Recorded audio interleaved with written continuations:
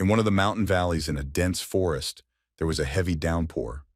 Behind the raindrops, it was difficult to see on his way. Two people moved very quickly through this forest. They ran forward as fast as possible, fleeing from danger. The mother returned to her son named Ha-hyun for a second and asked him to be patient a little longer. He didn't have much time left. In the middle of this forest in which it all began, a man was sitting on a stump that remained from the great tree. He sat focused on this place and meditated, trying to get to the most remote points of consciousness. But it was very difficult to get away from the usual thoughts that worried him, and it was especially difficult to get away from the thought of the cloud dragon. It was simply printed because she paved this road with her own hands, so there should not have been any forks here. It was very dangerous. He said that all Kunlun martial arts honor heaven, but only Taechung Shigan helps achieve them. The student had been waiting for this moment for a very long time, and because of this, it was clear from his face that he was not listening very carefully. Of course, the teacher didn't like it. He asked his master how soon he could reach heaven, and he replied that he could not give an answer to this question, since for now the student should continue to train until he reaches what he wants. From that day on, the student devoted himself entirely to close training and poured all his time, effort, sweat, and blood into training. He was very good at it, although not from the very first day. Once, when he was in this forest, he was able to move through the air so quickly that, having reached a significant height, he used the Taechan technique, Shingon. And being at this point, he struck with incredible force, which was strong not physically, but energetically. The energy that was created after this impact was incredible, and the explosion that was created after all this was also incredible. And so a lot of time passed. The student did not even notice the moment that years passed after his first training in a closed style. Thanks to the techniques that he managed to learn, he moved through the water without even falling down. Now he was truly a master and could control almost everything that surrounded him at that moment. He walked a few steps along the water surface and lightly waved his right hand. This action was enough to cut off half of the waterfall and retain all the water that fell from it. Then this man tensed his hand again, and after this happened, other actions followed. The water began to flow as it had flowed before. It was unimaginable to realize that he managed to stop such a strong natural movement with just a movement of his hand. Ha-hyung looked at his mother with teary eyes and asked what would happen to her. The woman replied that she would soon catch up with him. However, the boy was completely unsure about this. He cried bitterly at that moment and asked his mother not to do this, because nothing would work. Time passed again, and the student sat like this for months, right up until the moment when, after a cold winter, sprouts began to break through the ground. Years passed, and these sprouts turned into vines that grew, gradually but surely moving towards the student. They enveloped his body, but he still did not begin to move. But this could not last forever, so one day he folded his hands in such a way in order to transfer a new type of energy from one to the other. He was able to achieve two great states, a condition in which 5 colors of energy appear throughout the body, and a state in which energy takes the form of 3 flower buds. From the outside, it looked simply beautiful and looked like some kind of natural miracle. The man, who was always sitting behind the thick branches of trees, did not stop smiling ominously. After the woman's words, he slowly spread the branches. The energy could no longer be stopped, and in addition to the positive effect, it also caused a negative effect on the man's body. His body lost too many cells and energy, and because of this, after a short time, he began to spit out his teeth. His hair, which had already had time to sit, began to fall out instantly, due to the fact that the body did not have the strength to maintain its life. He managed to get rid of the external and return to his natural state, while at the same time becoming younger. I wondered if the master knew that he would not remain in the Taechon state until the very end. But finally this day came, the day for which the student had been waiting almost his entire conscious life. The man slowly raised his left hand to his mouth and informed the woman that he had never been a traitor, adding that she did not know the whole truth. The first thing the student did after rejuvenation stood on that stump and told himself that he would do everything in order to see his master again. The next day was very sunny, and definitely a good day to complete things that I had been thinking about for a long time. When the hero arrived at the very place where his master was supposed to be, 2 guards immediately asked who he was. This place was the entrance to Kulun, and of course the hero knew the way to it very well. However, Shin Ji-hyuk, seeing his mother's reaction, told her not to worry about her son, because they would find him very soon. Then the guards were silent for a while, and then, after looking at each other, they decided that he was just some kind of tramp who took their uniform from someone. They instantly became angry and ordered him not to pretend that he belonged here, since beggars had no place here. The mother had no choice but to join the fight. She blocked the thug's first blow, but it was immediately followed by another. Then these guards took out their weapons and prepared to attack him from behind. But the hero, even without visually doing anything with just one turn of his head, was able to cut the blades of their swords in an instant. All the guard could do was look at the handle of his weapon and think about how this could even happen. After that, Shin Ji-hyuk ordered his charges to go after Ha-Henom, as he could not escape far in this forest. It even seemed to him that the air that was here was much fresher than the one he had been breathing all these years in the forest. But his presence here did not go unnoticed, since while he was walking, at one moment he heard a loud whistle. This whistle could only mean that the alarm had been sounded, and everyone guarding the territory needed to be on alert. They very quickly ran up to the trespasser and began to take up their combat positions, which they had been training almost the entire time here. It was easy to understand from their faces that these guys were ready to eliminate their targets as quickly as possible. They surrounded the stranger, and for some time, with swords at the ready, they simply looked at him. Then the hero thought that there were only strangers around him, and he didn't know any of all these people. A man appeared behind him, whose voice seemed more serious to him than the voice of those two guards. This man asked him what the noise was all about, and the hero realized that this face was also new to him. He explained himself and said that he was a cloud dragon, and he returned here from a closed training session. But it seems like a long time has passed since no one knows him. Then this man became very angry, since there is no such training in their sect, and also added that many imposters have come here recently. In order to prove his involvement in this place, the stranger decided to ask the man the names of the masters who are now teaching people. He began to list different names: Shin Jongjin, now Guangjin, and also many other masters. For a few seconds he thought deeply, and said that he had forgotten the name of the master who was from the Unza clan. Then the guy smiled and said that he was their man and came from the Tasajo clan. After these words, the man became very angry and put his weapon on alert. The hero instantly felt this, and even already knew how the man would behave in a second. He ordered him to be silent, and at the same time made a lunge in order to attack him with his weapon. But just one movement was enough to dodge this blow and end up under the weapon. Then the hero made just one blow to his blade, which created an incredible resonance within the metal. This vibration was so strong that even the man who was holding the weapon felt it. He raised his weapon up, and then even the other students noticed that his weapon had received a lot of damage and was now unusable. About 100 years passed, and the hero realized that during this time, it seems that a lot has changed in this place. The students who surrounded the hero shouted that this guy is very cunning. Therefore, you need to be careful with him and attack him at the same time. The hero dedicated his youth and life to Kunlun, and now 100 years have passed. Everything seemed incredibly fleeting. Then the students once again took out their swords and prepared to strike the intruder. Of course, the hero felt this energy and used a technique that created a protective energy ball around his body. This caused all the students to scatter in different directions since they did not have a sufficient level of skill to counteract this. Their bodies flew apart and they tried to put their hands in front of them in order not to injure themselves. In turn, the hero used another technique and was easily able to fly through the gate of this place. There were still screams inside, but the guy had already decided for himself that it looked like this place was no longer for him, and he needed to do something else. The question was still open, and he did not understand where to go now and what to do. Therefore, he began to simply walk through the forest, and everything was fine until the moment his body began to remember its needs. The guy was very hungry, because he didn't even remember the last time he ate something. Due to his focus on martial arts, he had time to eat, and now he felt absolutely terrible. He moved until he noticed a white and beautiful rabbit near the road, which looked very appetizing. The hero immediately realized that he needed to use his sleight of hand to catch him right now and cook him. Now the goal was in his hands, and all that remained was to cook it correctly and eat it quickly. But this task was hampered by the fact that this little animal looked incredibly cute and seemed to look straight into the hero's soul. Then he released this rabbit because he realized that he could not eat it, and for pity. Continuing his path, the hero could not think about anything yet, since the feeling of hunger was too strong. This happened until he stopped because he noticed a very interesting place. This building turned out to be incredibly familiar to him, and it looks like he's been there before, and it looks like more than once. A tavern called Kunlun, where he and his comrades sometimes visited the master. It was amazing that this building was still here. Don't think about it for a second.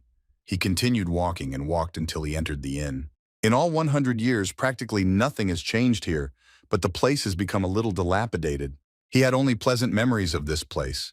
Especially warmly, he remembered the hospitality, which was a very important factor here. He missed those days when he and his comrades and the master sat at the same table and talked about different topics. He managed to almost completely remember his past, but suddenly his thoughts disappeared with the arrival of the girl at his table. She immediately greeted him and asked the guy what he wanted to order first, but she was a little uncomfortable with the way her guest looked. To put it mildly, his appearance was slightly atypical.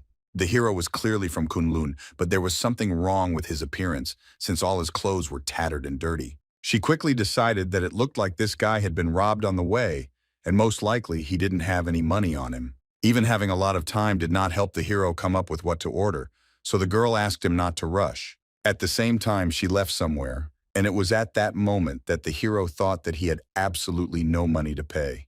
Therefore, it was decided to leave here and return when there was money. But this was not destined to happen, since literally a few seconds later, the girl carried a tray on which there was a very large amount of food. The guy answered her that he did not order all this, and she replied that this dish was paid for by the establishment and wished him bon appétit. She also explained that she immediately realized that a Kunlun member had been robbed, and in difficult times people should help each other. The guy was confused and couldn't answer anything intelligibly, because now he was only thinking about the delicious food that was on the table. He thanked the girl, and it was indeed very sincere gratitude. Either the food was so delicious, or the guy hadn't eaten for a very long time, but the emotions he experienced during this were simply indescribable. Everything was fine until the hero felt something hard in his shoulder. It was some stranger who ordered him to take off his clothes right now, and only then eat. This stranger heard that now many people are trying to impersonate Kunlun, and he mistook the hero for just such a person. In turn, the guy continued to eat, but at some point he turned around and looked straight into the eyes of this stranger. The threats did not end there, and literally a second later, this Kunlun member once again ordered the hero to take off his clothes. Then he replied, not particularly distracted from his food, that he really is a member of the Kunlun, although perhaps not anymore. He removed the scabbard from that stranger's sword and advised him not to distract him from his meal. Then the stranger became very angry and persistently looked straight at the hero's back. He was very infuriated by the fact that he did not react at all to his words, and it was not clear whether he was really a member of the Kunlun. He sat down at the table right next to the hero, and while maintaining his serious look, decided to interrogate him a little. The stranger was serious and said that these are not the clothes that imposters like him wear. Therefore, he must take it off, and he explained that he managed to get it. There was no reaction from the hero, but since he had already finished eating, he finished all the broth, and after that, he said the following. He turned to that waitress and said that she had inherited the recipe for fresh and tasty kuksu, which was served here before. Then he realized that he needed to answer something to the stranger, and decided to tell him one saying, "When I eat, I am deaf and dumb." His face was extremely confident, and he also added that in his opinion, Kunlun should teach such things. It was at this moment that the stranger's patience snapped, and he swung his fist while asking the hero how dare he insult Kunlun. But this blow never came to the hero, and for some reason the stranger simply struck himself with all his might. The blow was very strong, and he instantly lost consciousness and quickly began to fall to the floor. The hero left the tavern and realized that he needed to figure out how to repay this place for all the free food provided. And when he went outside, he noticed a very large object that instantly attracted his attention. It was a very large and tall tree, which for some reason had been dead for a very long time and had no leaves. The day was very sunny and instilled positivity in everyone around, so the hero quickly figured out how to find a use for this tree. The girl who figured out how else to help that man in dirty clothes, meanwhile, left the kitchen. She also realized that it looked like he had already finished everything, and realized that this happened very quickly, and she didn't even have time to bring additional dumplings. It was very difficult not to hear the noise that was coming from the street, and therefore, it was necessary to check what was happening there. When the girl ran out into the street at full speed, she was very surprised by what was before her eyes. In front of her was an incredibly large mountain of firewood, which in its height and width was much larger than the tavern itself. She asked the hero in a trembling voice and a little in fear what it was all about. Then he replied that he simply chopped some firewood in order to somehow repay for the kuksa. The girl didn't know how to respond to this, and then the guy said that he just looked, and that where the tavern usually stores firewood, there was practically none. This girl didn't know what to say at all, and didn't understand how it was possible to chop such a large amount of firewood in such a short time. While she was thinking, the guy turned away and said that it was time for him to leave. But when she came to her senses, the girl asked him to also treat himself to some dumplings. In an instant, the hero was already at the table and ready for a meal. When he finished the dumplings, the girl brought him another plate, on which there was a chicken that was cooked whole. The guy had not eaten chicken for a very long time, so this gift was worth its weight in gold for him. She asked him not to rush, as the food would be better absorbed, and constantly brought him more food until he was full. Some time had already passed, and when the hero had almost finished everything, she realized that it was best to introduce herself. Her name was Jin So-hee, and she was 19 years old. Then the hero thought that it looked like he needed to introduce himself. But this was hindered by the fact that after leaving Kunlun, he could not even use his name. In order not to become suspicious, it was necessary to act quickly, so the hero introduced himself to the girl by the name Byok. He also needed to say something about his age, but lying was a very bad option, so he said that he was about 100-something years old. Before this, the girl had heard that strong people very often go crazy during training. It looks like, oh, this is exactly this case. Jean thought for a long time what to say, but then your gaze lowered and answered the guy that he had preserved very well during this time. Realizing what she had just said, the girl immediately began to apologize and say that she meant that the chicken not only looks good, but its meat also melts in your mouth. The guy really liked meat very much, and so he was happy when she realized that he was not offended by such words of hers. Then Beck thanked the girl again and decided to ask who runs this tavern now. She replied that her grandfather used to run this place, but he died, and now she is here to manage everything. Because of this, all the rooms fell into disrepair, since they did not get around to repairing them due to the lack of someone to help. Beck that managing such a large tavern at the age of 19 is very difficult work. Then he got up from the table and at the same time said that since he was with the girl in another place, he had a small proposal. Namely, he said that he would repair the tavern if the girl hired him. Despite the fact that this offer turned out to be incredibly profitable for Jean, she quickly realized that she had absolutely no money to pay for the work. Byok didn't even think about it and said that instead the girl should only provide him with food and housing during construction. She was not very comfortable that the guy would have to work for free, so the hero said that this was his wish, so she should not worry. It was stupid to refuse such an offer, so Jin So-hee said that she agreed. In the meantime, the guy had to think about where to start the renovation and how to make it look much better. To do this, it was necessary to use tools, like all ordinary people when they repair something. So Byok asked the girl if she had any tools. She provided him with a small set of tools, and after a short time asked if he had started yet. The guy answered, "And at the same time, I was thinking about the fact that I need to figure out what to do next, while he is helping here with the repairs." He went outside and placed a table on which he would work all this time. While preparing some parts, it made a very loud and, for many people, not a particularly pleasant sound. It was the usual sound of construction, which was created entirely due to the fact that he was preparing the parts and using a special tool to control their sizes. This sound was the same one that Jean heard every time her grandfather worked. She didn't think she'd be able to hear him again. While she was flying through her memories, the realization of a very unpleasant detail very quickly came to her. All the rooms were covered in dust, and to put it mildly, were not in a condition where one could sleep. This means that Byuk will only be able to sleep in Jin's bed. And if a hero approached her in the evening and asked where he should sleep, then Jin So-hee would have only one answer. Therefore, as soon as such a realization came to her mind, she immediately moved from her place and ran into the street. Running out here, she told him that the contract must be canceled right now. She explained that the reason for this was that all the bedding had been ruined, and now there was nowhere to sleep. Then the guy replied that he already realized this when he looked around. Therefore, the hero even proposed a solution, in the form of the fact that he would simply try to take a nap on the table in the inn itself. The problem was solved, so Jean said that he could continue working since everything was fine now.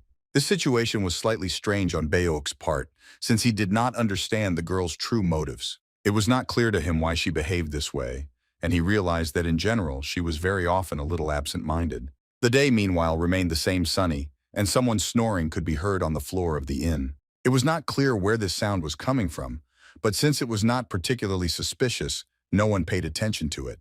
Kunlun member who knocked himself out with just one precise blow right on the nose. He woke up and was instantly overcome by rage due to the fact that he did not agree with the fact that he was just turned off. So he jumped straight through the window, and in a few moments he found himself on the street. The guy landed and looked in the direction where Beck was now. He had a sword in his hands, and while holding it, he told the Cloud Dragon that he didn't know how he managed to knock him out, but he still ordered that these clothes be taken off immediately. Then Beck asked him why he had just broken the window since there was a completely working door nearby. In general, this approach was not unexpected for the stranger, so he realized that he needed to attack again. Therefore, he drew his sword and pushed away in order to make a surprise attack on Bayok. His movement was very fast indeed, and within a few seconds he was already close to his target. The guy looked focused at Bayok and tried to understand where he had a weak spot in order to hit there. But at the very last moment he stopped because he understood what Kunlun taught him. Namely, he remembered that in his backpack, which is on his back, there is just something for these situations. So he put the backpack on the floor and slowly began to take something out of it. The stranger then said that since he is a Kunlun disciple, he does not attack an unarmed person. Therefore, he took out a sword from there and presented it to his opponent so that he could defend himself. There was no answer, and he decided that if he did not agree to such conditions, he would still warn him again and then attack. This situation irritated him incredibly, so he said that Biak was missing an opportunity that would save his life. To dodge without much effort, moving in different directions. It was not clear how he moves quickly and how he manages to dodge fast attacks so easily. But it was impossible to stop, since in this case the enemy would have the opportunity to counterattack. It was incredibly difficult to reach the body of an opponent who kept a smile on his face and simply dodged without even attacking. Then, running close enough, he tried to strike from the air, which would put an end to this fight and brought him victory. But even this incredibly unexpected blow was not an obstacle for Bach and his evasive technique. The stranger could not believe that he seemed so bad. He was, after all, the strongest of his kind. He backed down a little and said that it looked like that guy had learned some wonderful martial arts somewhere. But at that time, Bach already had a goal in his head that he was trying to achieve in this fight. Namely, he wanted his opponent to cry because he couldn't strike. Then the stranger realized that he needed to use all his strength and began to use the secret Kunlun method. Namely, everyone who once fought with Kunlun students called this technique the Socheon sword, or in other words, the 100 flowers technique. Thanks to this technique, the speed of the one who uses it increases, and he can move his weapon faster in space.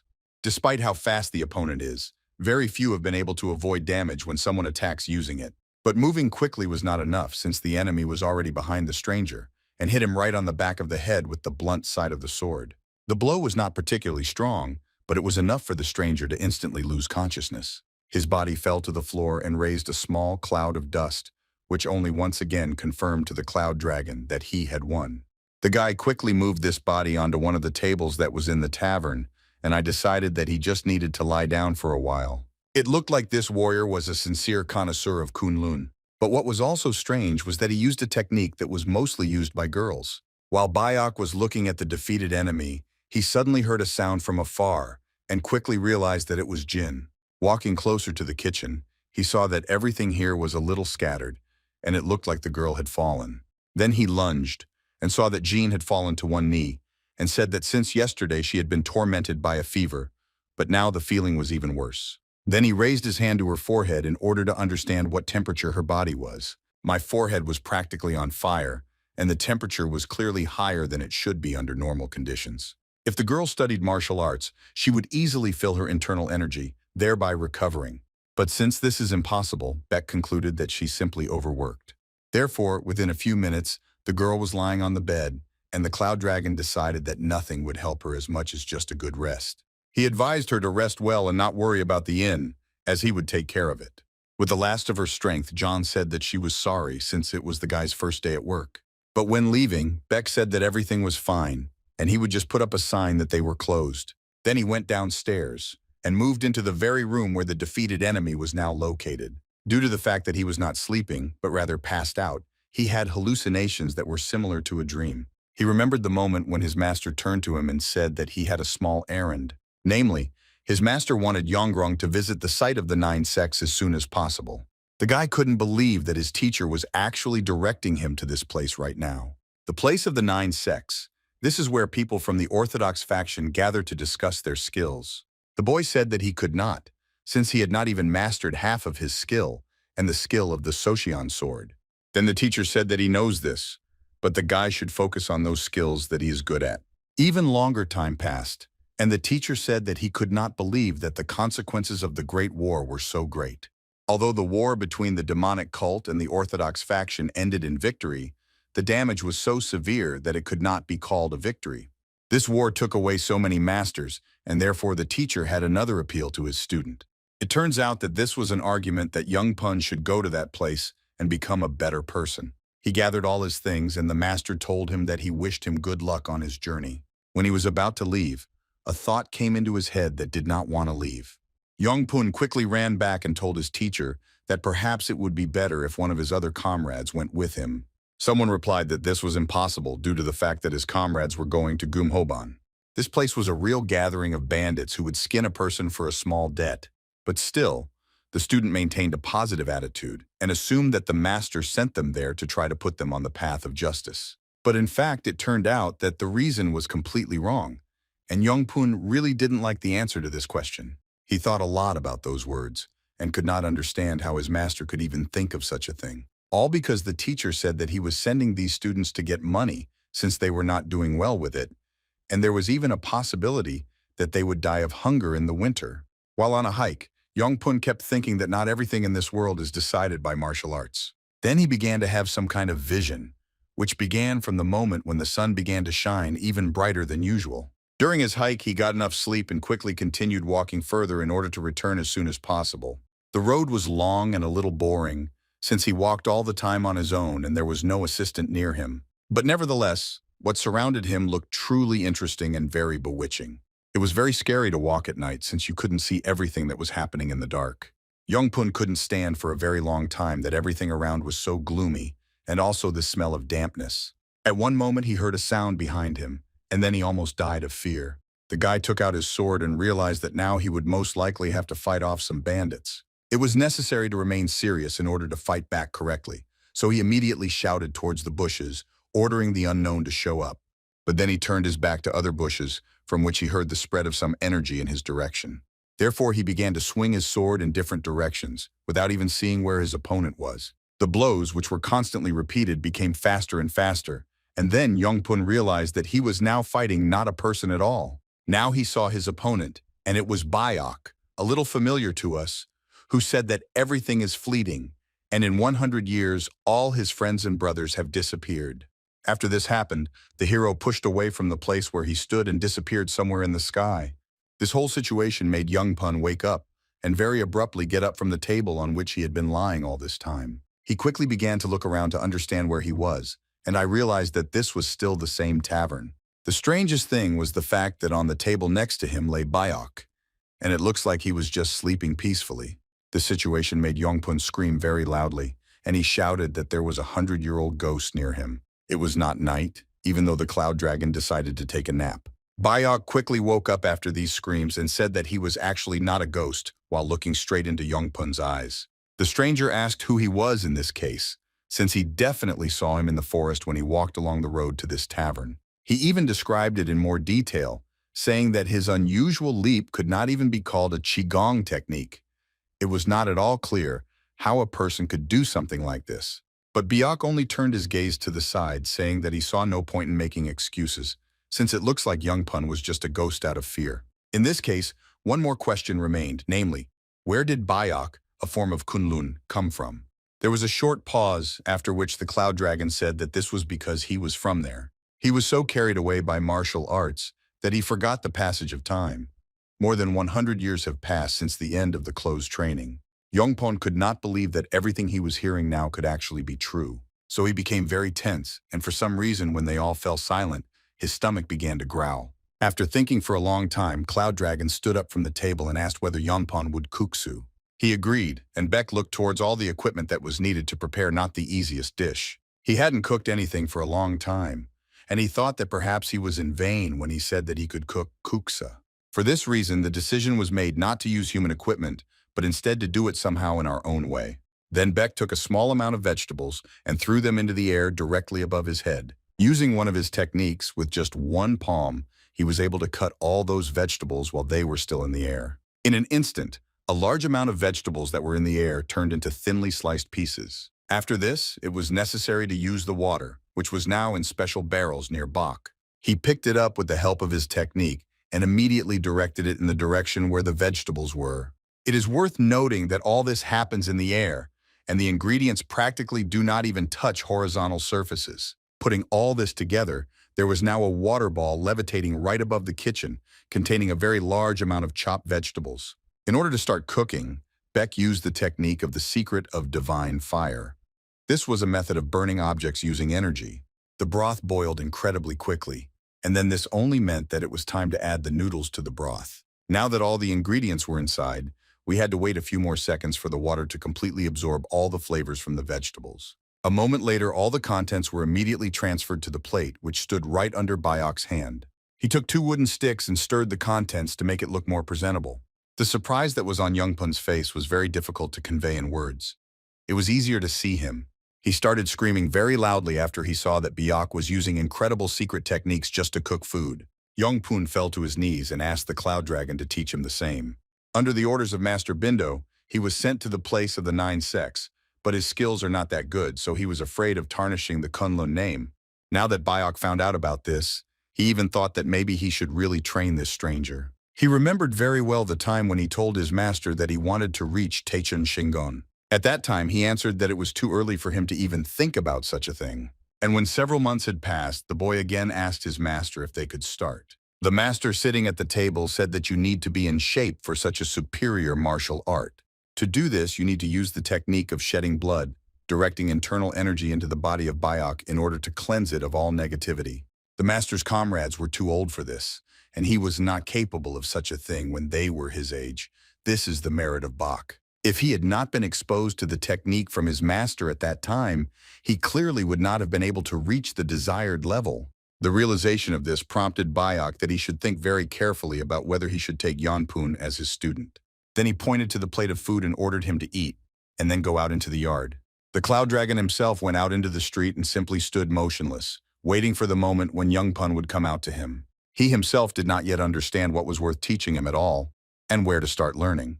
But inside the tavern at that time, there was a real celebration, because of the positive emotions that Yanpun radiated.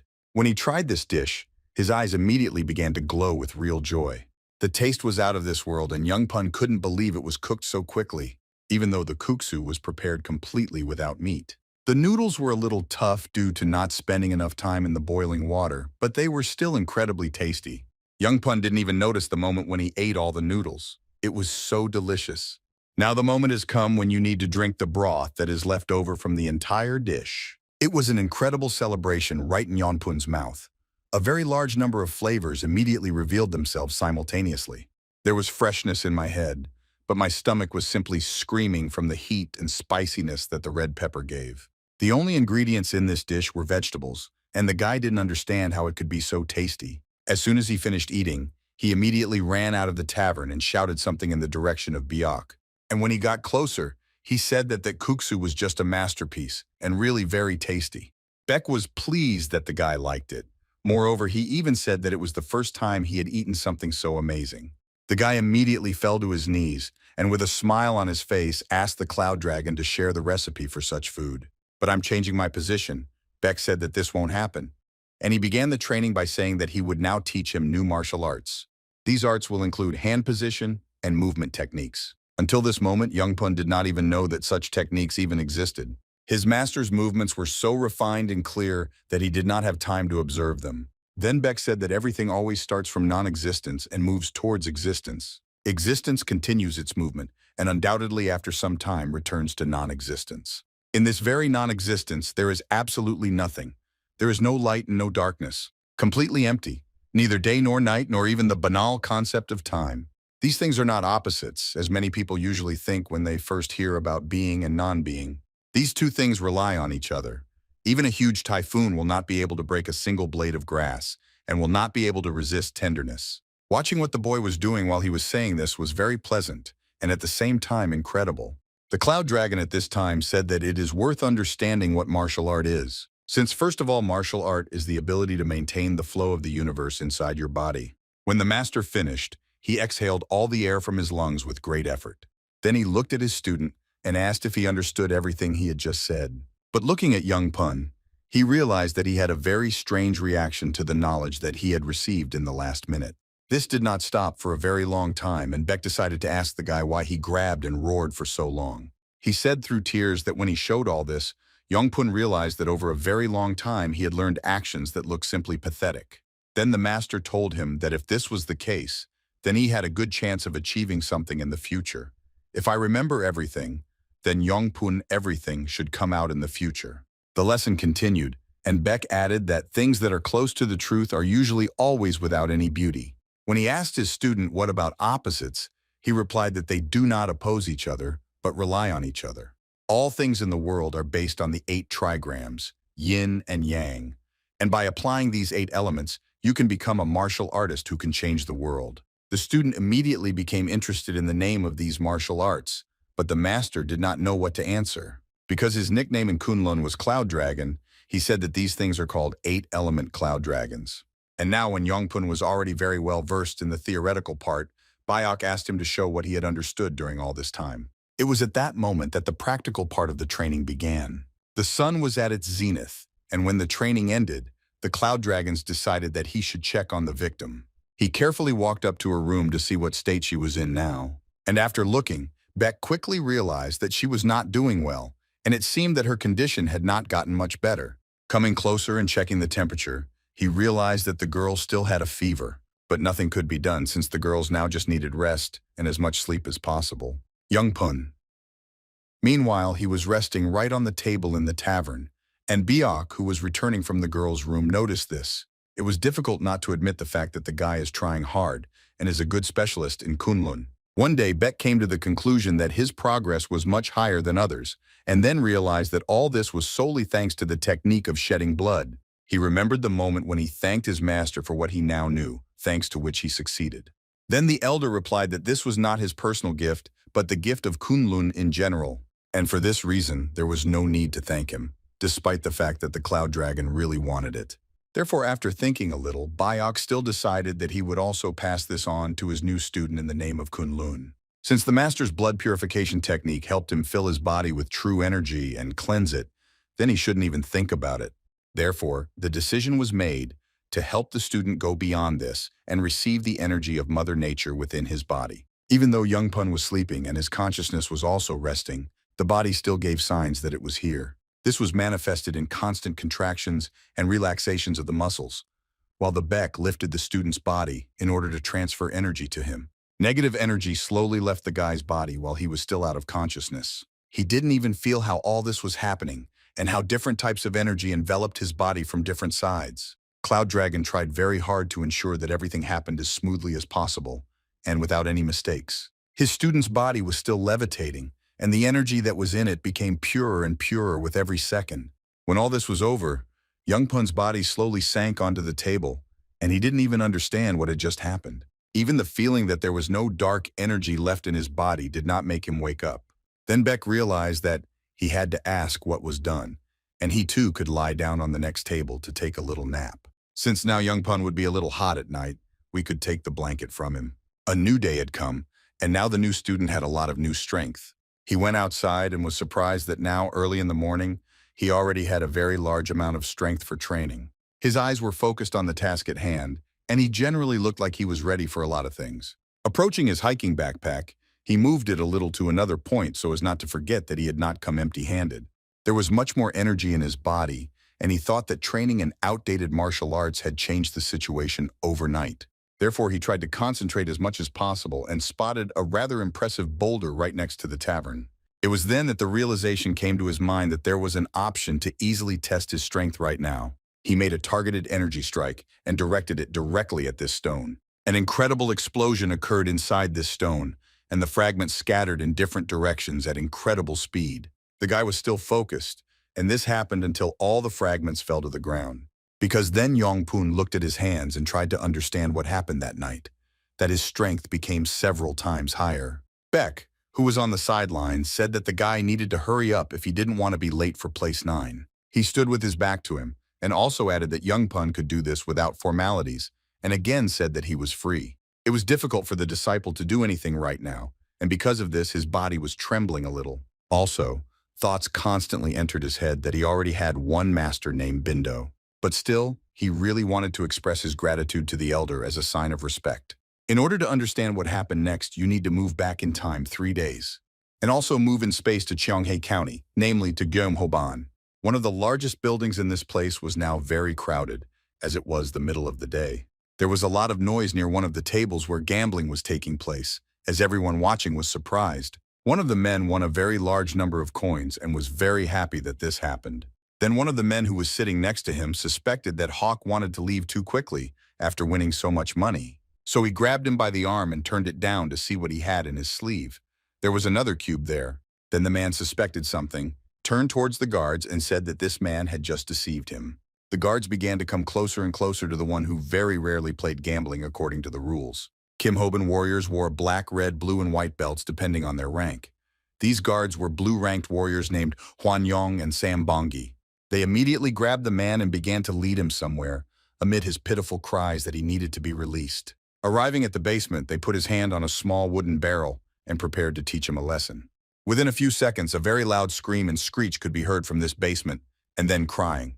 When they took the immobilized body of the victim outside, the man who commanded these guards suddenly received a message from the messenger that the leader was looking for him. This man's name was Nan Sobon, and in narrow circles he was quite famous. Having walked inside the building, he immediately began to talk to the leader and ask what he wanted from him. He asked the leader if he was really talking about Cho-hee, Hyunran's son. The task was to catch him. Otherwise, their organization would have big problems. Nan was grateful that he was entrusted with such a large task and promised that everything would be done perfectly. The action moved again, but now it was the present time, and that same tavern. Someone was running towards her very quickly as it looked like he was running away from someone or, in principle, was in permanent fear. This unfamiliar guy opened the doors and screamed very loudly. It looks like he was looking for So-hee. His scream became louder and louder, and he repeated several times that his brother had come. But only Bayok came out to meet him, asking the stranger who he was and what he wanted. In a trembling voice, he said that he was just a regular customer, and also asked Bayok who he was. The heroes replied that his name was Beck, and he was none other than just a new employee in this tavern. Ask him what he forgot in the kitchen and where So-hee is now. The hero replied that the lady was a little sick. The Cloud Dragon realized something and asked the new guest if he had seen the sign at the entrance. Therefore, I asked him to leave again. Then I saw this sign inside the tavern and said that it looked like he meant her. It seems that the hero forgot about her due to the fact that he trained a lot with Yongpoon. Now that the Cloud Dragon turned his back to the one he was talking to, Choki understood a lot. He turned towards him and asked if he really came from Kunlun. Even though Bayok answered no, Chohi still thought that it was strange that he worked in an inn and wore Kunlun clothes. But despite this, he didn't think too much about what he understood and simply continued shouting Soha's name. Then the Cloud Dragon said that the lady was not well, and therefore it was better for him to come a little later. The thoughts that this guy might have deceived and tied up this girl never left Choka's head, and he realized that there was no need to waste time. He walked closer to the exit and said that he would just check other places. It was at that moment that a very strong kick landed in his chest, which did not even allow him to breathe for the next few seconds. He immediately fell to the floor and experienced quite a lot of pain, as he thought that he seemed to have broken a couple of his ribs. It was those two mercenaries who said that it looks like Choki was late in escaping, and now he will pay for it. He moved his face closer to the face of the one he was running after and greeted him sarcastically. Then this frightened boy said that in fact his name is Cho-hee and Chan-hee. The mercenary was not ready to believe in this nonsense and immediately hit the boy in the face very hard with his hand. After that, he moved his body even closer to his face and once again asked the boy his name. But at that moment, all Chohi could do was think about the fact that his gambling debt to Gyumhoban was 30 gold, and most likely they would kill him right now. Then, after these thoughts, Huan Young hit him in the face with his hand again and almost knocked him out. Then the second mercenary turned to him and said that he believed that he needed to spend less time and stand on ceremony with Choki. The guy was grabbed, and then the second mercenary began to increase the distance and at the same time said that Choki was already starting to irritate him. He swung his leg and asked if he could resist it now. Bongi himself gained very high speed in the air and kicked his target directly in the stomach. This blow caused a gag reflex in the guy, and he immediately felt sick right on the floor. He felt incredibly bad, and on top of everything, he also felt the pain from the previous blows. Nan entered the tavern and shouted to his two mercenaries that they just needed to grab him. One of them said that this guy was talking some nonsense, and so they had to teach him a lesson. Nenvi, in turn, told them that they just needed to tie his legs so that he would never run away and then interrogate him. The boy began to scream very loudly when one of the mercenaries began to take off his boots, and he shouted that in fact his name was Choki. He was so frightened because it soon became obvious that Nan intended to cut off his leg. But as soon as he wanted to do this, Beck immediately shouted to the whole gang that they shouldn't make noise here and it was better to just leave. He also began to leave, at the same time saying that it was his fault that he did not hang up the sign, but still they should leave. It was also necessary to add that there was no ready-made kuksu for a long time, so they had nothing to do here. One of the mercenaries was much more frightened than the rest, so he moved with a sword towards Bayok. Well, literally a moment later he realized that he was in a state of free fall and was flying in some direction. It turned out that the Cloud Dragon, with just one movement, was able to throw it at all the other mercenaries, and thereby push them out into the street. When the three fell on the street, then Nan Sobon was now at the very bottom, and two mercenaries lay on top of his body, preventing him from moving. He was very angry about this situation and asked the mercenary what just happened, because it looked like he had just been punched by a waiter and pushed Nan because of it, and now he was on the street.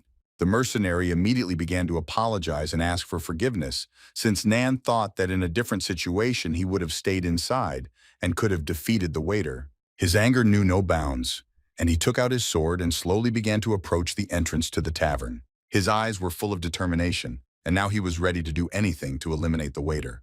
Meanwhile, the mercenaries remained outside and simply listened to what was happening inside. One of them said that it looked like Nan was seriously angry, and the second added that it looked like now they would have to wash off the waiter's blood again. It became clear that now we also needed to go into the tavern in order to start cleaning up what was left of the waiter.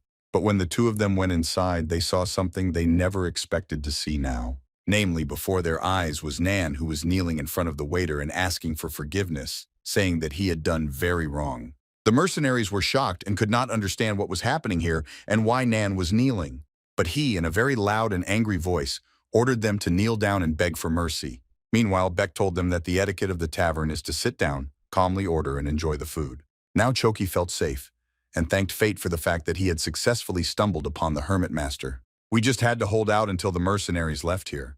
But since Chohi was very hungry, he decided to ask Bayok for a plate of kuksu. The Cloud Dragon thought for a while, then said that he could make a new batch. But for this, he would have to wait a little.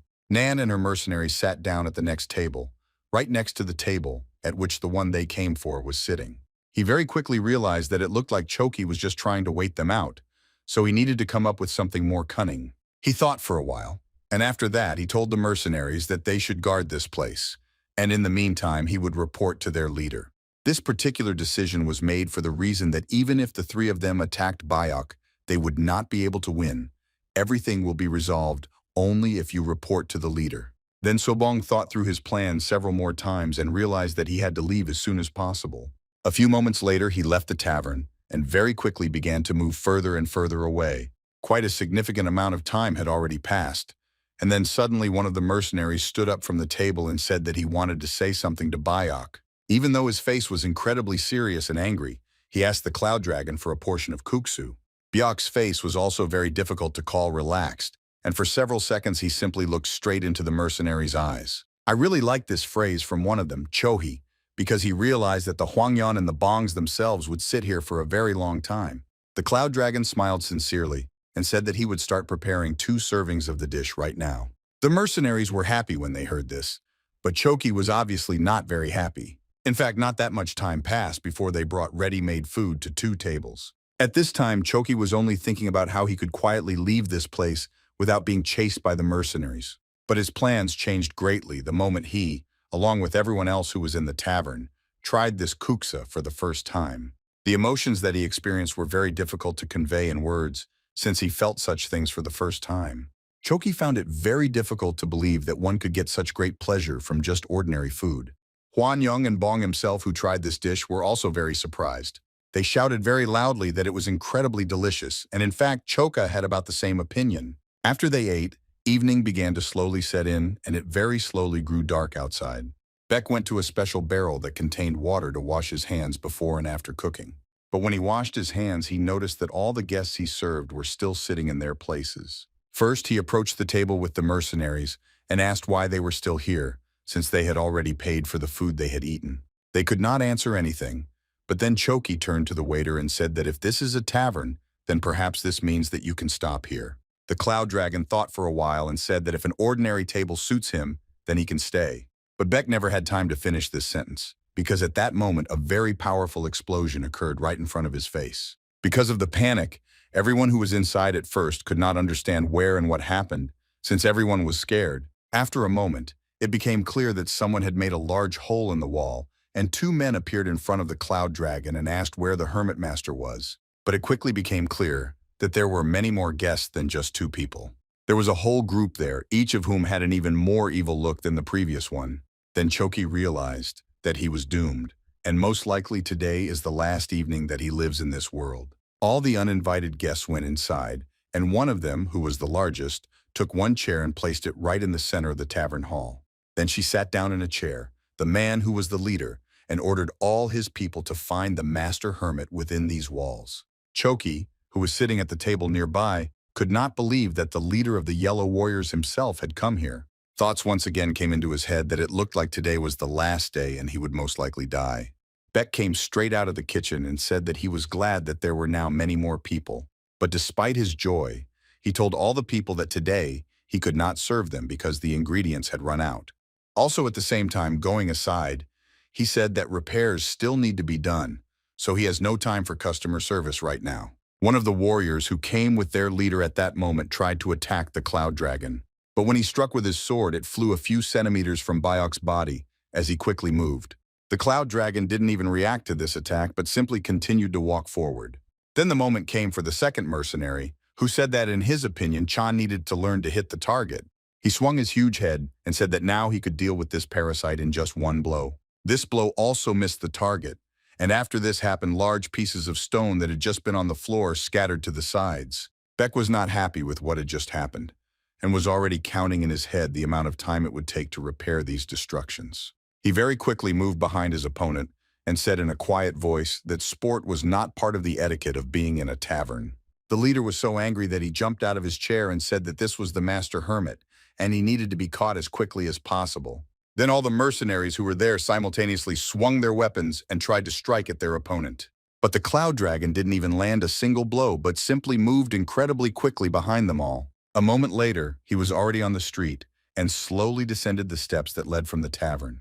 The warriors turned their heads and could not believe that their enemy had moved past them so quickly. When they looked at Bayok, he was already looking at them, and his gaze was somehow condemning. Then literally a moment later, he pushed away from the place where he was standing and disappeared into the air. The leader quickly ran out into the street and shouted, while simultaneously asking his mercenaries how he had just disappeared. It was at the same time very scary to think about it, since perhaps this master hermit was some kind of ghost. When all the mercenaries approached their leader, one of them was already preparing to say that they could not cope with such a strong enemy.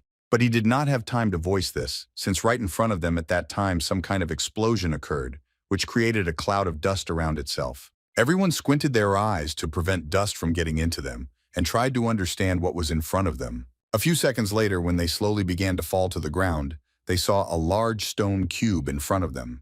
The leader could not understand what was happening here and how this huge cube ended up here. Then, when even more dust had settled, the cloud dragon appeared in front of them and said that the walls on the second floor had collapsed, and it was better to replace them with stone ones. One of the sides of the cube was not covered with a stone slab, since it was located at a short distance from the cube itself. But the moment Beck simply touched her, she flew into the cube at high speed. Now the geometric figure was completely completed, and everyone looked at what was happening with surprised eyes and open mouths. Surprise gave way to fear the moment the cloud dragon began to focus energy around his body and said that everything needed to be done at once. His hand movements became incredibly fast, and they seemed to cut through the space right in front of him.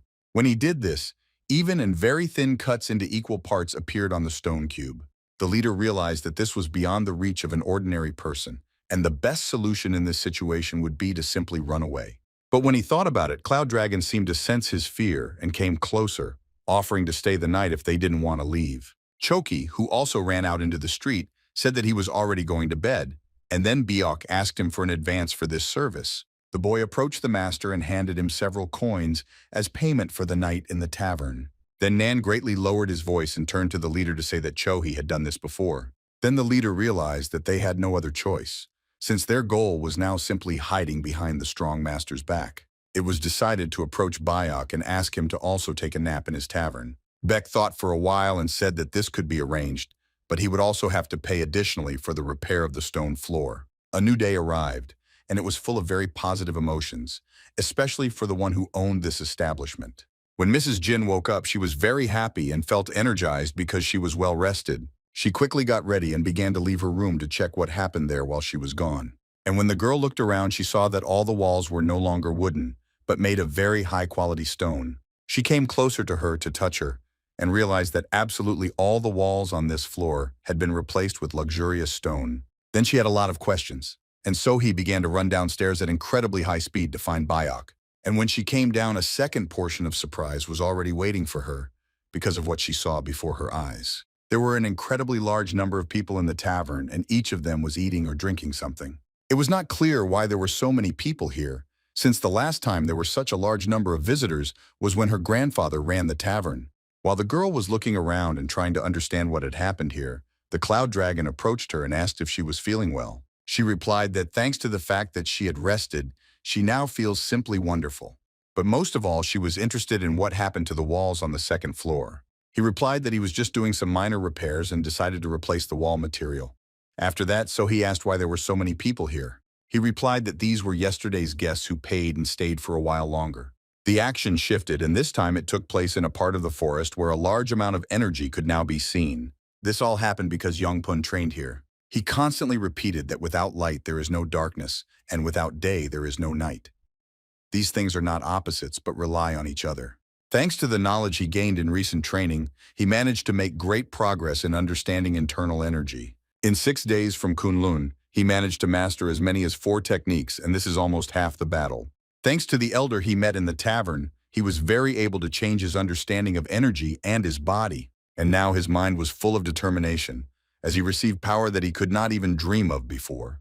The guy was very grateful for the meeting with that stranger, and promised himself that he would not disgrace himself at the gathering of the 9 sects. Young Pun was already very close to the goal, and was focused on the fact that he needed to show his best side at these meetings. But when he arrived, 2 guards who stood near the entrance asked him who he was and why he had come.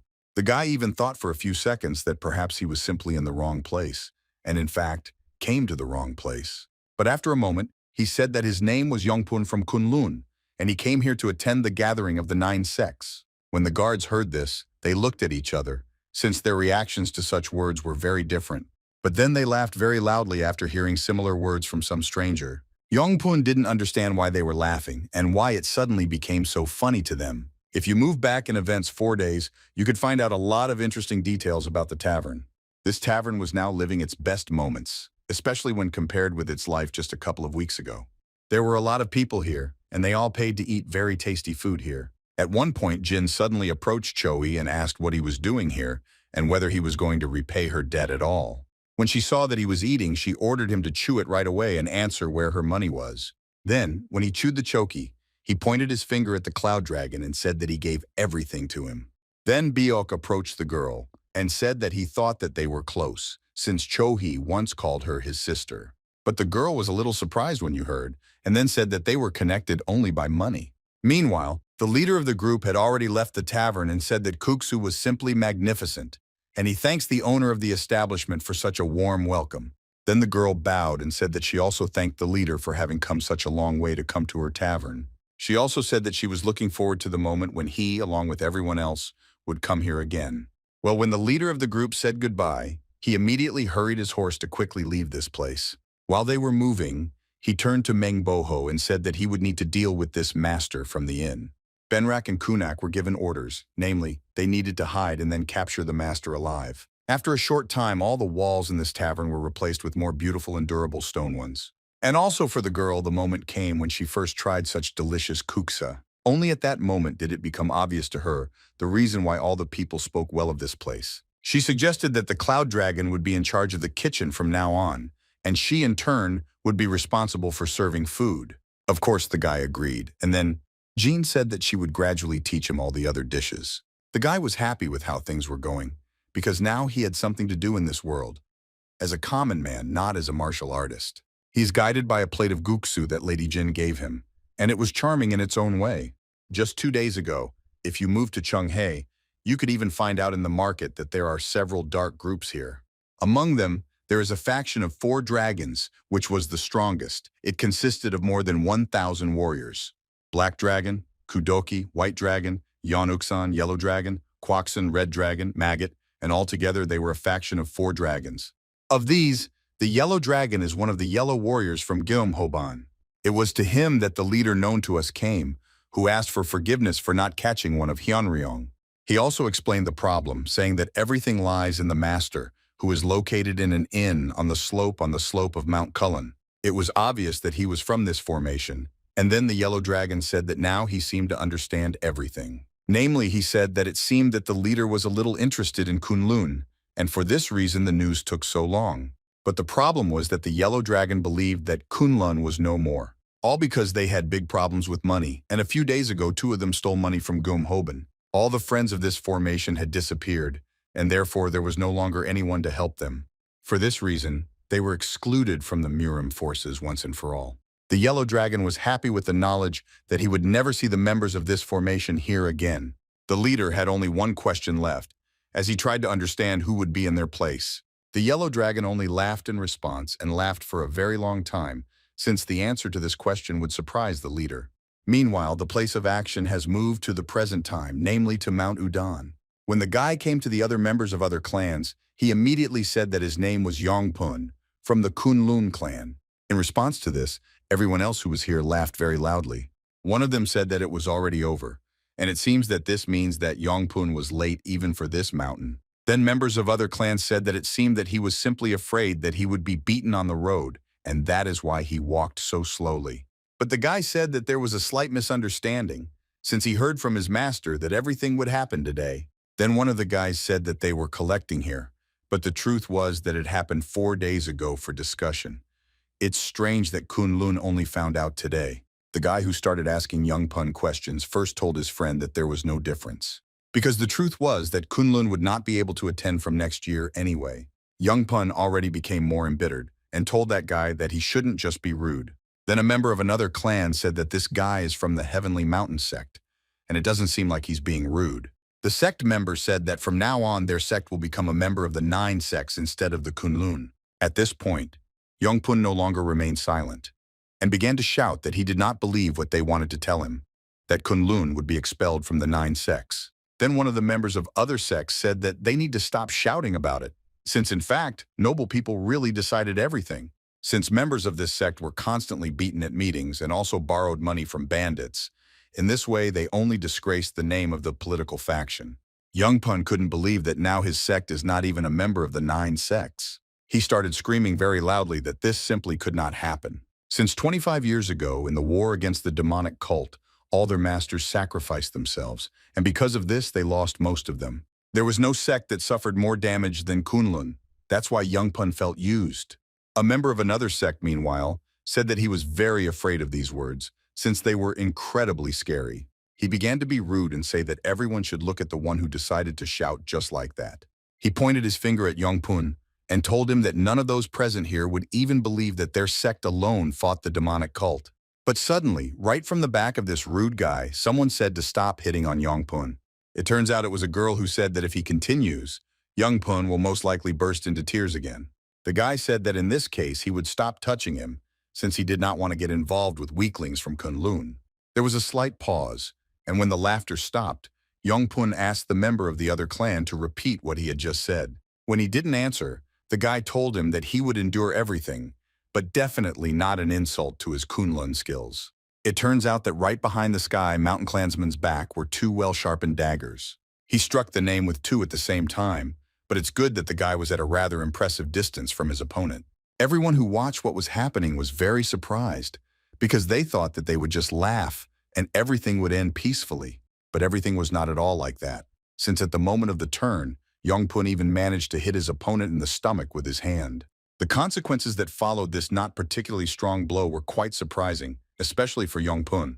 The enemy flew at high speed and thus flew several tens of meters. After some distance, he fell to the floor, and after touching the ground, he did several more somersaults. Everyone who stood nearby watched as some kind of energy was extracted from Youngpun's body, which had just sent their comrade to the floor. Then one of the members of the other sect drew his sword and prepared to strike the enemy. But at that moment, the guy had enough time and skills to dodge such an obvious blow. He began to move further, as he noticed an enemy on the other side, who for some reason was keeping his distance. It turns out that he did this in order to throw several throwing knives at the most convenient moment for him. But such an attack was not a problem for Yongpun either, since with just one wave of his hand, he changed the trajectory of these knives. Since he was not alone, it was necessary to make several movements, and as a result, more than one knife did not reach the target's body. All the kunai fell to the floor, and they seemed to be flying at low speed that the guy was able to knock them down so easily. Then other people who watched what was happening in her could believe that he could get away with it. The girl got down to business and jumped away from the place in order to point her weapon, which was pointed towards her palms in the direction of Yongpun. But all the guy did was just a few steps towards his opponent, and from the outside he looked really confident.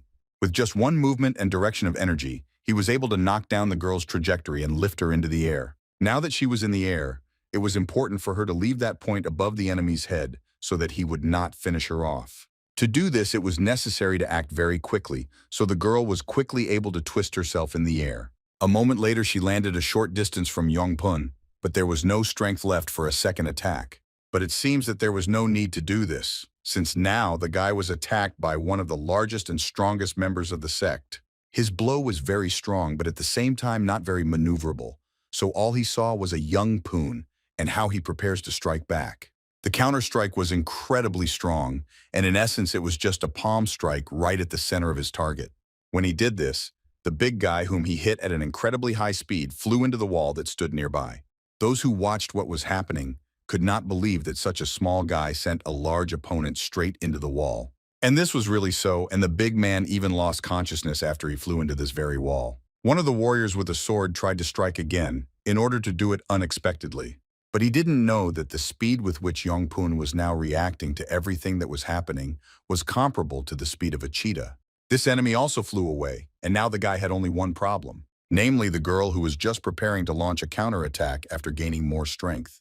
But even though her blow came from behind, the guy still easily grabbed her hand and threw her to the ground. Moreover, this blow was quite strong, and for several seconds the girl could not even move anywhere. The final stage for this was the energy that had already accumulated around the palm by that time. All that the girl managed to see before she lost consciousness was only a weak warrior of the Kunlun sect, who had just laid her down on her shoulder blades in a few seconds. An explosion occurred after the energy reached the earth, and accordingly the girl's body. The observers were surprised and could not understand how the force of the wind could reach all the way here. Yongpun's body, and it constantly changed its color. The girl was completely exhausted and could not even move after such a fight. Then the observers said that it was unlikely that Kunlun had ever had such a method of combat. If you look at how Yongpun moved during the fight, you could understand that he moved in the form of a dragon. Then all the observers realized that he acted the way a Kunlun Dragon Master fights. After this realization came to all the observers, the guy said that from now on they should think before saying anything. And especially when they want to neglect the Kunlun sect. The actions were moved again, and now everything was happening very close to that very tavern. On the one hand, it was still noticeable that the repairs were not completed everywhere, but in those places where the Cloud Dragon wanted to carry out repairs, everything already looked good. Part of the group that was hunting for Choki announced that they were leaving this sector, but they were still searching for the target.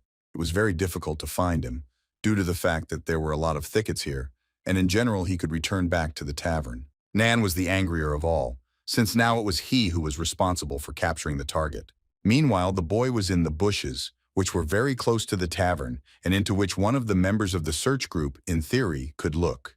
Choki understood that as soon as they caught him, they would kill him, but it was also obvious to him that he could not stay in the tavern forever. One of Nan's subordinates said that he had a very important message for him. Namely, he wanted to say that they would search around the village, and let him check the tavern and the area around it several more times. The leader, moreover, some time ago said not to even take his eyes off the tavern, and therefore you need to monitor everything that happens there. After this, the black detachment climbed onto their horses, and they very quickly began to move away from the scene of events. Choki also watched all this, and quickly realized that the black troops had finally left, and now they left him half alone. The best and most joyful news for him was that Nan's team Soban also went into the tavern, which means she didn't look in the direction of his bushes. And this could only mean that now is the ideal moment to start running away without looking back. Meanwhile, the girl was training her new employee and said that now they should move on to practice. She also added that the most important thing is to keep the dumpling dough thin and sticky. When she saw that Bayok was preparing to try, she began to leave and at the same time said that she would dig up some greenery and for now let him train. Now that Cloud Dragon was left alone, He could devote all his time to preparing the dough. He didn't even need to touch it for this piece of dough to jump from side to side and change its shape.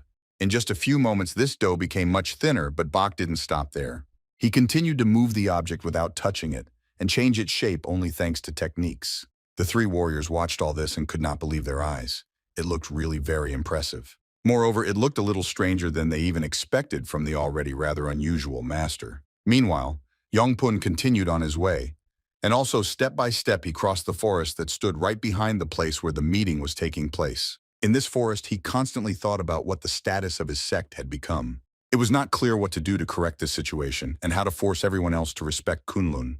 But suddenly at one moment, he noticed his grandfather sitting on a branch of one of the trees. When this grandfather jumped down, he began to move very quickly, which in itself was quite strange. This was strange for the reason that for a grandfather, he was rather too active. When the grandfather approached Yongpun close enough, he asked the student if he would give him just a minute. Meanwhile, in the tavern, the Beck spoke with two mercenaries and the man who controlled them. Namely, he wanted to know why they still haven't left, since it's obvious that they need to make money somewhere. Then he answered that they had plenty of money, and so he asked Bayok to allow them to stay in this tavern again. While they were talking, a girl came up to the back of the Cloud Dragon and said that she had a small gift for him. Namely, these were some clothes that Jean was able to find in her room. She said that the guy should try it on, since these are her father's shoes and clothes. Despite the fact that the girl said that you can't wear the same thing day after day, the guy was unpleasant to think about having to take off his Kunlun clothes. But nevertheless, it is obvious that sooner or later this needs to be done, since his main clothes already look completely unpresentable. Now Byok really looked like someone who was proficient in some kind of martial arts. When the mercenaries looked at him, they only thought that the world was very unfair, since just one change of clothes was enough for him to look much better. The girl admired the guy from the side, and then said that she was offering him a short walk. This was explained by the fact that the ingredients had run out, and therefore it was necessary to go for an inspection, since the girl often goes to Chanan to learn something new. She also needed to try recently popular dishes in order to change something in the recipe or add a new dish to the menu. Then a group of mercenaries realized that the master was leaving, and one of them came up with the idea that it might be worth following him. But they all fell silent at the moment when Beck turned to them and said that they had an assignment for them. He wanted the three of them to stay here and watch the inn while he was gone. The action shifted again, and now the old man was standing directly in front of Yonpun. For some time, they were simply silent and looked at each other trying to understand what would happen next. The guy was very uncomfortable in this situation, since this old man looked really alarming and unusual. At some point, he began to take steps forward, and then Yongpun felt tension in the air.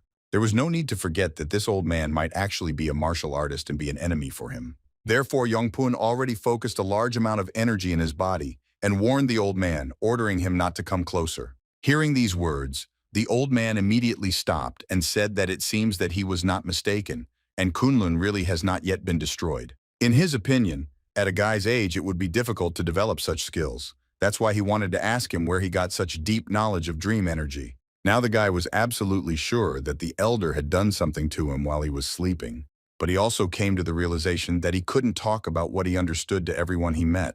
Therefore, he answered the old man that he could not tell him this, since this information was important to him. Then the old man was slightly disappointed, and once again asked Yongpun if he was going to tell about it just like that. Then a pause appeared between them again, and they simply didn't say anything for a while. Meanwhile, the guy thought that enormous internal strength was transmitted through the wind to such an extent that his body was almost numb. Then the grandfather turned his back to him and said that in this case, he would go to Kunlun, and he would find out about everything himself. A moment later, he pushed away from that place and literally in a second disappeared into the heavenly surface. At first, the guy thought that perhaps he should run after his grandfather, but everything happened so quickly that there was no time to react. Now, the task for Yongpun could be considered a failure since he failed to understand why his grandfather was asking this. Meanwhile, the girl and her faithful assistant walked around the city and looked around. Beck looked at everything especially carefully, since he had not seen something like this for a very long time. Their path went straight to the entrance to the Porcelain Tavern, which was very popular among the local residents. When the two of them sat down at the table, the waiter did not come up to ask what they wanted to order today. Then Jean said that she wanted dumplings and kuksu without chicken. Meanwhile, the guy was simply looking around, and so far he only understood that this was a busy tavern which, unlike where he works, looked much more luxurious. After some time, 2 servings of kuksu and several dumplings were brought to their table, which looked very appetizing.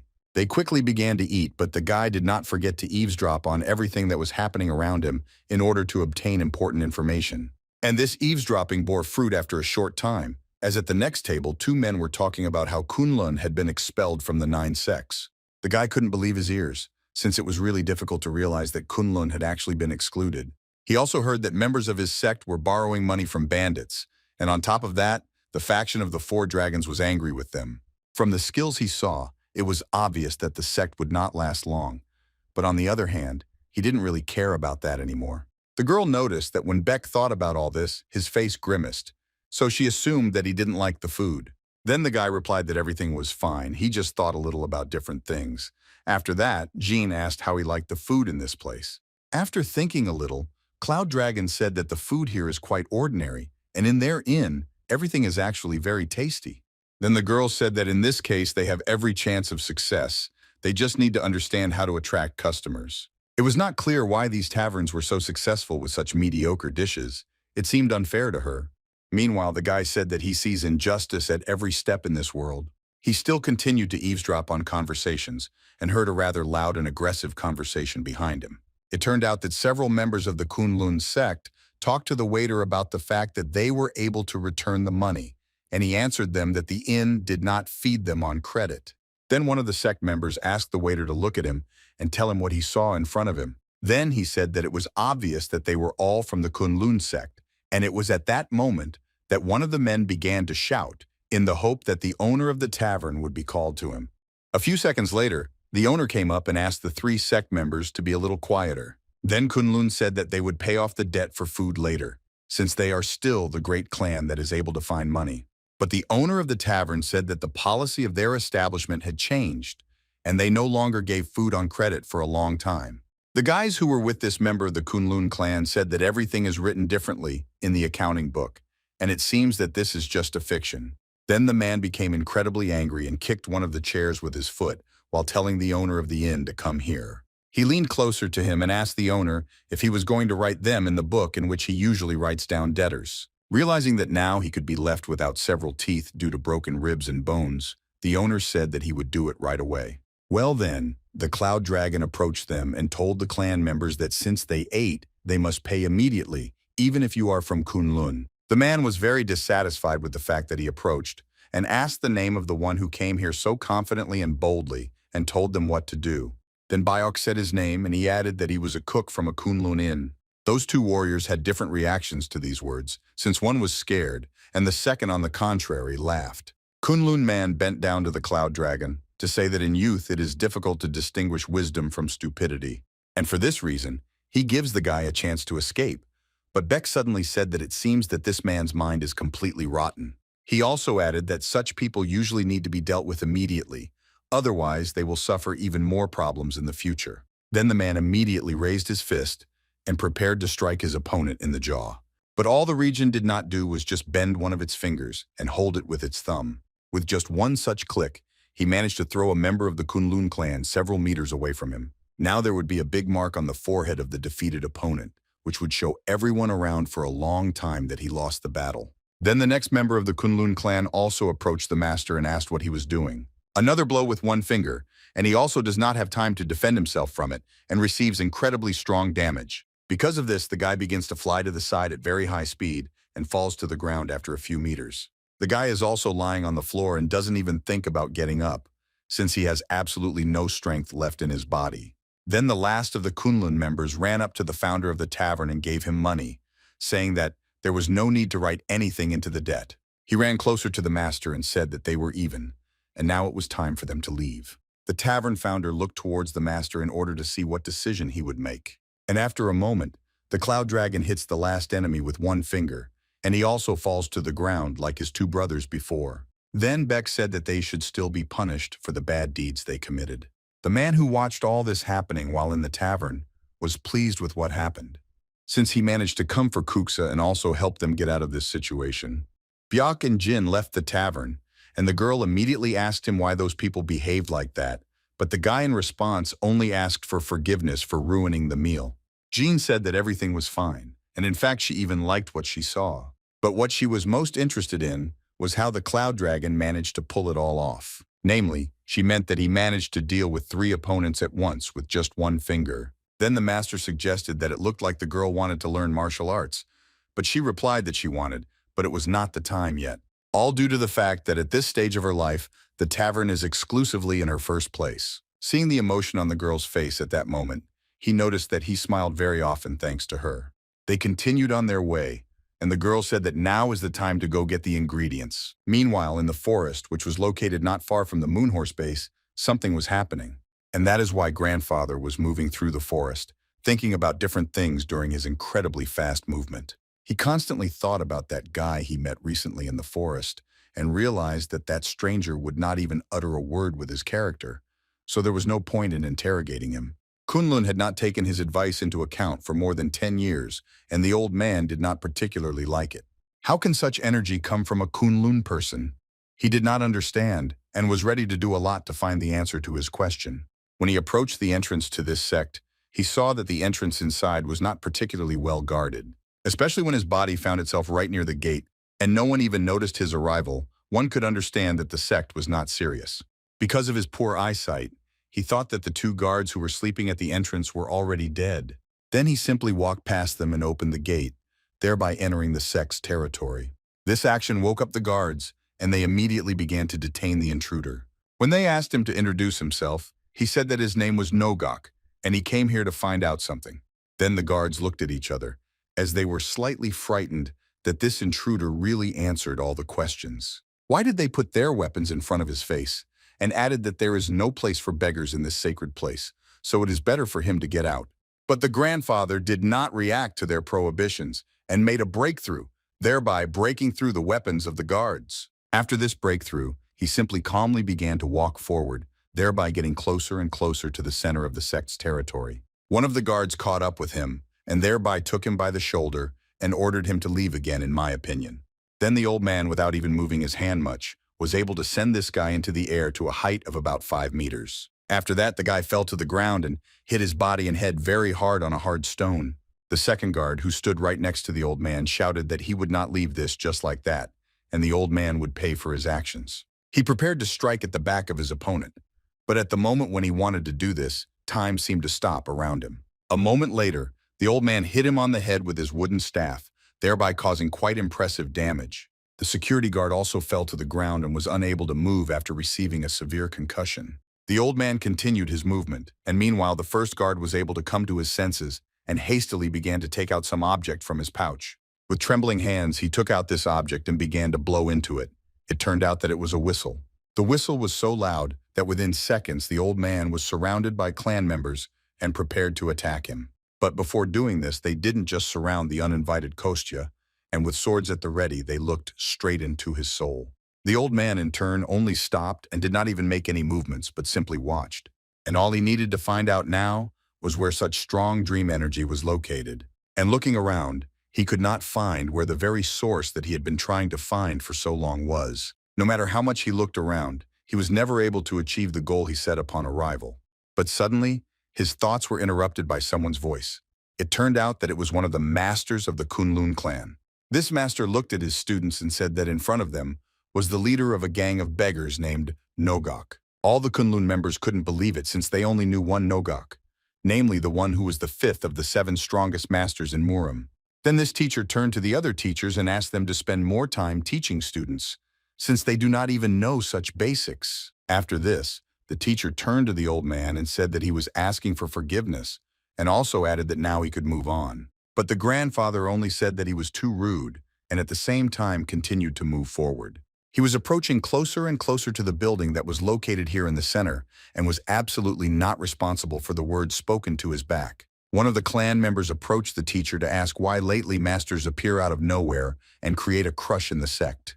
Grandfather, meanwhile, looked around and thought that perhaps he was possessed by the energy of a dream, and in fact he made a mistake. All these tense moments made him tired very quickly, and he realized that he needed to drop into a tavern and drink some mash. Meanwhile, Bayok and the girl arrived at the tavern, and the guy noticed that the table was broken. He looked towards those mercenaries who were watching the building, but they said that it was not them. The guy thought deeply and remembered the interior of the tavern in which they were together with the jinn. Everything in their inn was not as colorful as in that place, and so he decided to make a new stone table. Moreover, it was necessary to make it a little thinner so that the mistress could move it if necessary.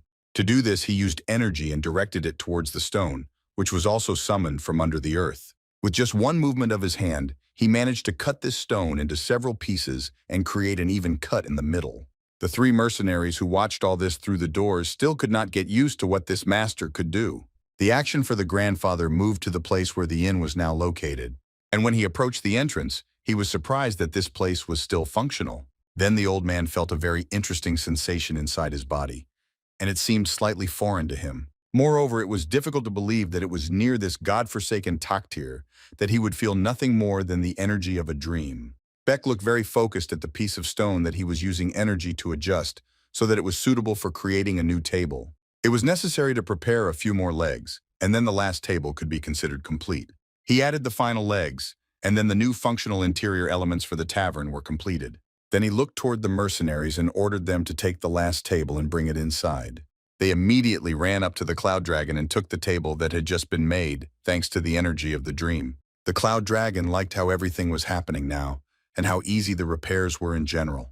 Jean also really liked all the changes that were happening in the tavern, and she noticed that with the stone tables, the decoration was very fresh. Nan, who examined all these tables, said that they were very cold, and it was unlikely that anyone would like them. As soon as he said this, the grandfather who ran into the tavern from the street and immediately fell on one of these tables right from above. Then the mercenary said that it looks like he found someone who likes this table. In fact, the grandfather did this because the inn was filled with dream energy. He immediately looked at the mercenaries and asked them who made this lovely table. Without thinking twice, each of them pointed his finger at the master, who at that time was wiping the unfinished tables with a rag.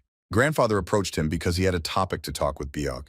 He really wanted to know a lot from him. When the old man approached, the Cloud Dragon did not immediately understand what he wanted from him. Everything became even stranger when the old man began to walk in a circle and examine Biok from all sides. He doesn't like the fact that he felt nothing coming from this young man. Even internal energy was not noticeable. Therefore, after a few seconds of silence, he asked Biok if he would give him a minute. But he replied that he only talks to guests. The old man thought about it, and after a few seconds, he began to look a little angrier than usual because of what he had just heard from the guy. Then the Cloud Dragon turned to the mercenaries and asked them to serve the new guest who wants to drink and eat delicious food. The weather outside at that time was really lovely, and because of this mood, everyone who was inside was simply wonderful. Gina brought food to the old man, and at first he treated her with some skepticism. But when he saw what this food looked like, he was very happy, not least because this kuksu was full of song energy. But more than that, the taste was incredibly wonderful, and so he literally drank the entire broth in a matter of seconds. After the gangway was completed, he told Biok that his name was Nogok, and he came from a gang of beggars. Then the hero introduced himself, said his name, and also added that he was a cook from the Kunlun Tavern. The grandfather became more serious and asked if Biok was from Murim. The guy answered him that he was in Kunlun in his youth, but not now. While the mercenary was telling his boss that it might be worth learning something from this Cloud Dragon, he asked him to shut up because he couldn't eavesdrop. Nen tried to understand what they were talking about and what he meant when he said that in his youth he was in Kunlun because he is still young. Then the old man asked the Cloud Dragon how old he was now, and he thought a little and answered that he was definitely more than 100. Nogok was waiting for the moment when his interlocutor would say that this was all a joke and start laughing loudly. But since this did not happen, he jumped up from the table and said that he knew it, namely that the guy was using this technique of youth. He also added that he himself was 115 years old and asked the Cloud Dragon if he knew Unyopchina. The action moved to a place where members of the Kunlun sect were now chained to several pillars. It seems that for some reason they were not conscious, and therefore those who woke up earlier woke up those who were still sleeping. When the last of them regained consciousness, he asked his mentor what he was doing here and why they were all connected. It was completely unclear who did this to them and what happened before they got here. Suddenly, someone came into the room and gave orders to his minions to take everyone chained out onto the street. The fighters of the Kunlun sect were very scared when the minions went inside, since at that time nothing was clear yet. They shouted very loudly and ordered them not to do what they were ordered, but it seems that the henchmen were motivated to do what they were told. A few moments later, they were all outside, still tied up. Having walked some distance, the member of the sect who woke up last saw something very scary before his eyes. In front of him, in a fairly well-known market square, all the Kunlun masters were tied up. Then one of those who led the prisoners turned to the yellow dragon and reported that he and his minions had searched Cheonghae. After that, the Yellow King told him that he was great, and turning to the Kunlun fighters, he asked why they came to people, asking for food, when they should just sit silently in the mountains. One of the masters recognized this man and realized that he was a yellow dragon, after which it became clear that they were caught by a faction of 4 dragons. One of the sect fighters plucked up courage and asked the yellow dragon what he was going to do with all of them. At the same moment, he received a strong blow to the back of his head with a stick, since they had previously been ordered to remain silent. A smile appeared on the yellow dragon's face, and he said that they would all die soon, since he was going to cut off their heads and hang them for everyone to see. Now that the 4 dragons are mocking them like this, it has become obvious to the sect members that they are ready for war. By that time, quite a large number of people passing by had gathered near the Kunlun prisoners and were whispering among themselves. In general, they were not against what was happening, since this sect did not help the commoners in any way. Suddenly, the white dragon Yong appeared Wuksan, who said that Kunlun members would not be treated like this right now. His plans were that he would first drop the prisoners home, so that he could then pick up the rest and kill them too. They were glad that they would finally be able to get rid of those who had oppressed the 4 dragons for decades. If you look around at that moment, you could see a red dragon, which together with its army is approaching closer to that square. Ordinary residents of the city were very surprised when they saw this, and began to talk among themselves, since the red dragon could be seen very rarely. The yellow and white dragon were very happy that their brother had come, but he did not answer them, but only silently took his sword out of its sheath and raised it to the heavens. The red dragon then shouted, ordering his entire army to draw their swords, as today is the last day of the Kunlun's existence. But while all this was happening, there was still a very interesting dialogue in the inn between a member of the beggar gang and the cloud dragon. The grandfather asked his interlocutor how he managed to accumulate dream energy. Then the guy thought for a while, and after a few seconds of waiting, he asked him why he was trying to fit nature into his small body. He replied that he simply wants to use the energy of sleep, which is a crystallized condensation of the power of Mother Nature. Bach also added that Mother Nature flows on its own, and it cannot condense in any way. This is no different from learning any mental method and imbuing it with internal energy. When the cloud dragon said this phrase, it was clear from the grandfather's face that he heard what he had wanted to hear for a very long time. Beck in turn was pleased that he was able to help a kind man so easily. After a pause, Cloud Dragon said that in order to obtain this energy, you should not try to get the energy of nature. Grandfather realized very quickly that he was stupid, since he was always obsessed with the thought of wanting to reach a higher level than others. He was constantly comparing and greedy, and seemed to have lost himself in the abyss of his arrogance. The grandfather was very grateful that the interlocutor opened his eyes to himself. It was time to leave.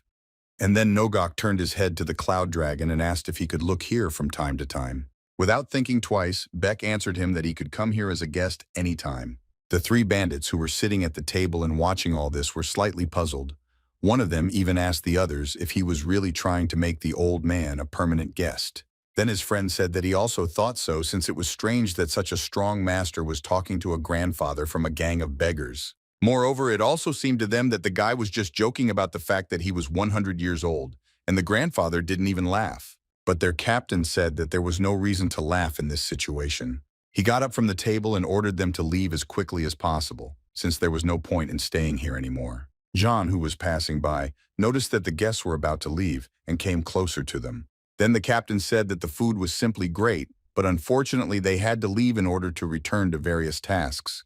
The girl bowed and said that they could come back again. The trio then quickly began to leave through the main door, but after a short time they all heard a familiar voice from behind. It was Cloud Dragon, who asked all of them why they were leaving, and then the captain said in a trembling voice that they were busy people. Even though they were all scared, Buck just wanted to thank them for looking after the inn while he was away. Then they separated, and one of the bandits decided to ask his captain where they were going. The second one was smarter, and answered his brother that of course they were going to Jumhoban. Meanwhile, a large column of several horses and an entire red dragon army moved closer and closer to the Kunlun. One of the 4 dragons' comrades said that right along their road there would be an inn that he had already spoken about, and they needed to go into it. The yellow dragon was not happy with this idea, but said that if that strong master was in that inn, then they obviously should stop. All because he was interested in how this master would cope with 3 united dragons. The comrade in turn smiled echidna, because of the knowledge that no matter how strong this master was, now that 3 of the 4 dragons have joined forces, he has no chance. This entire huge column did not yet know that the Cloud Dragon had been watching their movements for a long time. Beck understood that there were a lot of people there, and in total, there were about 200 combat units in the army. It looks like they are planning to attack Kunlun. His gaze remained calm until he noticed a very important detail. When the entire column came closer to him, he saw tied Kunlun masters among this entire army. It was hard to believe that the opponents just decided to tie them up and drag them along with them. In addition to the sect masters, there were also a lot of young fighters who had just started their journey. At some point, the column stopped because some kind of obstacle appeared in front of the horses. The animals were very frightened, and the dragons that sat on them tried to calm them down so as not to fall off the saddle. It turns out that the Cloud Dragon stood in front of them, and with a serious expression on his face, he asked the strangers why they were torturing the sect members. The Yellow Dragon was very surprised when he heard this, because at that moment, he did not yet know who was in front of him. But his comrade in arms screamed very loudly, and then everyone realized that this was exactly the master whom he had previously met in the tavern. In appearance, this master looked like a real weakling, and the White Dragon even concluded that he was just some kind of forest madman.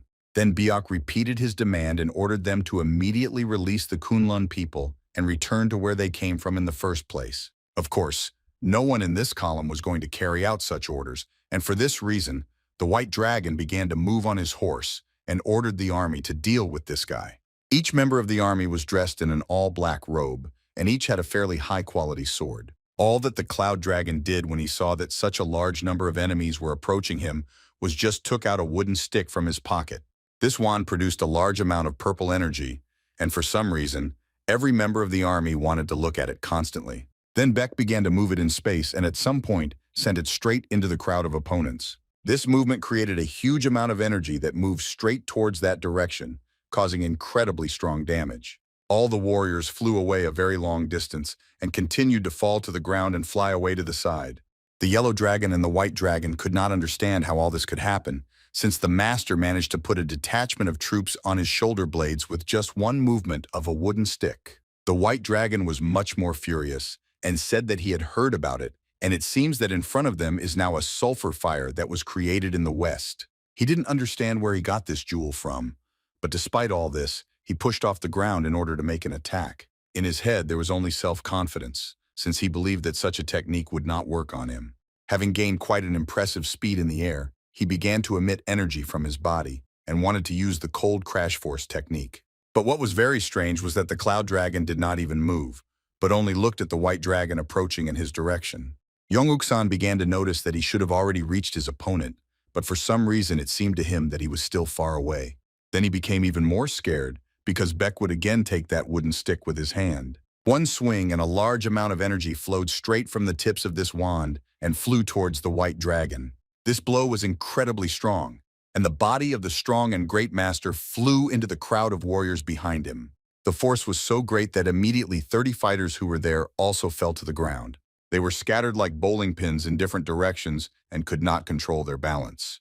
The largest number of all soldiers were now immobilized from having received a large number of closed wounds. The White Dragon in turn was lying on the floor and spitting blood from the fact that he had just survived a rather strong blow. Quaxon ran up to him to ask his brother what the hell this was and what just happened. Then the master answered him that it seemed to him that from that moment his inner strength was destroyed. It was difficult for the Yellow Dragon to believe this, since he was still a little aware that such great consequences could happen after just one missed blow. Well, then Uksan continued and said that he didn't know how the enemy was able to eliminate her. It was very difficult to even maintain the energy to stand, and after a few seconds the White Dragon fell to the ground. Now the Red Dragon approached Biak, and for some time he just stood and looked him straight in the eyes. The Red Dragon was known for being one of the most powerful warriors in the lands where he lived. He shouted that his name was the Red Dragon Magan and ordered the enemy to show his true face. Beck introduced himself and also added that he is the cook of the Kunlun Inn. Of course, the enemy did not appreciate such a joke and was angry that such a strong enemy said that he was an ordinary cook. Magath prepared for the attack. The soldiers were glad that Mago intervened, since he was the best warrior of all 4 dragons. He took out his sword and prepared to attack his opponent, cutting him into small pieces. But Beck again behaved very strangely and simply stood still, but slowly moving his hand with the twig left and right. Then the red dragon realized what was the source of his opponent's strength and struck with his sword directly at this branch. After that, he tried to strike the enemy but missed and fell to the ground. Everything happened so quickly that he couldn't believe that he had just missed such a simple blow. With the last of his strength, the white dragon ordered him to stop, since otherwise he would lose all his internal energy. But Megut answered him that he should stop talking nonsense, and the white dragon would just rest, drink a little mash, and he would immediately feel better. Despite all this, the red dragon shouted to his enemy that he did not know what kind of magic he had, and threatened to cut off his head. Now he decided to use one of his secret techniques, namely the red sword soul destruction. The soldiers were even more surprised that the red dragon was now using that same sword. Also, in small circles, this technique was called the flashlight technique, and it could surprise anyone with the amount of energy released.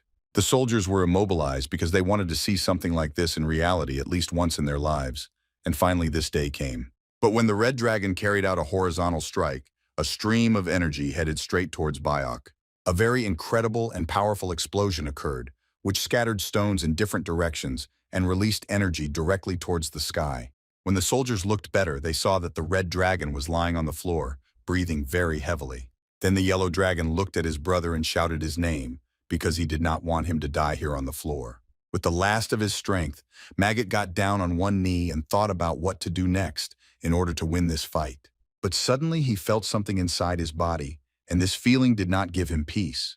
The scary thing was that this feeling was related to the internal energy that he was supposed to feel. But now the great warriors did not feel the presence of this energy in their bodies at all, since it was empty there. After a few seconds, he coughed violently and spat out a large amount of blood from his mouth. The strength remained less and less, and now he fell to the floor and did not even show any signs of life. The yellow dragon watched all this and could not believe that everything happened exactly like that. But the situation had to be taken into hands somehow. Therefore, he ordered all the remaining soldiers to attack this guy, and added that for his elimination, there would be a reward and a title. This motivation worked since for a bandit and a soldier, a large amount of money and a title are the main goals in life. They immediately began to run and prepare for the fact that they would now simultaneously attack and cut this enemy into small pieces. At that moment, the cloud dragon threw the branch that had been in his hands all the time onto the floor, and it stopped releasing energy. He took a stance, and now energy of a slightly different shade was coursing through his body, and it seemed to begin to make some kind of sound. The bandits were not afraid because of this, since now they only had a goal, and no obstacles could be built in front of this goal. The opponent changed his stance a little, and now the energy his body generated became even brighter. He used the 8 cloud dragon elements and sent a very powerful energy attack towards the group of opponents. Only the yellow dragon could observe all this from the side, and only from his side it looked simply terrifying. The warriors were not mortally wounded, but they were weakened by the fact that they received a very powerful blow. The yellow dragon remembered that they say that a dragon appeared in Kunlun. Then one of the soldiers shouted that it looked like the dragon had turned into a man. At that very moment, Beck moved a little away from the battlefield and pushed off from the ground and disappeared somewhere. If you look at the place where the battle took place, you could see dragon-shaped cracks on the ground. Now everything was in a completely different place and on a completely different day. Namely, it was the next day, and Chong-hae. The 2 bandits had already woken up and came to their captain's room to wake him up. Going inside, one of them told Sobong that the sun had already risen for a long time, and it was time for them to set out. The captain fell asleep late and therefore could not believe that it was already so late. But nevertheless, he was tired, and said that he did not sleep well due to the fact that he drank himself into unconsciousness last night. They began to walk along the corridor to the street, and then one of the bandits said that Sobong could drink while he had the chance, since it was unclear what task the leader in Gyumhoban would give them. The group of 3 people was very different, but they were united by the feeling of hunger at that moment. Even Sobong said that he really wanted to eat that kuksa from the inn again, and he still didn't understand why it was so tastier than all the others. Well, while they were all talking about where they should eat, the Sobun noticed a very large fire in the distance behind several houses. They immediately began to run in that direction, as the captain quickly realized that Gumhoban was located approximately in that place. Here they saw a local resident who also noticed this fire and stood a short distance from it. Sobon ran to the prison room towards the fire and found someone screaming, asking who dared to do this and when.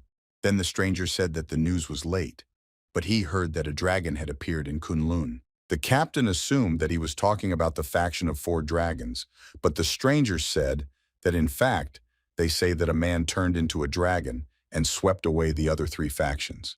The leader was also there and died. People after this were offended by Gomhoban and set it on fire and then fled. All this news was definitely not pleasant for the entire small group, and one of the bandits asked his captain what they would do next. It was difficult to immediately offer a solution, but Sobong said that there are many dark groups in Xiongyan and you can easily raise some money there. Then one of the bandits said that he would not go there, and he had very good reasons for this. He explained this by saying that with Sobong's skills, he would obviously not be touched there. But if one of them goes there, they will be killed immediately. It is for this reason that it is better for them to stay here and try to find a similar job. The second bandit thought for a while and said that he had decided to go there again. He meant the inn that is located at the foot of Kunlun Mountain, but the others still did not understand why he decided to do this. After thinking a little, he explained that he was somehow safer next to the master, and he could just sit with his hands. And perhaps he will even think a little more and learn martial art. To Sobong, this sounded like complete nonsense, since it seemed that his subordinates did not even understand how complex and long the process was. But despite all this, they were ready to take risks in order not to remain unemployed and to do at least something. Then the captain realized that his subordinates were trying to come up with something, but they couldn't even gather the thoughts in their heads. After some time, they even began to persuade their captain that he should also go with them. But when they saw the expression on his face, they just bowed, thanked him for everything he had done for them, and were about to leave. They took literally a few steps, and it was at that moment that Sobong, for some reason unknown to him, began to experience incredible stress. He ordered the 2 to stop right now and turn in his direction. His face was very angry, despite the fact that he was about to say a completely non-evil thing. Despite all this, the subordinates were scared because they did not know what to expect from their captain now. And after a few seconds, Sobong said that he would go with them, since he was not going to sit idly by, and it would be better for him to at least have a tasty meal at the tavern. He also thought it would be important to add that he had nothing to learn from that master, and would simply spend time in the inn. Once again, the action moved, and now everything again took place in the already updated Kunlun Tavern. The girl was very happy that after a very long time she seemed to have a regular client. The grandfather, I went inside, said that now he will come here every day. He began to occupy the table that he liked the most, and at the same time asked the girl where Mr. Beck was now. She said that he was now minding his own business in the kitchen, and grandfather sat down at his place, after which he said that he wanted to try Jin's kuksu. Then the girl smiled and turned around and asked her grandfather if he was sure that he wanted to try the kuksu that she had prepared. He replied that he was absolutely confident in his words, and at the same time asked her to call Biak. A few seconds later, they were already sitting at the table, and the grandfather took out a very beautiful bottle from a small bag that he had brought with him. Then Cloudlaw immediately asked his grandfather what it was and why he brought it. The grandfather replied that this was a special variety of yellow wine, aged 10 years. It was also necessary to add that it was obtained with great difficulty. He also said that he heard that just yesterday a real dragon appeared at the foot of Kunlun Mountain. According to his information, members of the 4 Dragons faction met this dragon and were defeated in battle. The leadership died, and the subordinates fled. In his opinion, these guys got a chance to improve, and most likely later they will be even more grateful for their fate. Of course, the grandfather understood who this dragon was, and therefore said that it looked like Biok had a hard time yesterday, and therefore he should drink this wonderful wine. The guy took a small cup in his hand, and looking into it, he thought that he had almost completely forgotten the taste of alcohol. He took the first sip and remembered this feeling, since he had not done anything like this for decades. The grandfather continued his monologue and said that according to his information, these leaders were still alive. The guy wanted to shift the topic of the dialogue a little, and pouring even more into his grandfather's mug, he said that he should drink more. Noguk was delighted and said that it took his breath away, and also added that he wanted to remember this taste even after death. Then the Cloud Dragon said that he also felt a little more cheerful after he drank a little of this wine. Then the grandfather became more adventurous and said that he needed to drink more, since he had specially brought this drink from afar, precisely so that not a drop would be left of it. By that time, the girl had just brought kuksa and placed the plate right in front of her grandfather. Nogok's gaze became more serious, and he said that he wanted to ask the Cloud Dragon something. Namely, he wanted to ask him what he thought about the proposal to become real friends. He explained this by saying that all his comrades had died, his students had gotten married, And now no one cared about him. And now he is very lonely without friends with whom he can go and have a drink, for example. Kunlun martial arts and heavenly spirit mastery were fleeting for the Cloud Dragon. Because of this, he knows firsthand what loneliness is. Seeing that the guy was thinking, the grandfather once again asked his interlocutor if he would suddenly become his friend. Then Byok realized that there was no point in thinking anymore and smiled, at the same time saying that he would be a friend for legs. The grandfather began to laugh very loudly and shout that he could not believe that he now had a friend who was also old enough to be his grandson. In his opinion, it was necessary to discard formalities, and Cloud Dragon said that he also agreed with this. When Nogok wanted to offer them a little more drink, he quickly noticed that their bottle was already empty. Then the grandfather turned to Jean and sweetly and quietly asked her to reschedule something else like that. Meanwhile, everything began to happen in the place where the fire had recently occurred. There was a man there who made great efforts to move the burnt columns. It turned out that he was dragging all these columns for a reason, but it looked like he was looking for something. Leader Gyeom Hobong said that it was good that he thought of running away from the battlefield after the master attacked the Red Dragon. He believed that he was too brilliant and strong to die just like that in a battle with an opponent too strong for him. It quickly became clear that he was dragging all those burned columns and other objects in order to free the chest from under the rubble. Having opened this chest, he made sure that it still contained all the money that he had put in there. But as soon as he noticed this money, he suddenly heard someone's voice behind him calling him a rat. He immediately turned to his body to see who was there, and saw a handsome one from some person. This man was fully dressed in black robe, and he said that the leader should not have abandoned his comrades for the sake of wealth. It was the Black Dragon Kudoki. Now these were very difficult times for the sect, and a very large number of important decisions had to be made. All the most important persons of the sect gathered in the room to discuss the latest news. One of them said that there were rumors that a dragon appeared on Kunlun Mountain a few days ago. The fourth sect elder named Baekwan said that now everyone is talking about how their sect has defeated the Four Dragons faction. One wise man said that he also heard about this, but he did not quite understand where this information began to spread. Then the elder said that according to the words of the captive students, they were attacked by a young guy who managed to defeat all the opponents. The third elder of the sect, named Baekmok, said that he does not believe that all this was done by one young guy. In his opinion, this could be the effect of some kind of group hallucination, or they all just felt ashamed and came up with something like that. But the sage said that in one case or another the fact remains a fact, namely that as a result of these events their status increased. He asked his subordinates which of them went to the meeting of 9 sects. The fourth elder said that it was Yongpun, and he said that according to the information he received from members of other sects, they were expelled from the 9 great sects. The sage was very angry that this happened, and since he could not restrain his own anger, he hit the table with his hand. Then he said that at once everyone turned away from them, then they needed to take measures. So he turned to Baekwang and said that he should escort his disciples to the Namgong clan. It was necessary to carry out this order, despite the fact that the fourth elder did not yet fully understand what all this was for. Meanwhile, a small group of students was already leaving their barracks, and they were trying to understand what their task was all about. One of them asked why they were going there at all, and then Paekwan said that they needed new connections, since 9 factions were broken, and now they needed allies. Another disciple said that he also heard that this clan has a lot of money. Yongpun, who inadvertently witnessed these conversations, was not particularly happy with what he heard. Meanwhile, someone came to the goods store again, and the girl was very happy with the new guests. It turns out it was those 3 bandits again. Everyone who was in the tavern did not understand why they returned so quickly if they were out on some business. Then the Troika said that they resolved all matters very quickly, and for this reason, they would remain here for a short time. But when one of the bandits passed by, he said in a whisper that in fact they came because they missed the cake. Sobong, as usual, began to look around as soon as he entered the room and noticed that their very interesting acquaintance was there. Namely, he saw how this man eats, then does it very greedily and quickly, as if he had done this for a very long time. It took him a few more seconds to understand that this was the choki they had been looking for not so long ago. When the guy noticed that in front of him, there were those who had been looking for him for a very long time, he immediately got up from the table and tried to start running away towards the back exit that was in the kitchen. But the captain, without much effort, managed to catch him by his clothes and hold him very tightly. Then Chokt greeted him, and Sobon, in a quiet voice, asked the guy how far he was going to run. The bandits who came closer to him said that he could no longer run away since Gyumhaben was no longer there, and accordingly they had no reason to catch the guy.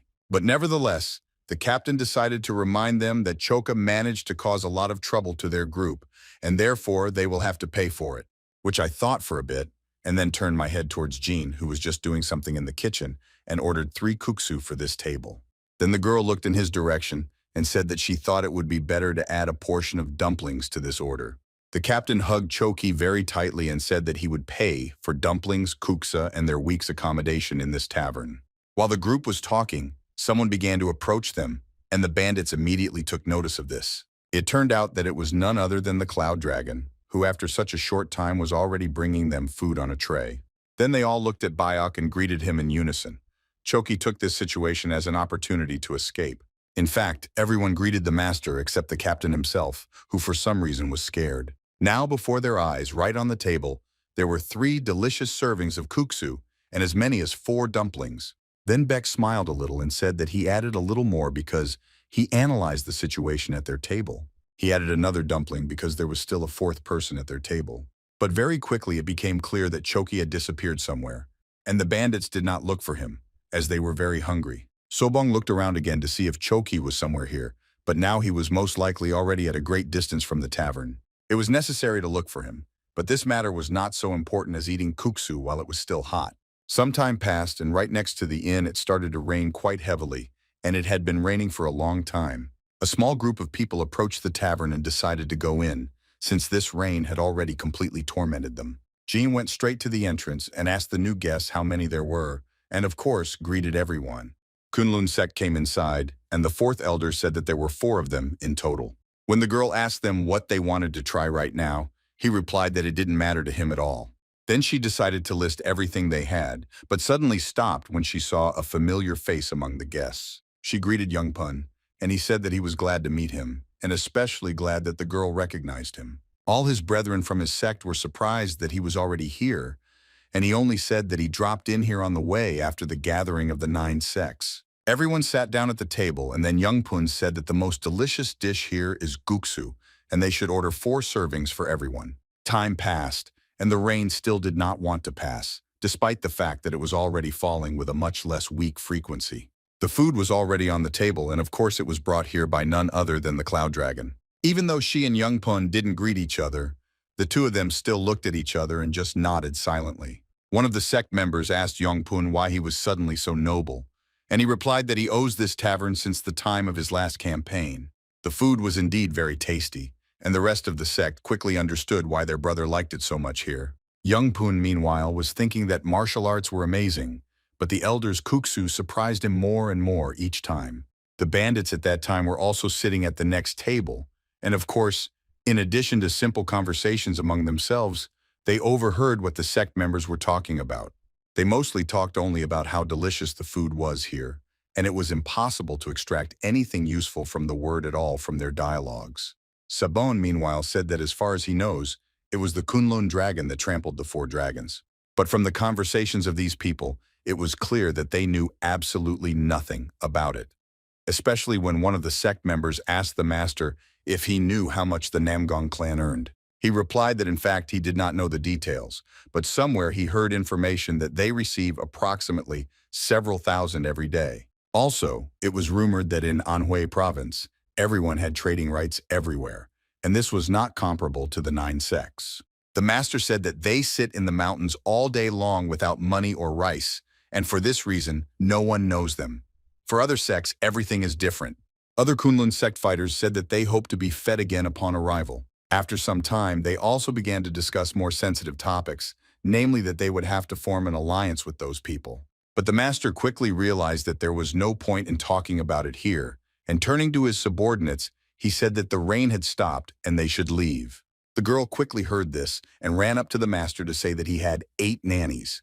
Then he said his name, what sect he was from, and notified the girl that he would give the money back later. Youngpun came closer to him and explained to his master that he needed to pay right now. But the elder did not listen to him, and approaching the door he only added that he would pay for everything later, and also said that if one of his subordinates has money, then let him pay now. The guy took out a small wallet from his inner pocket and shook out all the coins that were there. He handed this money to the girl and said that he would pay for everything else a little over time. The girl smiled, said that they would meet again and wished them a successful and calm journey. The master did not like this situation, and he turned towards Yongpun to say that he was unlikely to return here again. Bayok appeared on the horizon, who said that he had just been in the kitchen and heard the smell of this master's foul brood from there. Yongpun had just given her, and then he went up to the guy and said that he paid much more than he ate. The ordinary dragon decided to put these coins into Yongpun's hand and then silently approached the fourth sect elder. Looking in his direction, he said that everyone else would have to pay for everything right now.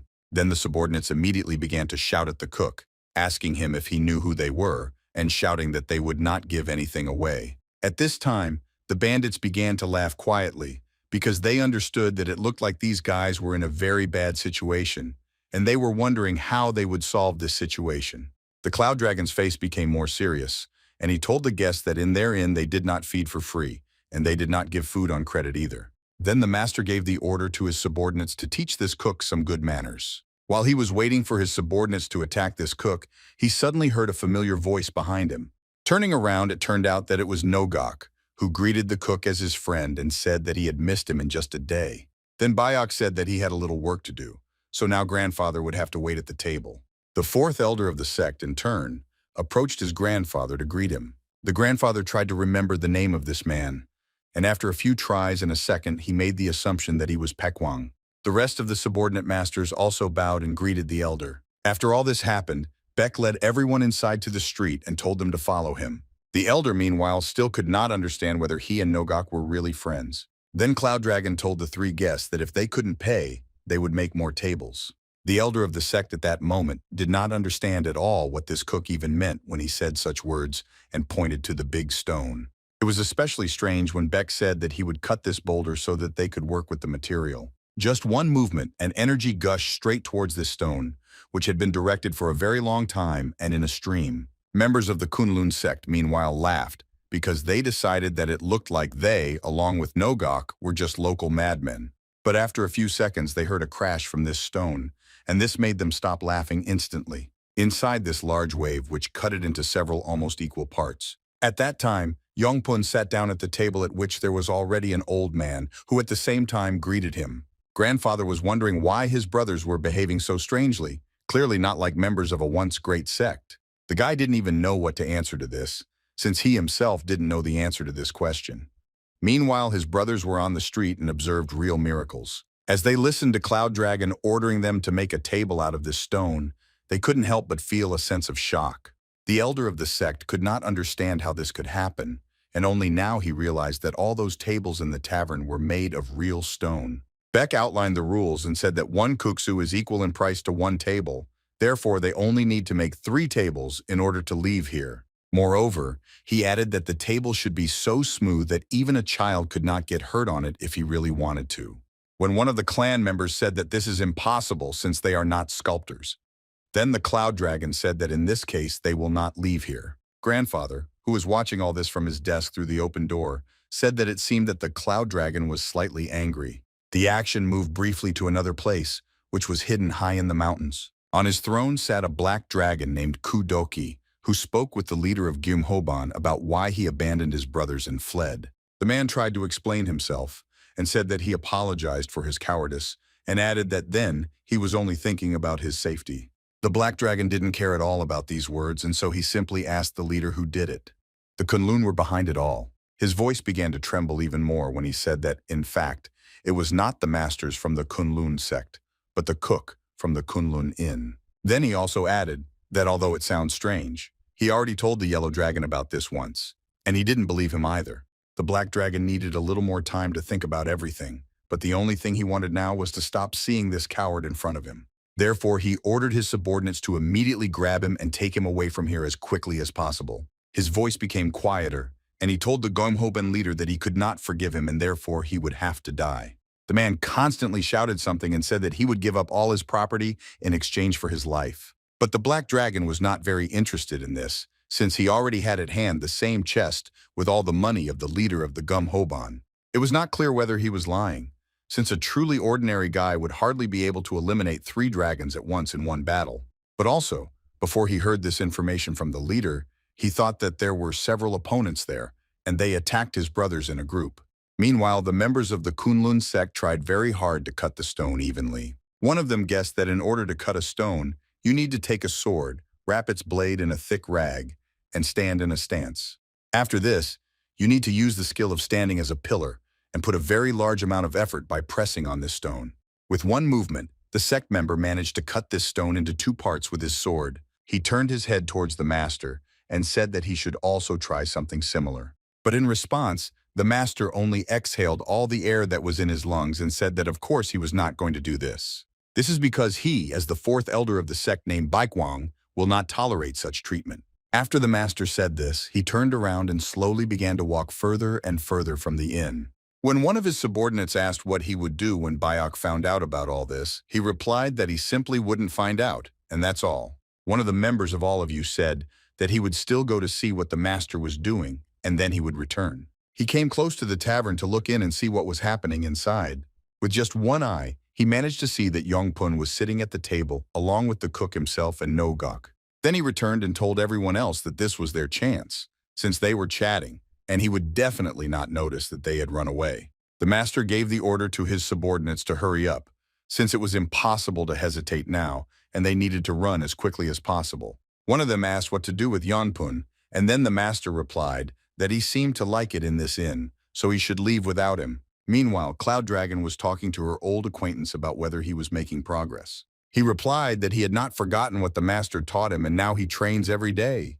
Then Biok said that Youngpun should not be arrogant, since he has not yet reached the level to do this. Then grandfather told Yongpun that if he knew that he was a disciple of the Cloud Dragon, he certainly would not have been rude to him. It was not entirely clear why the guy didn't really want to be called a disciple of the Cloud Dragon, but Biok didn't react to this statement. Grandfather turned his head towards the boy and said that he was indeed a real student. Then he leaned closer to him and asked if he wanted him to teach him something too. For the guy, it was a very important chance to learn something from the elder Nogok himself. But he only answered that he is a student of Kunlun and therefore cannot receive knowledge from anyone except those associated with the sect. Then the grandfather replied that he was a real member of the Kunlun sect. All this time, the Cloud Dragon was calm, but only for the last few seconds, he looked focused at some wall and then said that he would go away for a minute. Meanwhile, the three sect members ran very quickly and tried to catch up with their master, who, meanwhile, said that they should remember one very important truth. Namely that they run away not because they are afraid, but because here they are wasting a lot of precious time. But while the sect elder was saying this, he suddenly saw Beck in front of him, standing unwaveringly right in their path. Cloud Dragon then shouted that he didn't expect the Kunlun sect members to be so stupid. Screams could be heard near the inn, and then Yongpun and his grandfather decided to go outside to see what was the source of these sounds. Opening the doors, they saw her right next to the entrance to the inn of those three Yonpun brothers who were lying on the floor and in pain. The Cloud Dragon said that they would have to stay here for a while. The action moved to another place, which was very remote, and which a very limited number of people knew about. It looked like a small temple that had not been visited by people for a very long time. Everything here, it was as if there was absolutely no one here and never would be again. But in fact, there was one person here who cleaned the area from time to time, but did it in such a way that it was still clear that the temple was not visited. While this man was cleaning, he suddenly heard that the bypass gate had opened and someone was approaching him. A guy walked through them and immediately greeted the man who was just working on what kind of metal the steps were. Then the man bowed and said that he had not seen a black dragon for a very long time. It took him a few seconds to understand that the black dragon came here because he again needed to eliminate someone. The black dragon told him that for 10 nannies he would send a killer worth 10 nannies, and for 100 he would send someone worth 100 nannies. That's why he brought 100,000 nannies with him in order to eliminate one target. The man was very frightened at that moment because he could not understand who needed to be killed since they were offering such a large amount of money. Of course, he noticed that this was a very large amount and assumed that the target was someone from the Wudang sect. But in response, the black dragon only took out some object from his inner pocket. It quickly became clear that this was a scroll depicting a schematic image of a cook from a Kunlun inn. The man was even more surprised and frightened when he realized that the black dragon was offering such a large amount of money for the cook. But then he answered him that he should not underestimate this enemy, since all his brothers were killed by him quite recently. The man took a small chest with this money for himself and said that they had now agreed. And he also added that from now on he can consider this cook already dead. Meanwhile, the grandfather's dialogue with his old friend continued, and it seemed that it was becoming more and more interesting. He asked Yongpun if all four of them were really going to go to the Namgung clan.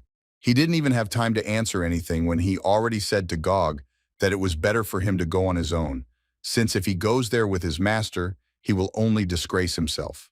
The guy agreed with this, since his master and other brothers are very often disgraced in such situations. But still, before making this decision, he needed to talk and ask permission from his master. Meanwhile, work was taking place on the street near the tavern, which was now leveling the stone in order to make it smooth.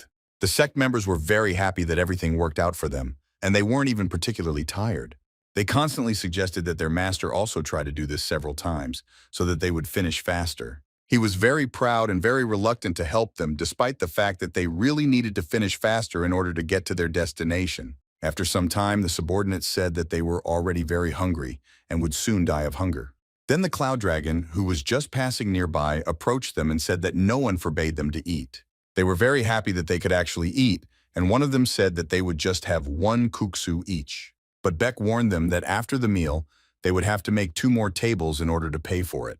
Yongpun came outside and decided to talk to his master. He gathered all his strength and confidence into a fist and said that he thought that he should go to the Namgung clan alone. Then the master asked him what he suddenly thought of if all his brothers and the master were here. But Yongpun informed him that if he did not leave now, they would violate the scheduled arrival date.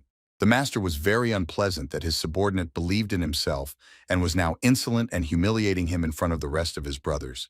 The cloud dragon wanted to support his comrade in this situation and told himself that he would help him in any way. The master realized that this situation needed to be resolved somehow and came closer to Bayok. In a low voice, he asked him to leave, as they had very urgent business to attend to. But the cloud dragon didn't even listen to him and said that he would leave only when he completed the table completely. By that time, Nogok also came out into the street and said that the master should send the student first, because if they break their promises, they will become a real laughingstock. The master saw no other way out and said that he understood the elder and would act as needed.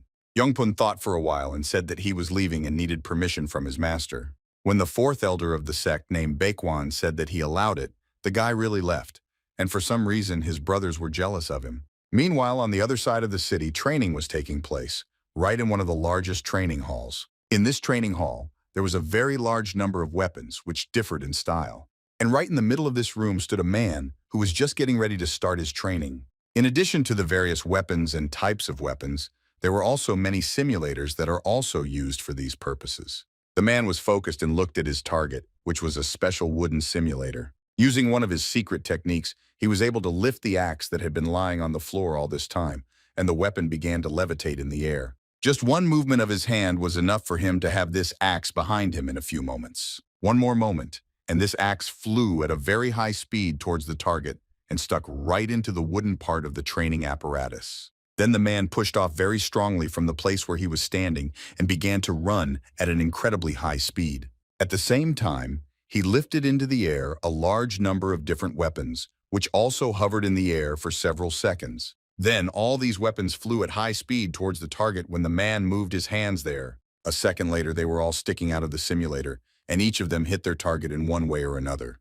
The man understood that the training was successful, and at the same time he felt someone's presence behind him. These were several of his henchmen, and one of them came closer and said that every day he was moving better and better. This man's name was Sogik, and he said that since his youth he had been living in the gym as a master, and he still had a lot to learn. Then after a few seconds, his look became more interested, and he ordered his ward to hand over the chest to him. This chest contained a very large amount of money, but to tell the truth, it was slightly less than the amount that the Black Dragon delivered to its intermediary. He counted.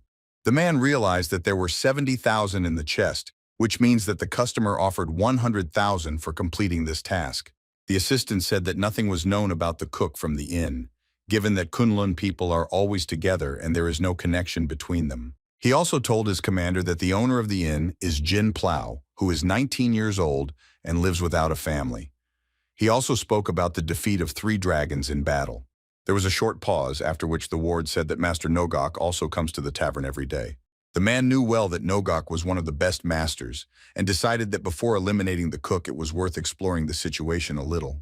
The next day came, and Beck was now busy listening to the girl who told him how to cook chicken properly. In fact, the secret to preparing the dish was to learn how to peel the carcass without cutting it. To do this, the girl uses the method of making a small cut above the wing, and she told the cloud dragon to do the same. Using this hole, it was necessary to pull out all the entrails through it, season, and add broth. And after all this, keep it in wooden barrels in order to give it a special taste. And before serving, of course, you need to boil the bird. For the hero, this recipe looked much simpler than ever, just right for their menu. Looking at this chicken, he thought that this tavern had become a new turning point in his life, and he must definitely succeed. But he also noticed something was wrong, namely that in the morning there was no rooster crowing. Jean explained this by saying that she needed to sell it in order to buy new chickens. While she was explaining why this happened, someone came into the tavern and at the same time asked if there was anyone alive here. The girl noticed the new guest, and the cloud dragon said that he would serve him. This stranger went completely inside, and Beck slowly began to approach him closer and closer. Being at a sufficiently comfortable distance for both of them, he greeted the new guest. This man was exactly the man who had recently been training in his special training room. His eyes looked kind, despite the fact that when he entered inside, unnoticed by everyone else, he examined everything that was inside. At one of the tables, he saw several bandits, but he also did not see even a hint of any martial arts in them. By that time, the cloud dragon had already approached his table and asked the new guest what he would like to eat. This guy looked very neat, and the man concluded that most likely he was clearly not from Murim. It would be strange to remain silent for a long time, so Soguk asked the waiter what he would offer. He said that they have kuksu, dumplings, and another chicken dish on the menu. When the man asked what kind of chicken dish this was, the cloud dragon immediately went into the kitchen and said that he would bring it to try. Then the man began to wave his hand and say that he was not specifically asking for a chicken dish. But he very quickly realized that, in fact, it wouldn't hurt him to have a little snack now, since he had spent a lot of energy on the road. Literally a few seconds later, there was already a bowl on his table with chicken on it, which was so hot that it was emitting steam. It was incredibly fast, and even the man himself said that he had never seen such speed before. The hero, in turn, said that speed is the basis of cooking. The man didn't think long, and after wiping his hands on a special napkin that he had in his outerwear, he began to cut up the chicken. The bandits who were sitting at the next table were drooling from the very smell of chicken, which was incredibly clear. Even those members of the Kunlun sect who were now making tables on the street had this smell. At that moment, when everyone was just trying to understand what kind of smell it was and what it was emitting, someone else entered the tavern. It turned out that it was Nogok, who, as soon as he opened the door, immediately shouted to the cloud dragon that he had arrived. The man immediately began to analyze this situation and realized that what the former leader of the gang of beggars comes here every day seems to be true. It could be assumed that he came to meet with the cook, and the man decided not to get involved for now. The cloud dragon immediately smiled when he saw grandfather in front of him, and the man who was sitting at the table eating chicken at that moment was surprised. Then the grandfather, after a few seconds, handed a small bag directly into the hero's hands and said that he had a small gift. This small bag contained ginseng that was already approximately 200 years old, but Beck said that he doesn't eat that. Then Nogok said that he knew that the hero would not eat food like that, but the girl clearly would not refuse. At that moment, the hero just thought that it would not hurt Jin to train his martial arts, if only for the sake of his own health. Therefore, Beck accepted this gift from grandfather and said that he was a very excellent friend, which made him laugh. Now it became clear to the man at the table that the guy who had just accepted the gift was his goal, and as soon as Nogok left, he needed to be grabbed and taken away from here. But he very quickly changed his mind at the moment when his grandfather asked the cook why such a beautiful place stinks so much. Then the cloud dragon interrupted him and said that he meant the smell of blood that could be smelled here now. The hero said that they need to leave the new guest alone, despite the fact that they do not know each other. Nogok. It was unclear why the guy didn't do anything if it was obvious that this was the first sign of danger. Well, then Beck said that since this man is a guest, there is no reason to kick him out as long as he hasn't done anything. Having listened to this point of view, the grandfather could not but agree, but also had to say additional information about which he knew. Namely, he wanted to tell the guy that he knew that there were about a dozen people in the forest who were obviously hiding. This was the man's camp, and he was surprised that both Nogok and his target knew this in advance. Then the grandfather also asked his friend if he was going to do something with those people who were hiding in the forest not far from the tavern. And the hero only told him that maybe he really should invite them all here. This approach brought a smile to Nogok's face, and he offered his friend a little drink. It seems that the killer was misled by this guy's neatness. It became clear that if he had rushed a few minutes ago, he most likely would have died right here. His whole body was trembling and afraid, since on top of everything he couldn't put away the knife that had been lying on his lap all this time. The Cloud Dragon and his grandfather were sitting at the table, and at one point Nogok said that this new guest was shaking very much and seemed to be about to leave. And so it turned out, the man with shaking hands approached the girl and asked how much he should pay for all this. Jin Sohee said that his lunch would cost 145 mun. He very restrainedly asked the girl why it was so expensive, but then she said that he ate the most expensive dish on the menu. The killer quickly paid and left the tavern, accompanied by the girl's cry that she was still waiting for this guest. Having gained a sufficiently safe distance, the man pushed off the ground very strongly and picked up speed as much as possible. After some time, one of his subordinates ran up to him, and he did this in order to ask his master a question. Namely, he wanted to ask how everything went and whether they should gather to make a counterattack. But Sogyuk, in turn, ordered them not to ask anything, but instead, it was better to leave here as quickly as possible.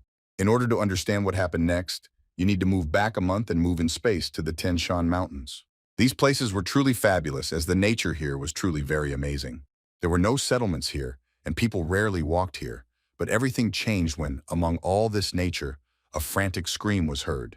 It became louder and louder, and it seemed like it was coming from one of the caves that was nearby. If you get closer to this cave, you could hear this loud screech and even louder scream.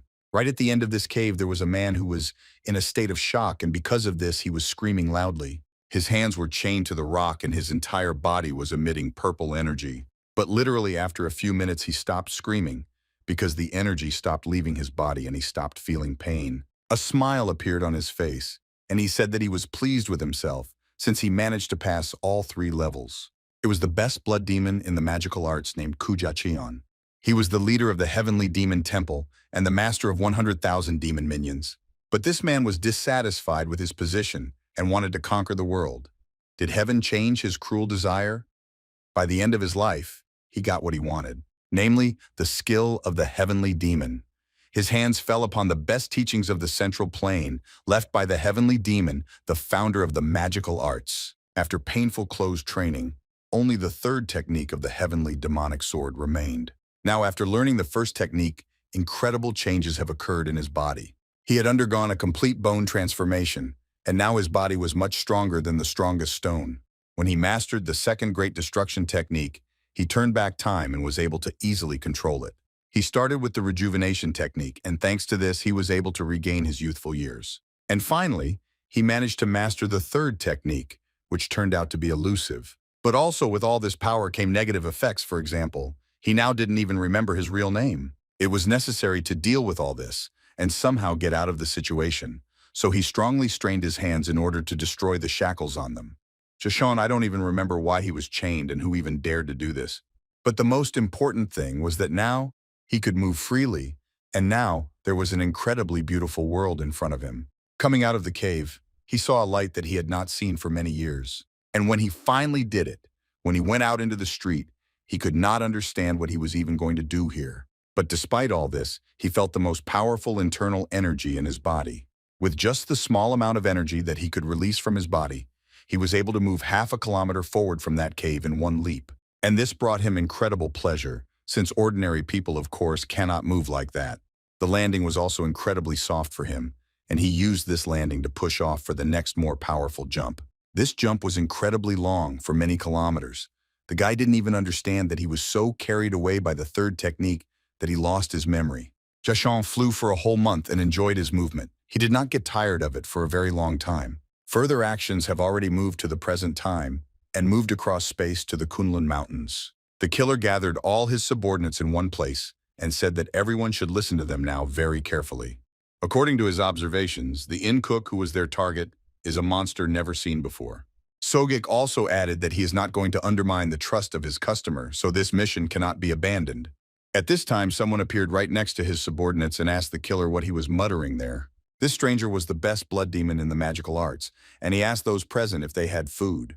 They were all very surprised by such impudence, and Sogik even wondered where he even came from here. Then this young guy repeated his line again, saying that he was hungry and he wanted them to give him something to eat.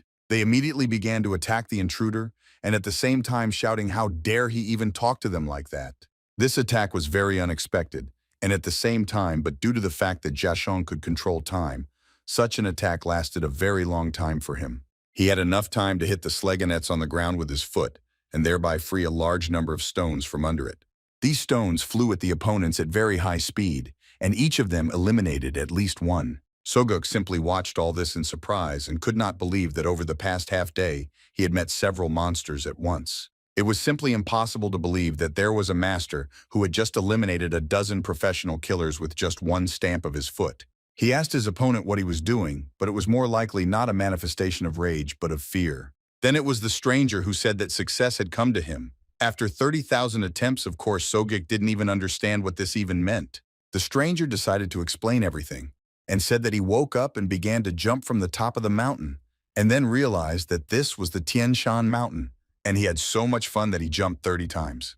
The view there was simply masterpiece, and this was the reason that he jumped 31 times. Due to the fact that one of the minions he had not killed moved during his story, he finished him off with just one movement of his leg. After the guy did this, he said that after this happened, he did about 300 more jumps. But suddenly, at some point, some guys appeared and began to demand money from him for moving around their territory. Of course, Yakon killed them all, but that was after 3,000 failures. It was in these mountains where they were now that he managed to make his 30,000th jump.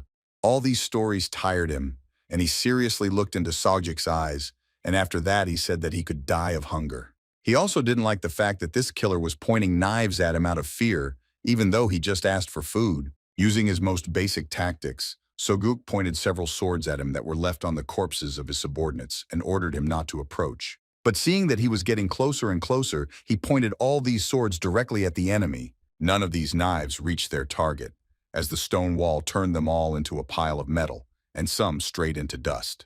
The killer could not believe his eyes once again, and realized that most likely now he was closest to death. Blood Demon in the magical arts appeared in front of his body, and it seemed that he had no intention of letting his opponent go. With just one wave of his hand, he made a 20-centimeter hole in Soguk's body, and he began to fall to the ground. All that killer managed to do was just scream, but this death was almost instantaneous, so it did not last long. When his body almost touched the ground, Jiashong raised his leg and said that he should leave if he has nothing. A moment later, he kicked his opponent in the stomach, and he flew at incredibly high speed straight into the sky and never fell. When his stomach made itself felt again, he said that all this made him want to eat even more. A short amount of time passed, and the action again moved to the inn, which was now ready to receive new guests. And there were indeed guests, because after a while someone came into the tavern. The bandits immediately drew attention to who it was and looked carefully at the new guest. The girl in turn smiled and greeted the new person. Coming closer to her, Jiashong asked if it was possible to eat here, and she replied that they now have dumplings and guksu in stock. He did not remember what kind of food it was, since after training his memory was very damaged. The girl was still smiling and asked the guy if he wanted her to bring him all this. Then he agreed and warned the girl that there was a small problem in that he had absolutely no money. The bandits realized that this was a good chance for them to prove themselves. The stranger who was just talking with Jean heard some sound behind him, which was obviously addressed specifically to him. It was Nan, who came as close to him as possible and asked if he was really trying to eat without any money. He also added that this would not happen here, since the three of them were guarding this place. But the guy very quickly felt fear due to the fact that this guy's gaze was so fierce, as if he was going to kill him only with his help. Then the bandits began to take their friend away, because in their opinion, Beck asked them all not to make noise and just sit at the table. But when leaving, Sobong told this stranger that he was watching him, and therefore it was better for him to behave calmly and without nonsense. Jiashong decided not to remain silent this time, and said that they are all alive only because there are three of them, and if there were two of them here, they would already be dead. Even though Nan didn't understand anything from these words, he was still incredibly angry. But all his anger disappeared somewhere when he again saw Suver in the look of this stranger. Then this guy sat down at the table and loudly ordered to bring him kuksa. At this time, the cook came out of the kitchen, and the bandits who had already sat down at the table realized that something interesting was about to happen. The hero came closer to the table at which the stranger was sitting, and it looked like he didn't really like what had just happened. Despite the fact that this guy's views were very stern and incomprehensible, this did not frighten Bayok for a second. This did not stop him from saying that the food here is not free, and they also do not provide food on credit. The bandits were very tense and at the same time could not take their gaze away from that table, since it was still not clear what would happen there now. It seems that the stranger did not understand anything, and then the Cloud Dragon said that the guest should leave since he has no money. But it's better that the bloody demon in the magical arts said that he won't leave, and Beck better get busy bringing food. Then the hero said that it looks like the stranger just wants to be taken out of here. Jacon could not tolerate such humiliation from some cook, and therefore immediately raised his hand to strike him. He couldn't even understand that his opponent would have enough time to block this blow with his hand. Moreover, the most amazing thing was that he was able to block his incredibly powerful attack with just one fist. After the blow was blocked, the hero was also able to throw the enemy directly over his head without much effort. Having done this, he sent him to the next table, and now he was sitting at it, still not understanding what had just happened. The best bloody demon believed that this was impossible, since just a few hours ago he had scattered those guys with just one attack. He still remembered that he was incredibly strong, but it seems that now he has found someone who was stronger than him. But obviously it was very unpleasant to come to terms with this, so he decided to prove to him and himself that he was much stronger in martial arts. Then he jumped up from the table and said that he would kill the Cloud Dragon right now. But as soon as he got close enough, the hero used one of his techniques and lifted the guy into the air again. It seemed to him that all this was happening incredibly quickly, and in a moment Jacon was already in the air and did not understand where he was going now. It turns out that his opponent threw him with all his might at the door, and he flew straight out into the street. But of course he had the skills and abilities to slow down with his own feet. Something had to be done, since the realization that you are not the strongest in these lands did not give rest to the best bloody demon. He even tensed up a little because it seemed like he had now found an opponent who was equal in strength. He was especially scared when the Cloud Dragon came out of the inn, and he looked like a real monster. For the hero, everything was also not very pleasant, since for the first time he felt such an impact on him rather than someone's attack. But despite all this, he still went out into the street and came as close as possible to his opponent. Beck felt the dark energy that was radiating from his body, and this could only mean one thing. Also combined with the fact that he looked to be under 20, and at first, only that he also used a rejuvenation technique. The best blood demon's heart sank.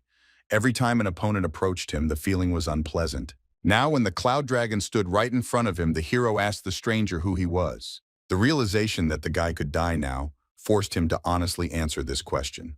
Jacon said that he actually doesn't know the answer to this question either. Namely, he himself does not know who he is and what he is doing on this earth. Now that Cloud Dragon realized that this guy had lost his memory during training, his opinion about the stranger had changed.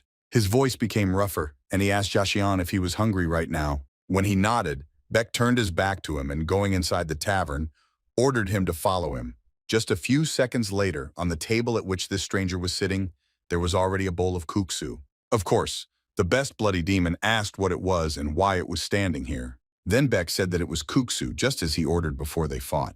Only from that moment did the stranger remember what this food looks like, and now he will remember what it is for a very long time. He took the bowl in his hands and began to smell it, in order to also remember the smell of what he had once forgotten. The bandits who were watching all this from the side were interested in how this stranger would react to this food, and one of them made the assumption that he would most likely cry or squeal from the deliciousness. As soon as the guy tried kuksu, his eyes immediately became incredibly large, and he could not believe his taste buds. Tears slowly began to appear in his eyes, and he asked again what it was. He just put it in his mouth. Then one of the bandits said that he knew that this stranger would pay when he tried this food. He started eating the prepared food more and more diligently, and did this until it was all just over. Then, literally a few minutes later, he put the empty bowl on the table, and it was clear from his face that he was about to say something. He turned towards the Cloud Dragon and asked if he really just did that. It was very tasty, and one of the bandits shouted that it seemed that such delicious food could teach extraordinary etiquette. Then the hero stood up from the table and asked the stranger if he wanted him to bring him more food like this. After he ate more, Beck asked the new guest if he remembered his name. He tried to delve into the wilds of his consciousness, but said that he did not remember anything except the number 3. The girl felt this person's problem, and it was clear from her eyes that she really empathized. Therefore, she invited the guy to stay here until his memory returned to him. At this time, a judgmental look could be seen on Cloud Dragon A's face, as he seemed to understand a lot about the girl. Jean is unable to ignore someone else's misfortune, and it was precisely thanks to this character trait that Beck actually stayed here. But if it turns out that this stranger comes from Murim, then perhaps over time he will destroy everything in his path, and then no one will be able to avoid bloodshed. After thinking a little, the hero told the girl that it would be nice to have another employee to help with everything. He could not believe that he was being offered to stay here, since the people he had seen before could hardly be called kind. The girl came closer to him and said that now they would be together for some time, and together they would solve various problems. The best blood demon in the magical arts couldn't believe that this was really happening. Meanwhile, the bandits came running from the next table and asked if they could work here too. But their captain came up and ordered everyone to sit down again at the table at which they had been sitting all this time. Byok thought for a while and said that since spring has already come, they will call him Chung-sam. It was the girl who really liked this name, and she even said that it suited him very much. The bandits in turn understood that now would come exactly that moment that they did not particularly like. One of them said that it seemed that the time had come. The second did not really understand what he was talking about. About a moment later, a grandfather entered the tavern and told his friend that he had finally reached it. When he saw an unfamiliar face, he noticed that he had not seen it before. Then his friend said that this was their new employee, and then the grandfather added that this was very interesting. And this interest was manifested in the fact that he approached the stranger and said that from now on, they would see each other more often, and also said that his name was Nogok. In response, the guy only said his new name, and the grandfather who had just arrived did not really like this situation. He immediately raised his head and said that this guy is very arrogant. He knows various basic rules of etiquette. Then he answered that in his opinion, there is no point in respecting someone who is weaker than him. Of course, tolerating such a formulation was not the easiest task, and therefore Nogok immediately began to ask him what he even meant when he said that. Perhaps things could even have come to a fight, but this did not happen due to the fact that at one moment the grandfather felt some kind of energy. Inside the stranger, there was living energy that was located and coursing around Chung-sam's body. There was no point in talking directly to a stranger, so the grandfather decided to ask his friend what it was. Meanwhile, on the street, a group of 3 members of the Kunlun sect are busy adjusting stones for tables. The hero and his grandfather went out into the street and he explained everything to him, including telling him what kind of stranger he was. Now everything was obvious to the grandfather, and he decided to share his thoughts about this guest with the cloud dragon. He informed him that this guy was a real active volcano that could explode at any moment. The guy answered him that this is precisely the reason that he keeps it with him, because otherwise a disaster could happen in Murim. Nogok only at that moment understood the tactics his friend had chosen, and he generally agreed that it was effective. Night fell, and 3 Kunlun warriors sat in the backyard near the inn preparing their dinner. It was a rabbit that was caught in these parts, very close to the building. The guys who were sitting near the fire could not wait for the moment when the meat would be cooked, since they had not eaten for a very long time. They all looked at this piece of meat and waited for when it would be possible to remove it from the spit and start eating. At one point, the teacher decided to address his students as he had a small message for them. He said that he did not want to create problems here and fulfill unreasonable demands, and therefore asked the students to give him a table each. Of course, they did not agree and said that they would rather give up the rabbit than make new tables again. At the moment when they began to argue among themselves, someone very quietly and unnoticed approached them and took the spit with the rabbit in one hand. It quickly became clear that this was the stranger who had recently come to the tavern, and as he came closer, he immediately began to bite off pieces of this chicken. The students and the master were pleased with me, so they began to shout at the stranger. But the guy did not react in any way, but simply slowly chewed the meat, which was burnt on all sides due to the open fire on which it was cooked. Kunlun members for a while. Then he began to leave, and in a quiet voice told them that compared to the kuksu served in the tavern, it was just garbage and not food. Then those guys started shouting after him and were ready to attack him, due to the fact that they had just witnessed the destruction of their own food. The situation became even more tense when Chung-sam saw the table that the students had finished a few hours ago. With one movement of his hand, he destroyed this table, and it turned into only a small pile of stones. The guys could not believe that the fruit of their efforts was destroyed so quickly, but they also felt the energy that came from it and could not resist anything. They were angry, but this rage was not enough to attack this stranger and thereby sign their own death warrant. A new day has come, and the sun still illuminated everything around from the very morning and warmed it incredibly strongly. The new guest really liked the dumplings, and it seems that the years of training were not in vain, since his appetite was simply incredible.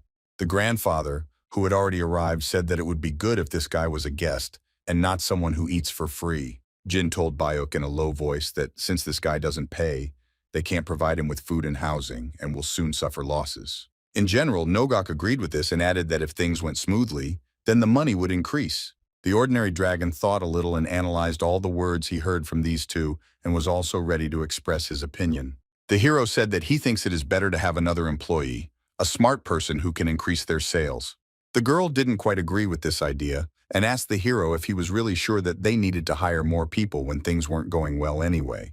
He told her that it was better to do it now, and it would immediately affect their sales and the number of visitors. The grandfather also did not decide to lag behind and got into this dialogue, saying that this place needs a smart person, which means he has a candidate from the Zhuge clan. When the Cloud Dragons and Jin heard about this clan, they were very surprised, since it was very famous. It would be strange if the girl didn't ask if he accidentally meant the clan, which is one of the 5 best clans. Then he replied that you shouldn't think that they won't agree right away since these guys are indebted to him, all because of a situation that happened not so long ago, since it was on that day that black thieves broke through the defense line. All these thieves were not even from the Marima clan, and then the son of the clan founder said that it seemed to him that the reason was that they had sent an advisor to the Wudong sect. The danger was incredibly high, and tension among the warriors increased when an explosion occurred right next to the wall. This explosion created a large hole in the defense, and then armed bandits climbed through this hole, shouting that the clan could not avoid death today. But when they had already passed the gate, they saw an old man who very confidently said that if anyone dies today, it will only be those who violate the territorial integrity of the clan. The grandfather shouted very loudly and threatened the violators that now there would not even be a wet spot left from their bad habits. Everyone watched his grandfather deal with all his opponents, and the founder's son could not believe his eyes. The moment when his grandfather, with a wooden club, stood right on the mountain of defeated enemies, remained in his head for a long time. Currently, Nogok was persuading his friends that this clan could not refuse him, since they owe him a lot. This idea sounded very good to the hero, and he added that he would be grateful to his grandfather if he did it. It was not worth wasting time just sitting in the tavern, so Nogok got up from the table and said that he would immediately move there. The Cloud Dragon said that he would go with him, because he simply could not leave him alone. Jean, meanwhile, said in a sweet voice and with a smile on her face that she would be waiting for them here. But it was at that moment that Beck looked at the stranger who was eating another plate of kuksu with incredible appetite. Then he thought that it was incredibly dangerous to leave such a strong person alone. Therefore, he turned to Chun-san and invited him to go with them, since his help would be very useful when they reached their destination. He agreed, and after that, the Cloud Dragon turned his head towards the bandits who were sitting at the table and ordered them to keep an eye on the waist. Sobong was very proud of himself as he finally waited until the Cloud Dragon recognized his worth. The 3 strongest warriors set out from the tavern, amid Nan's cries that he had already become attached to this place, and therefore should do everything to the highest standard. When they went outside, they all noticed that the disciples of the Kunlun sect were still sharpening stones for a new table. But the hero, like everyone else, ignored their presence, and turning his head towards his grandfather, ordered him to go first, and they would follow him. Nogok at that moment thought only that it seemed that his friend had shown him nothing more than courtesy. He pushed off from the ground and at a fairly high speed moved several kilometers in space at once. For an ordinary person, this speed was incredibly high, although this could not surprise Chung Sam. It was so weak for him that he told Beck that it was nearby that this jump was simply pathetic. A second later, he and the hero pushed off from the ground, and indeed, their speed of movement was several times greater than the speed of their grandfather. Of course, all this was observed by members of the Kunlun sect, and for several seconds they simply looked in the direction where the 3 warriors had disappeared. At that moment, Nan came out of the inn along with his comrades and told Kunlun that they had been ordered not to be distracted. Just as the master of the Kunlun sect thought that they would have a chance to rest, the guards appeared on the horizon again. Meanwhile, the action moved to those mountains where the best bloody demon in the magical arts continued to exist after much training. There were a lot of people there who were completely dressed in black and who were moving incredibly fast. They moved in small groups in order to cover the largest possible area and not miss a single clue. After several hours of such movements, one of them noticed an important piece of evidence and called his other brothers. One of the group noticed a very suspicious footprint on the floor and said that most likely this trace belonged to their target. Then his brother agreed with this and also added that these were clearly traces of the heavenly demon whom they were looking for. After a short pause, the commander of a small unit made a conclusion and said that judging by the soil, this is the same mountain, but it is still unclear what he is doing there. The men began to move from that point and told each other that there must be a reason, and therefore they should continue their search. Once again, the action moved to the territory of the demonic cult of the heavenly demon. Very important conversations usually took place in the offices located on this territory, and that day was no exception. In one of the largest reception rooms sat a cult advisor named Sama Jogi. He quietly took care of his business until someone walked into his office. This was a person he already knew, who only upon entering the office said that he was curious about how the search for the heavenly demon was going. This familiar person was the chief elder of the heavenly demon demonic cult named Hyuk Rendo. Then Sama answered him that they organized a group of 200 representatives, and right now they are advancing only by choosing peaks. Hyuk naturally could not believe that this was all true. Then he was told that 10 years had already passed since the end of the closed training, and the heavenly demon had suddenly disappeared, which meant that this could cause an internal conflict. According to Jogi, since the young cult leader was not chosen, this is what led to the battle for primacy. It was an interesting thought, and Riondo needed some time to think about the idea. After a few seconds, he told his interlocutor that he needed to find out the location of the heavenly demon before this disaster happened. Meanwhile, a small group had already arrived in the Zhug clan's territory. Moreover, they were already in the office where meetings with guests usually take place.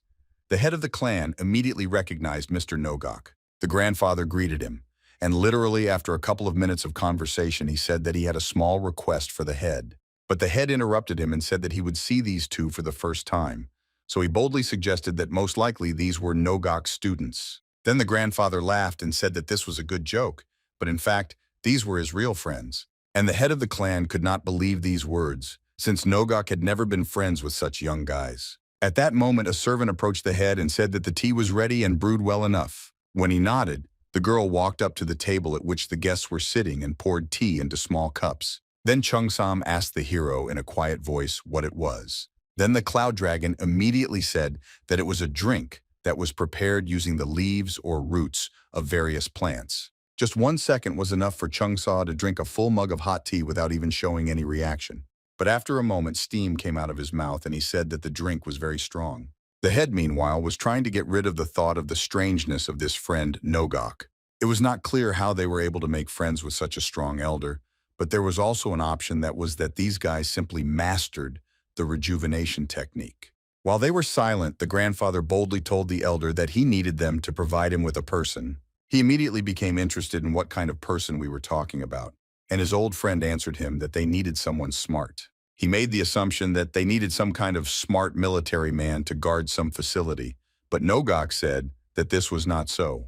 Moreover, he added that there is no particular need for military personnel or people with military experience. Then, in this dialogue, Cloud Dragon went into the forest and said that they are here because he is going to hire a person. For the head, it was necessary to understand who he works for, since he needs to find out the essence of the activity, and only then will he be able to select the right person for this position. Beck said that he works in the Kunlun Inn, and he needs a person to work there. A smile appeared on the clan head's face, and he said, "Does this guy mean the Kunlun sect?" But then the hero did not agree and said that he meant a tavern, and it was this tavern that needed a smart person. This was the first time for the head of the clan, and he assumed that the owner of the inn was Bayok himself.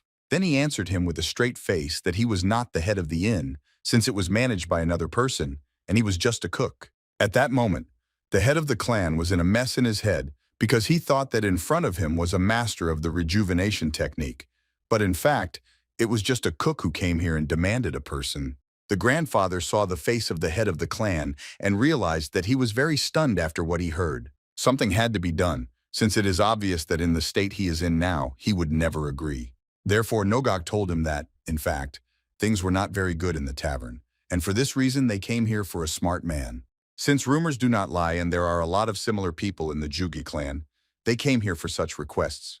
The head of the clan had a similar candidate who would be suitable for the role of a person who should not know military affairs or be an advisor, but only an employee in a tavern. I thought for a few seconds and realized that this man was just right, and at that moment the action was taken. Just a few days ago, this man approached his father and said that after a long time he had finally come. Then the father instantly smelled the fumes and asked if his son really got drunk again. He replied that you can't go out in public if you don't know how to drink.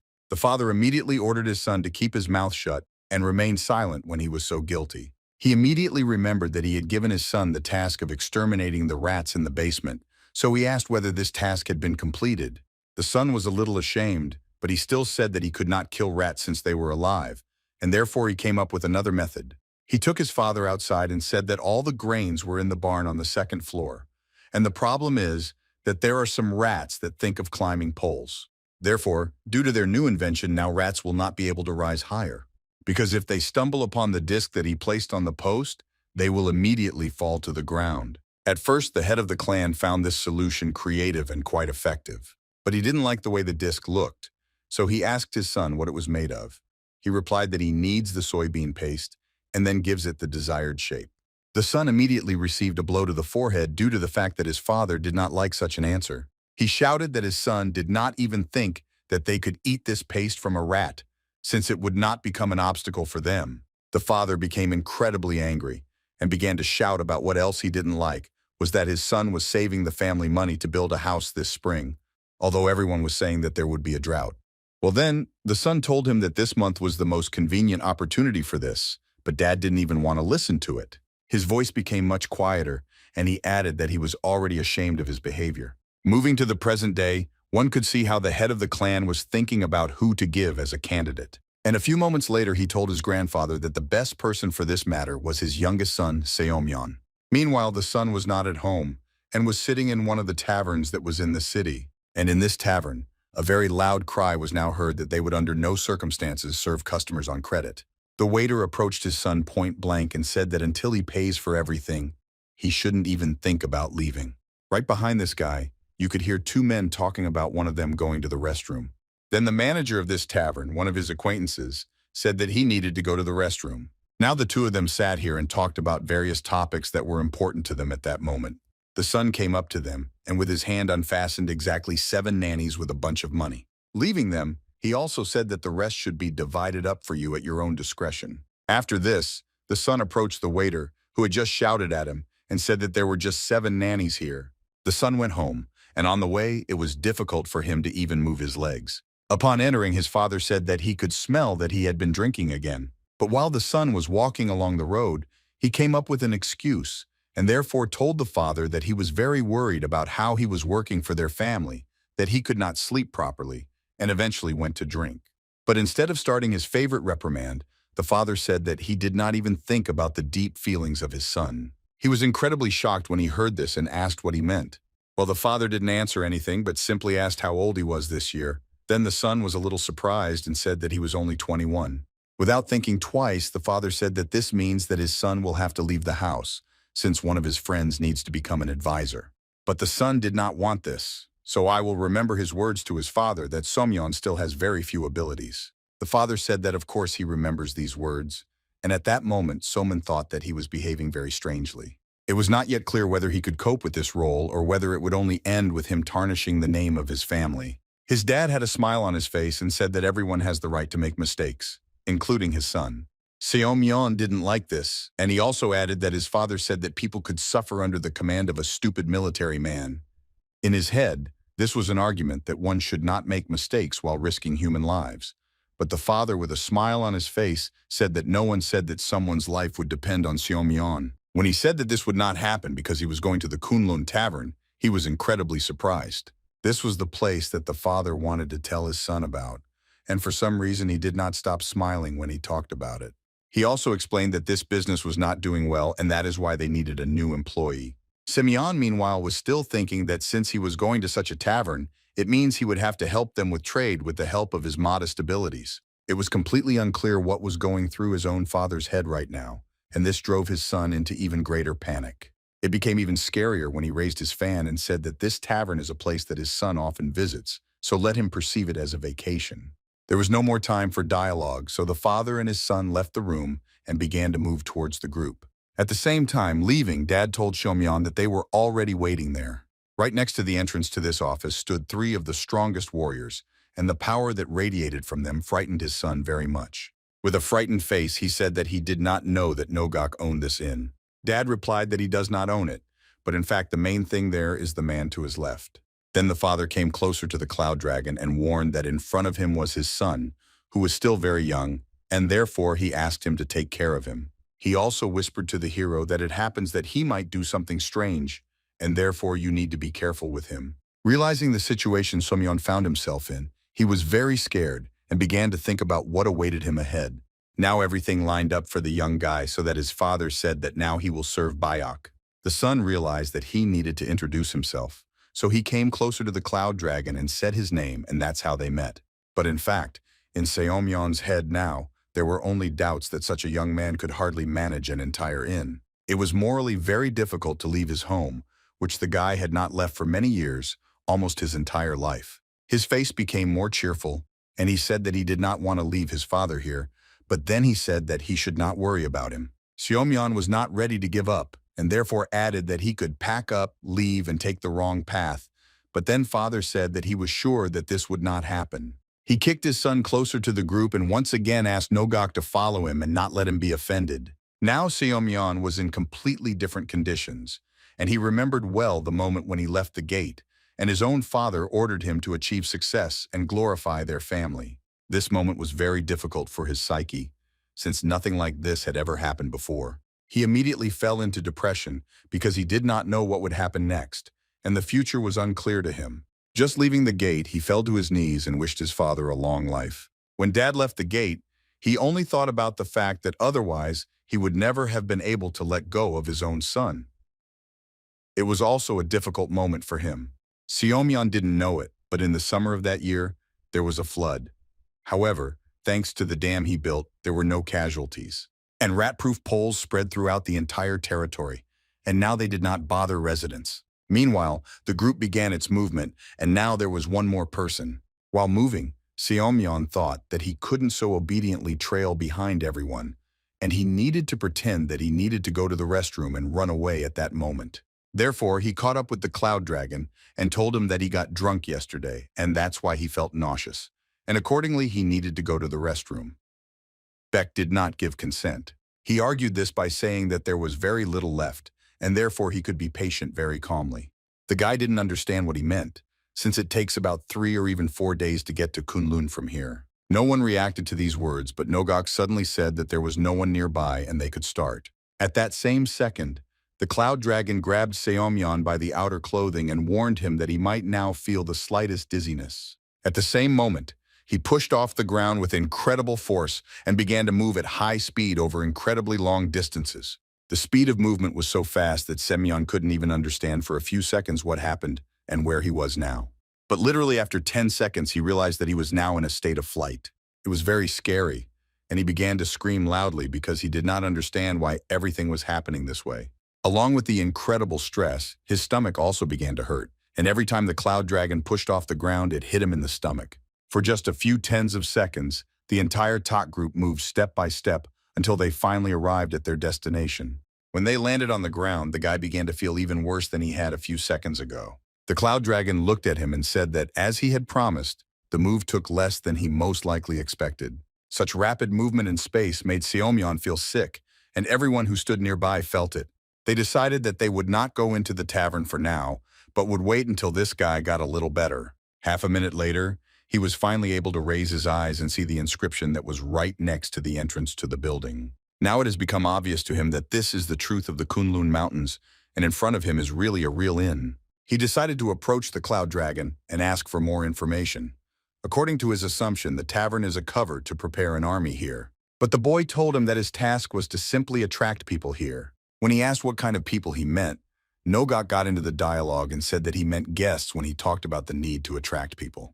It was very difficult to comprehend the fact that the task was so simple and so uninteresting, and was not even remotely related to military affairs. A girl was already waiting for them inside, and she immediately greeted the new person who would work here. The guy really liked her appearance, and his face turned a little red, and in a trembling voice he introduced himself, saying that his name was Seomyeon. Meanwhile, the grandfather and Cheongsam sat down at one of the tables and asked Soha for a bottle of something strong and a portion of dumplings. Then the guy came up to the guy and said that he couldn't order anything until lunch. Seomyeon sat on a separate table and could not believe that he really became an employee of an ordinary tavern, despite the fact that he was training to command troops. While he was thinking, someone suddenly approached him from behind and asked if he had already placed his order. The guy was seriously scared and asked these strangers who they even were. Nan came closer to him and asked if he really expected to eat something for free here. His face looked incredibly angry, and he said that people like him, they usually cut off their hands right on the spot. At that moment, Cloud Dragon approached them and ordered the bandits to stop fussing right now. He explained to them all that in front of them was not a guest who had come to eat for free, but a future employee of the tavern. Then their attitude toward the guy instantly changed, and one of them even asked for forgiveness for his behavior. Xiaomyan was glad that this situation was resolved and decided to ask the hero if all these people were also employees. Biak had a very strange answer, since he said that these were not employees but just guests. When he saw the surprise on the guy's face, he said that they were just regular guests, and therefore they also performed their function. At that very moment, there was no conversation in the tavern when suddenly someone came inside. There were several people, and they looked as if they had worked in the mine all their lives.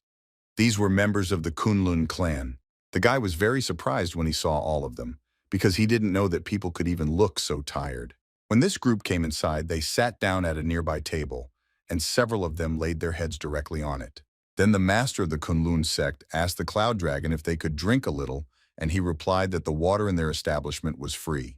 The master drank almost all the water from the jug and did not even leave some for his subordinate students. When Somyong asked who they were, the Beck told him that they were one of those who eat here, but refused to pay. It was even stranger than what the guy saw before. It seems that in this establishment, you can pay for food with physical labor. Resting at this table, the sect members discussed how to make the stone smooth, since no matter how much they polished, they could not succeed. Literally a minute and a half passed, and then they began to leave the establishment to continue their work. The tavern became quiet again, and only the three bandits who were sitting at the table gave away some sense of vitality. The guy could not distract himself from his thoughts and constantly thought that everything was strange here, and he needed to take this opportunity and run away from here. Suddenly, a girl came up to him and put down a bowl of food that smelled very nice. He immediately thought about the fact that he needed to refresh himself a little before escaping from here once and for all. But his opinion about what to do next changed a lot after he tried this kuksu. He had never felt such a taste in his life. It seemed to him that a whole meadow of wildflowers had blossomed around him. This guy has been to many inns in the best eateries in Hubei province. He was truly the top gourmet of the Zhuge clan. When Jean saw the admiration on his face, she asked how he liked this dish. But at that moment, Seomyeon was thinking that he couldn't escape after trying this yummy. Soki decided to bring the guy up to date and said that this precious inn was given to her by her grandfather, but now everything has changed. And since recently, because of the delicious food that is sold here, she wants this tavern to be known all over the world. But she also understood that the guy was pulled out of his usual habitat, and therefore she would understand if he just wanted to leave. But it seems that at that moment, Seomyeon had already made a decision for himself that he thought about for the next half day. The guy got down on one knee and said that he would do everything in his power to achieve common success, the success of the Kunlun Inn. Some time passed, and the group seated the newly hired employee at a separate table to listen to his options. Then the guy said that during the move, he had already come up with a reliable way to promote this tavern. And this method is that first you need to move to a slightly different place.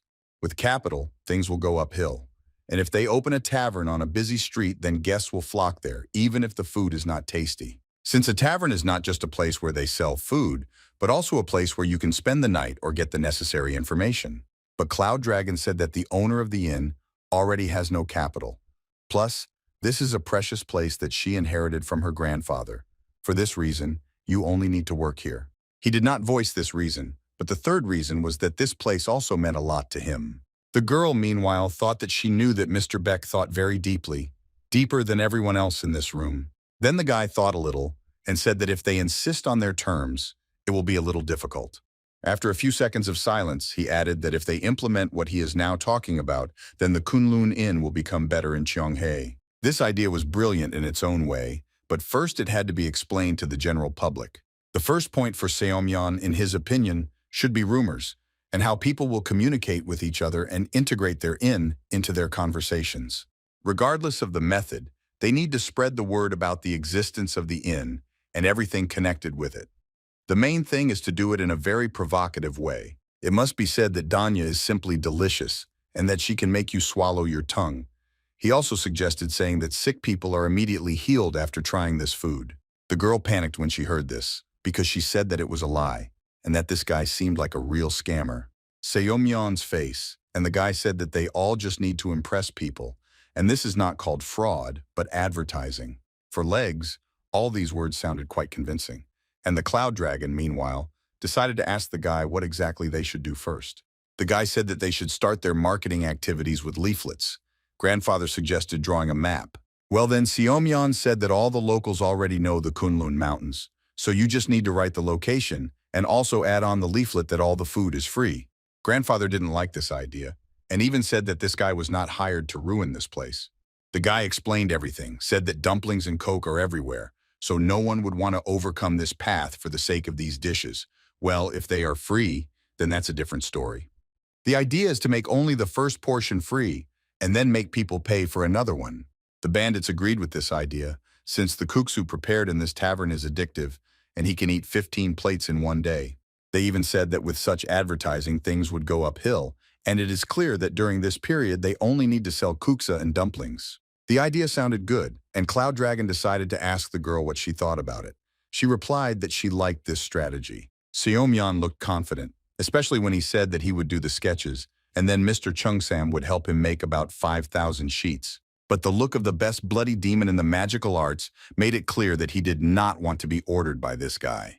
Beck's voice was heard from the kitchen, who told him to help with the leaflets. He didn't really like this situation, but he understood that it looked like he would have to carry out this order.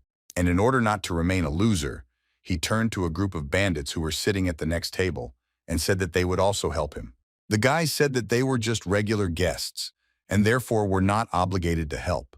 But just one glance was enough for them to say in a very short period of time that they would help them in this matter. Jin approached Chung-sam and also said that she would help with the leaflets as much as she could.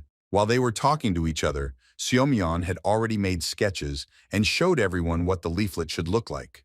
Chung-sam didn't really like how it looked, but he still agreed that this leaflet could be effective.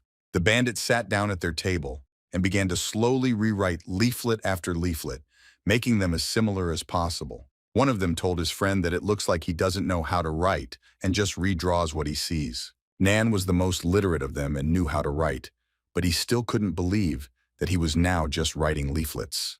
Chung-sam had similar thoughts, since he lost his memory and now he's just drawing some doodles in the tavern. The guy said that for the sake of kuksu, you can be patient and work a little at a monotonous job. A few hours later, the girl said that 500 leaflets were already ready and they could be sent soon. On the street near the tavern at this time, one could hear dialogues about how they needed 3 more sets of tables, but even those they had already made were much tougher than those inside the tavern. The master decided that he would rather starve than continue working, and I also thought that one cannot endure such humiliation forever. He called his students to him and said that Yongmog and Yongshok were really great and tried very hard and helped. Suddenly, the Cloud Dragon came up to them and ordered them to come closer as he had some news. He called them inside the inn and gave them 3 servings of delicious and hot kuksu. Looking at all of them, he said that all food was provided without refund, so they could safely start eating it right now. The idea of escaping instantly disappeared from the minds of all the working members of the Kunlun sect, and they began to eat very quickly. When they finished, the hero approached them again and said that he would give them one very interesting chance. The master understood that most likely they would need to make several dozen more tables, and he asked reassuredly what kind of chance he had in mind. Then the Cloud Dragon turned a little, pointed at several stacks of paper and said that they needed to give it all away. Now it dawned on everyone who had just been fed for free that they were being forced to hand out leaflets in exchange for food. But they were very interested in this proposal when Beck said that if they gave it all away, he would immediately let them go. Kunlun sect members were incredibly happy to hear this, and one of them asked if they could move to the village. Then he answered them that they would go to the province of Sichuan, since a group had already been sent to the village. The master said that this is impossible since Sichuan is very far away, but then the Cloud Dragon asked him if he really wanted to lose his chance so stupidly. The master shouted that work is work, and they will immediately begin to do it. After all this, the hero handed him a paper on which all the places they needed to visit were written down. A smile appeared on his face, and he threatened all of them that if he accidentally went to one of these places and there were no leaflets there would be consequences, namely to the fact that he will catch each of them and force them to grind tables forever until their death. All three of them shouted in unison that they would not miss a single place, and Beck could trust them in this matter. Literally a few minutes later, the group was already on the street, and the master said that it seemed that now the air was cleaner than it was before. When one of the students said that he had not seen such a cheerful master for a long time, he said that they needed to move forward. We moved further away from the action to Cheonai, where now one of the group members was also busy distributing leaflets. On Chung-sam's shoulder there was a huge bag filled to the top with paper leaflets. After walking around the city a little, he noticed the house of the 10 family and realized that since there was a very large building there, most likely there were a lot of people there too. He went inside and the sound was immediately heard, and one of the guards stopped him. From the very beginning, he did not want to get involved in a fight and only asked who he was, at the same time saying that anyone should not come here. The guy ignored these words, and the guard asked how a stranger dares to break into the territory of the Tang family like that. Then he used his signature look, which seemed to bore right through the one who was looking at him. The man saw this look and was very frightened, and realized that this opponent was too tough for him. But the guy didn't quite want to fight, so he simply gave him one of his leaflets, which was in his nearby pocket.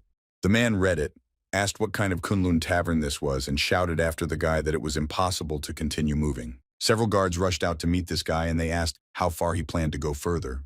It was at this moment that one could see indignation on Chung-sam's face, as he expected this mission to go more smoothly and without bloodshed. Chung-sam's look spoke for itself, and from it one could only understand that he was completely serious. In a very loud voice, he asked all the guards how they even dare point a spear at him. At that very moment, an elderly man ran out of the largest building in the area and ordered everyone to leave immediately. He also lowered the spear of each of the guards who were already ready to attack this intruder. Approaching the stranger, he said that his name was Chang Bei and he was the head of the 10 family.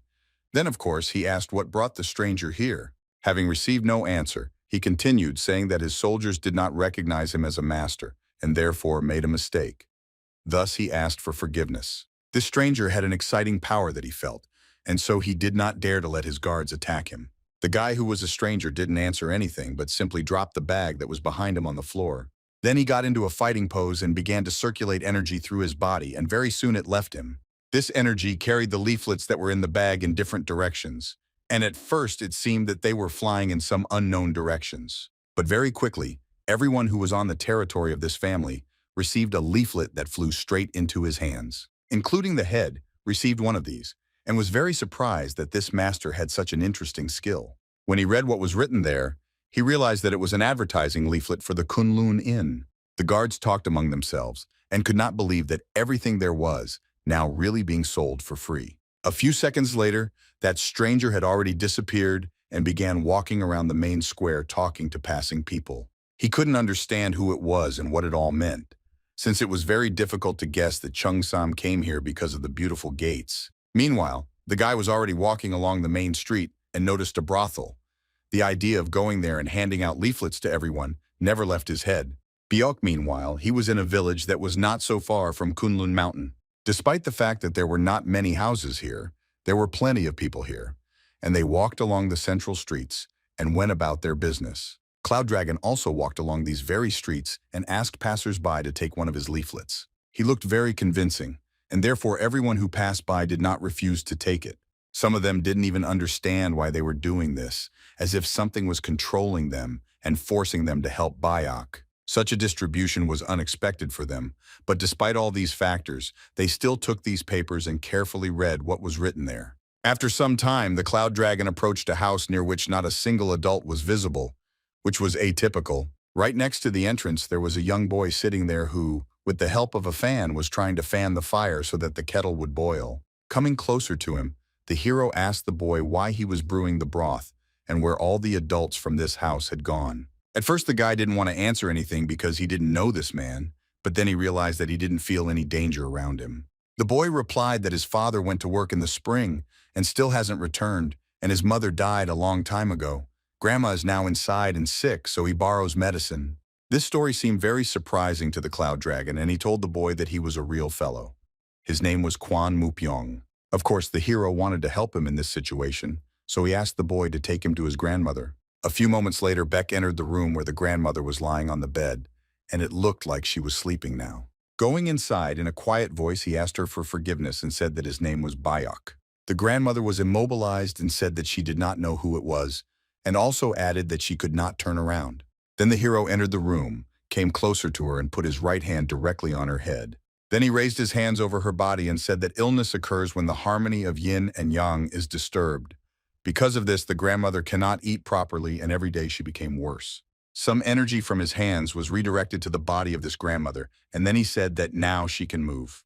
The elderly woman was incredibly surprised when this happened, because she really felt that she could now move her arms and legs. She told the stranger that she was very comfortable, and that she did not understand how this could happen. He turned his head towards the cloud dragon. She asked how she could thank him. Then he simply silently took out a leaflet from his bag and said that he worked as a cook at a tavern and would be grateful if she came there. While he was trying to explain the conditions of the action, one could hear a scream on the street that became louder and louder.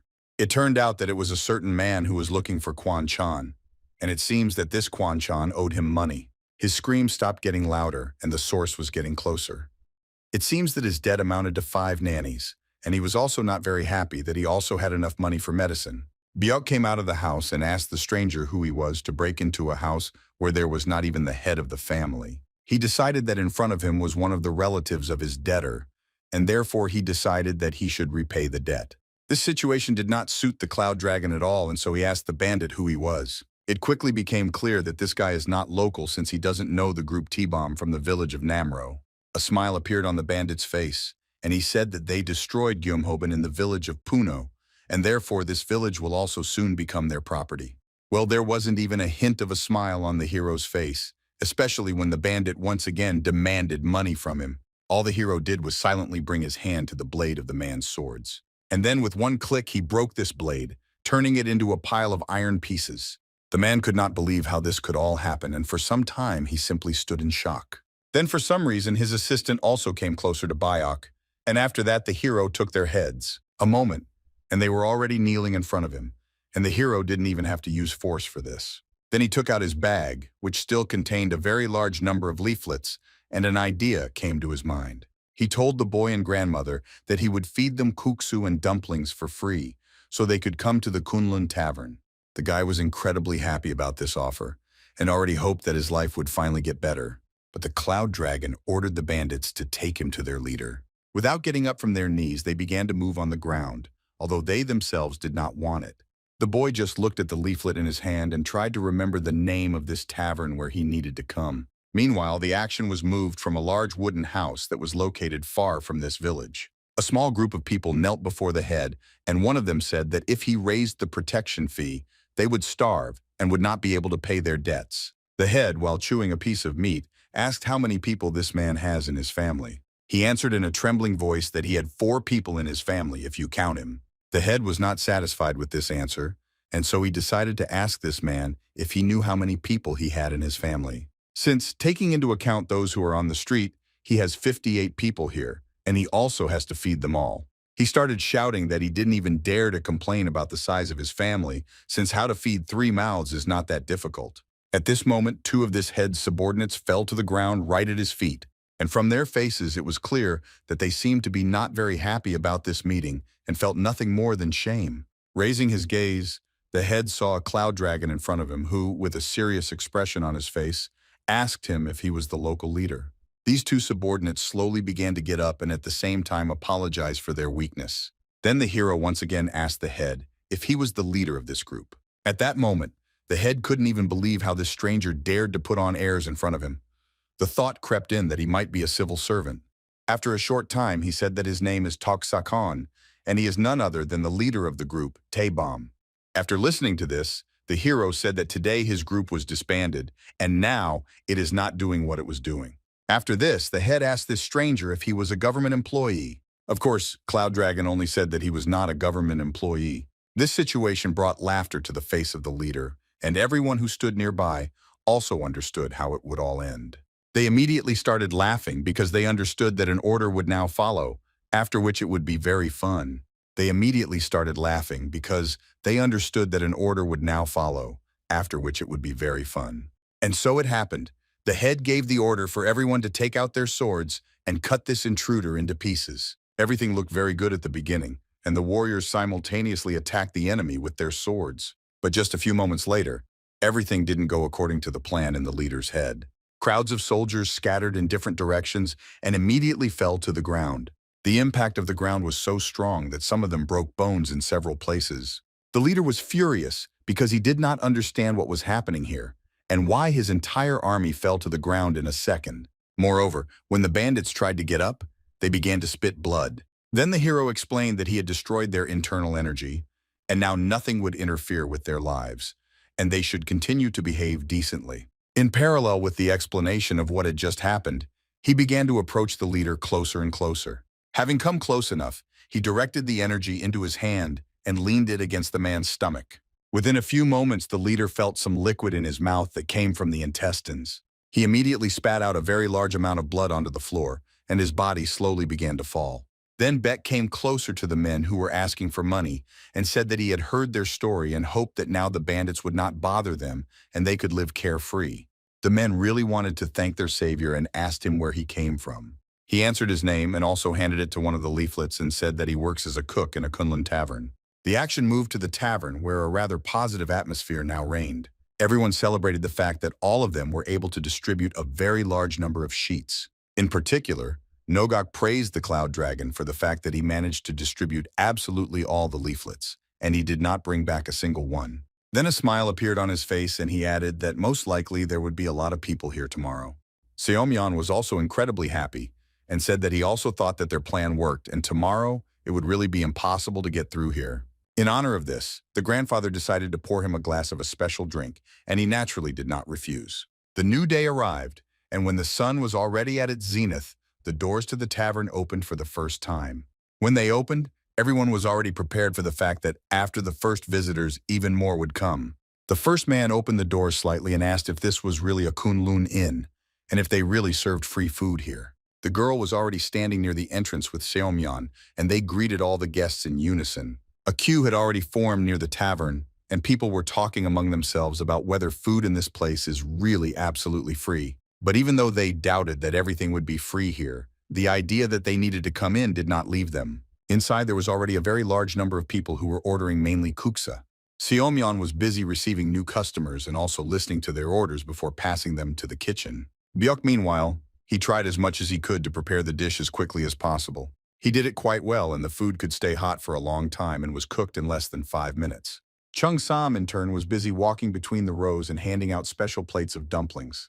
The bandits looked around and concluded that today, a very large number of people came, that they didn't even have a place to sit. The main bloody demon in the magical arts noticed that they were messing around and ordered them to help. 2 of them said that they were regular guests, but Nan, in turn, volunteered to help with the food distribution. His subordinates could not understand why he did this, and looked at each other. So Bongji in turn shouted to them to help distribute all the food since there is still a lot of it here. Everyone who was here didn't even notice how night had fallen and how all the clients either went to their rooms or went home. The bandits, along with their captain, were very tired after all the time helping to distribute food. Seomyeon approached them to say that all expectations had been exceeded and there were a lot of repeat orders. There were so many of them that income exceeded expenses, and this is very rarely to be expected from the first day. Also, after hearing the words, Nen got up from the table and began to come closer and closer to the Cloud Dragon. And when he came as close as possible, he bowed and asked to be accepted. The bandits who watched all this made the assumption that it looks like he wants to become the master's apprentice. But in fact, Sobong only wanted to become a full-fledged employee in this tavern. His subordinates were surprised by this, but very quickly realized that in fact, Chung Sam, for example, treats them as full-fledged employees already. So they approached their captain and asked to be hired too. Their desire was very sincere and they really wanted this position. Then Beck thought a little and realized that there were already quite a lot of employees, and they clearly did not need even more. Seomyeon approached him. He obviously had an idea. He suggested that he do it just for a while. In the future, there will be even more guests, and then their team will have to work a lot, since they will need to come up with methods to retain guests when the promotion ends. The hero looked at the tavern owner to get her opinion on what they should do. The girl said that she doesn't mind, and the fateful decision lies on the shoulders of the Cloud Dragon. He turned to the bandits and said that they could hire them as temporary employees, but they would not be paid for until everything gets better. Of course, they agreed, since now they will have food, beds, and in general, that's all they need now. Then the Beck turned his back to them and said that they were glad that now everything had been resolved and everyone had their own role. Every day there were more and more guests in the tavern, and people on the street stood in line and even received their own number from Seomyeon. And on the fourth day, Biak gathered everyone together at Seomyeon's request in order to discuss important news. Seomyeon stood up in front of everyone and said that so far everything was going very smoothly and clearly exceeded expectations. Jean in turn decided to note that the first plan was completed successfully, but then the guy said that this was just the beginning. After all, their ultimate goal will be to spread rumors, and now they must think about how to do this. Now it was necessary to approach the second step, but even Beck himself did not know what this step was. Seomyeon explained that it is difficult to become the best in when there are only 2 dishes on the menu. The best eateries from different regions offer a variety of dishes. That is why he came up with the idea of bringing someone who would teach Mr. Bak how to cook. It was about the best cook of the inn. Nogak immediately doubted this idea and asked Seomyeon if he really thought that he was coming here to come. But the guy did not agree with him, since he already had one idea that was connected with a tavern in Hubei province called the Yellow Crane. Nogak. It didn't take much effort to remember this establishment and to understand that it is very popular. The girl even said that in this establishment, you can buy approximately 100 types of different dishes. At that moment, everyone already understood where this was going. And Seomyeon also said that they can be proud that their inn has the best guksu and dumplings, but their weakness is the lack of variety.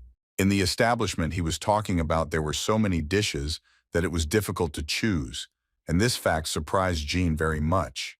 After everything was already obvious, Chung Sam made a conclusion, saying that you just need to create a new dish for the menu. In fact, the idea was not bad, but Seomyeon said that they now have so little time, and there is no point in learning something new. His second plan was that they needed to bring a chef from a place that was very popular to their establishment. Everyone was very surprised when they heard this, and only Nan thought that he needed to be kidnapped, dragged here, and forced to cook.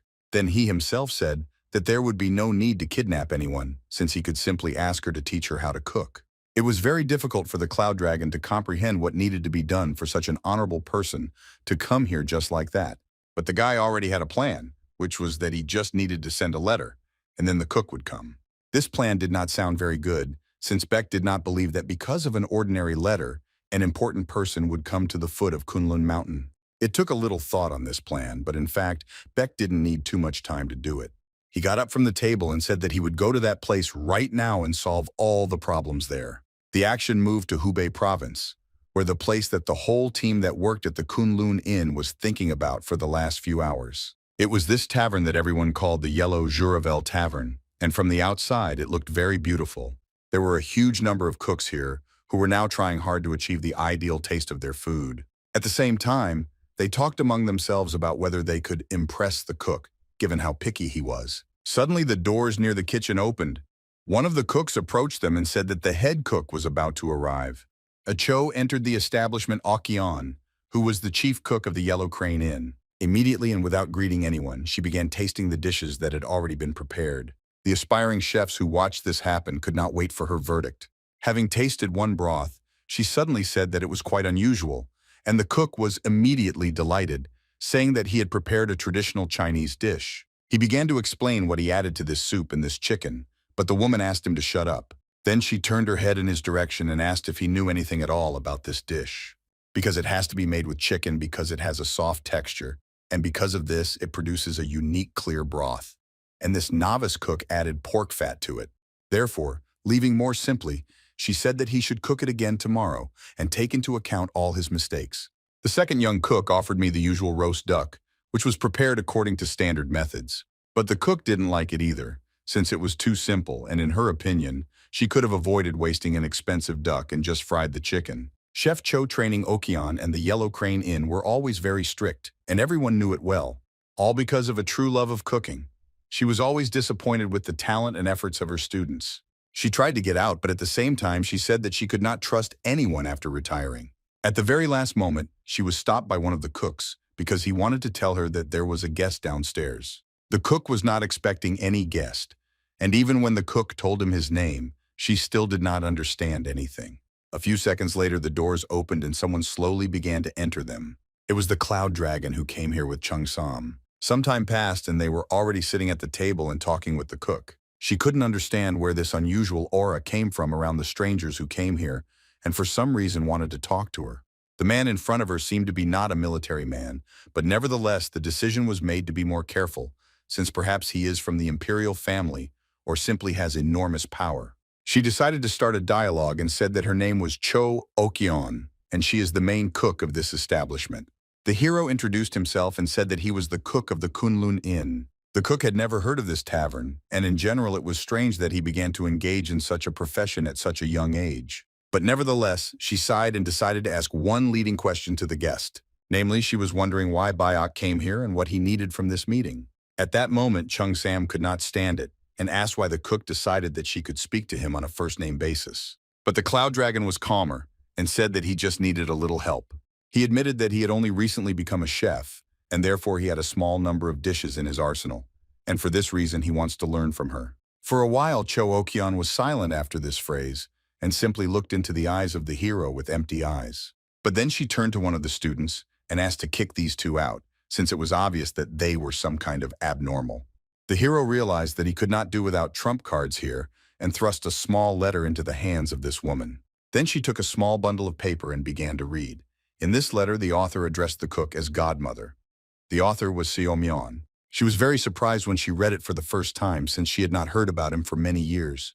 It said that at the insistence of his father, he is now working in the Kunlun Inn, and Mr. Bayok is his temporary owner. He also said that he knows that she is annoyed because there is no successor who would continue her best culinary skills in the world. And in the letter, he guaranteed bak as the ideal option. The only thing this gentleman knows how to cook is kuksu and dumplings. But when he tried them for the first time, he burst into tears. And this was written by the best gourmet of the Juge clan. The guy also added that he could say with confidence that Mr. Bayok was a real genius sent from heaven, and he advised her to train him and test his skills. After reading everything to the end, the cook put the letter on the table and said that these words made her think a little. But still she did not believe those words that said that a genius with unsurpassed talent was now sitting in front of her. The young chefs who were standing next to her laughed, since this guy certainly didn't look like a brilliant cook. She continued by saying that since Seomyeon asked for it so sincerely, then she will give him a chance. The Cloud Dragon needed to clarify a couple of points a little, namely to find out whether he just needed to prepare something. Then she said that everything is not entirely true, since they are all here to try his dish and make a verdict. And if everyone likes it, then she will take up his training and will put all her efforts into it. She got up from the table and at the same time ordered Bayok to go to the kitchen right now, since she didn't have much time. But the hero said that he can show everything right here, so he just needs all the ingredients. Literally a few minutes later, all the ingredients were already in this room lying nearby. Then he began to focus energy around his body, and streams of energy spread throughout the room in different directions. Just one stream of energy was enough for all the ingredients, along with the vegetables, to rise into the air. Then they cut themselves and changed very much. The chefs who watched all this could not believe their eyes, since it was the first time in their lives that secret techniques had been used in this way. Then the water came straight from the bucket into the air, and at some stage it hovered there. The cook couldn't believe her eyes, because it looked like real magic. A sphere appeared in the sky in which all the ingredients needed for kuksu were simultaneously located. It was only necessary to maintain it like this for some more time, and after that, Beck sent the finished dish in a bowl to everyone who was in the room. For Cho. The cooking process itself was also important to Okyeon, and because I couldn't believe my eyes, this was the highest score. But everything changed, or rather, worsened when she first tried this dish. The surprise on her face could not be faked, and the taste of this dish was truly incredible. The junior chefs who were eating it couldn't stop, and tears began to flow from their eyes because of how delicious it was. The cook concluded that this food has so much energy and such a rich taste that it seems to be alive. Not even a minute had passed before all the plates of food that had been prepared were empty, and there was not a single gram of food left in them.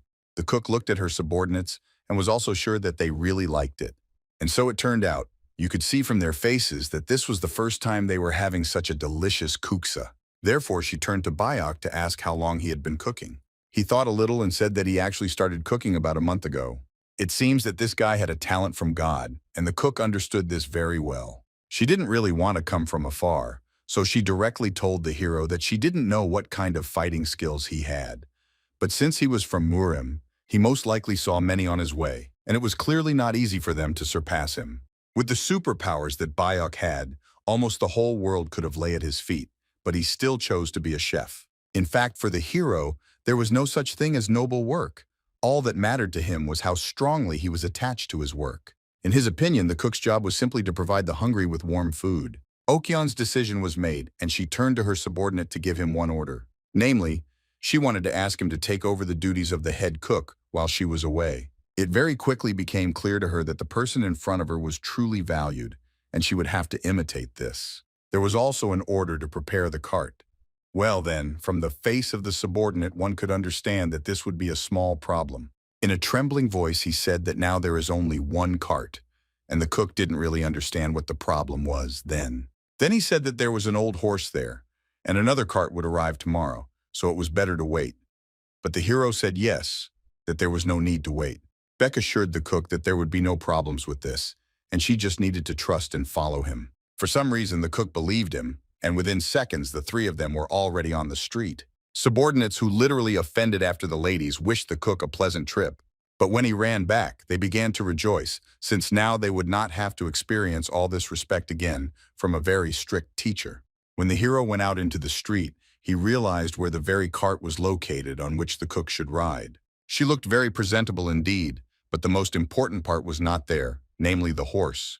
Then the guy turned to Chusum to ask if he could carry this cart. Without thinking twice, the guy agreed, and moreover, he himself would even like to do it without an order. A few seconds later, the hero approached the cook to ask her to climb inside and said that they would do without a horse this time. Despite the fact that the cook climbed inside, she still asked the hero if this was possible, and he replied that it would be even faster. It was also very strange when he asked her not to be surprised if the cart suddenly took off for no reason. A moment later, the cart really took off, and the cook, who was inside, was very surprised by this. It turned out that the guy was able to lift her into the air without much effort and pull her along with him at great speed. The action moved to the night mountain Kunlun, namely to the valley that was nearby. Here a small area was lit by a fire that had been burning for quite some time. A man was sitting near this fire and was very patiently waiting for someone, from time to time adding firewood to heat the meat.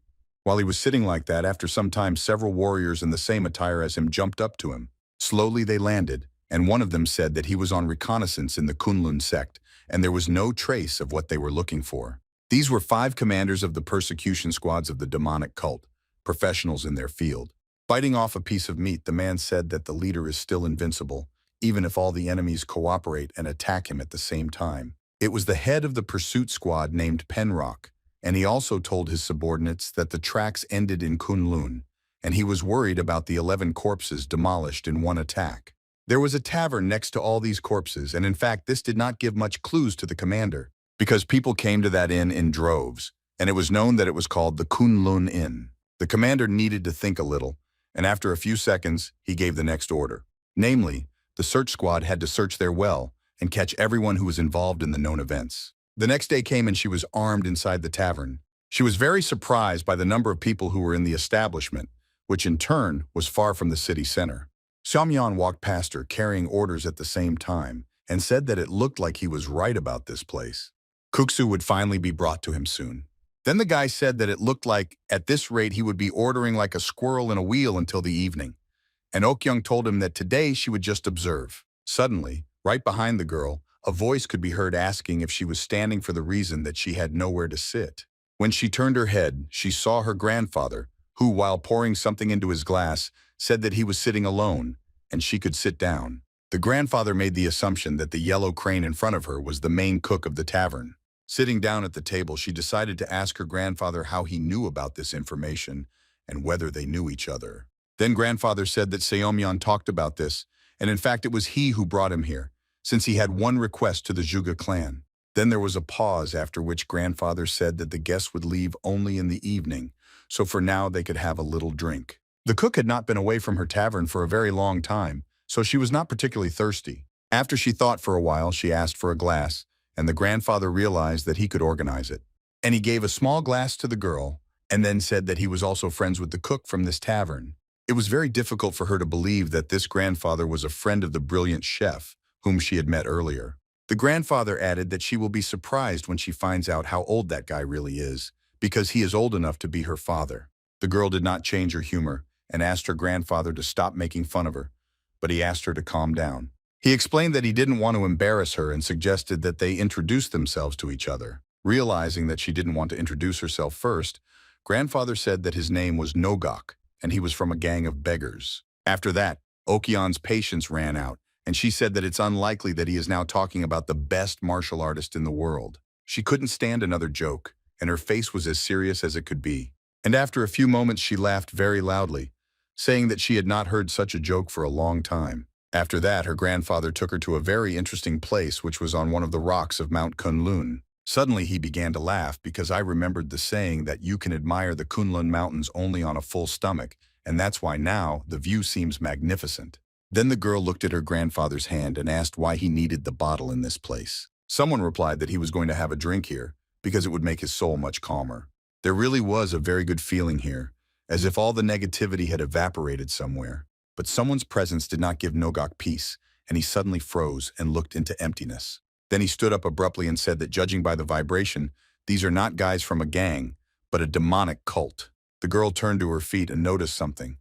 It looks like we should stop drinking alcohol. At that moment, several bandits came out of the bushes, dressed completely in black clothes. One of them said that apparently this was not an ordinary old man, since he could recognize them so easily.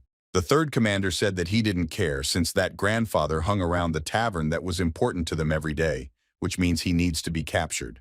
At this very second, all the wars pushed away from the places where they stood in order to attack Nogok. But it seems that this grandfather still had a few trump cards up his sleeve. There were a considerable number of warriors, and each of them was well trained enough to cope with just one enemy. The only catch was that their opponent was much stronger than all those they had fought with before. So Nogok just told Okion that it wouldn't take much time. He immediately pushed away from the place where he stood and, armed with an empty bottle of alcoholic drink, moved into battle. Dedu attacked so quickly that in just a few seconds, he had already dealt several blows to one of them who ran up to him closest to all the others. His attacks were very predictable, and for this reason the grandfather grabbed his body and threw it straight into the rest of the killers, who were grouped in a large heap. The man who commanded this entire unit was surprised that even after the grandfather was quite successful in defeating all the opponents, he also used displacement tactics to move to the side. But at some point in their battle, that old lady who was behind her grandfather suddenly screamed.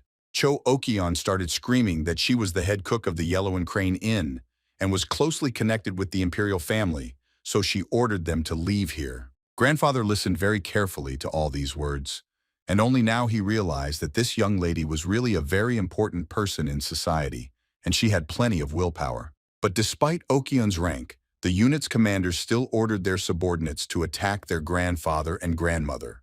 Therefore, they all began to flee at the same time, and now some of them even had edged weapons. But for some reason, the grandfather did not move at all, right up until the moment when one of these killers jumped up to him with a sword at the ready. In the blink of an eye, he lowered the dry silhouette and found himself directly under his opponent.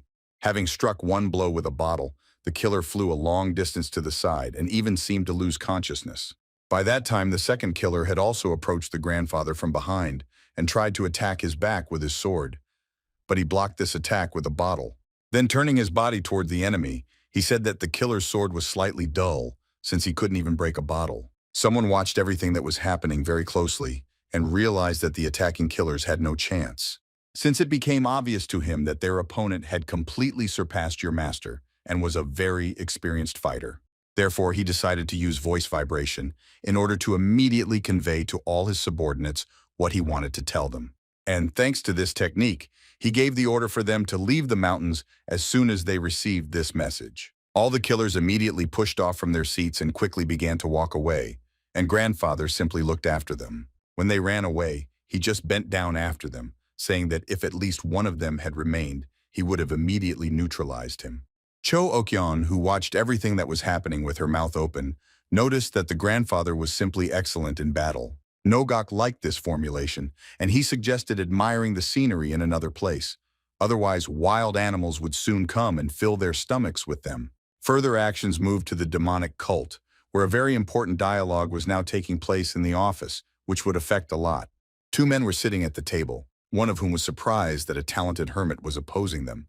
The man in the green robe, to whom this information was conveyed, made the assumption that perhaps their leader was going to confront this grandfather. Well then, the interlocutor answered him that the target was nowhere to be found, and even in the Kunlun tavern it was not found. The man thought about it. because maybe he was defeated and killed by that beggar and hundreds of swords. Although this was unlikely, since no one is able to defeat a leader who has completed closed training. For this reason, he asked his subordinate who else knows about this besides him, and he replied that no one except the pursuit squad would ever know this. The man began to think, because if the truth is distorted, people will think that the leader is dead, and then the struggle of influential people will get out of control. The struggle for power is becoming more and more fierce, and the question was that some kind of leader needed to be found. And within the walls of the demonic clan, this man's subordinate said that he had one thought. To do this, you need to return the pursuit squad and announce to the cult that you have found the leader.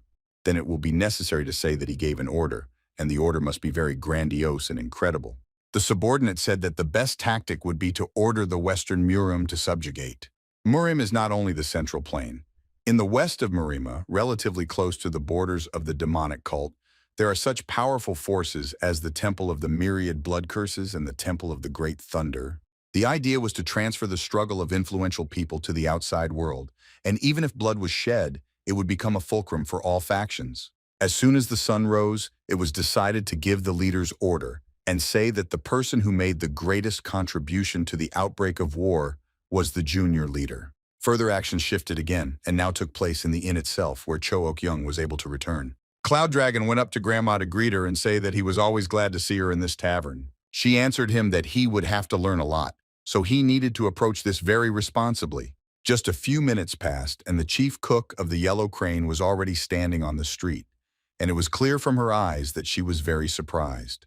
All because there was an incredibly sized boar lying right there on the floor which had lost consciousness. And right at the top of this boar sat Chung Sam, and it was clear from his face that he was pleased with his work.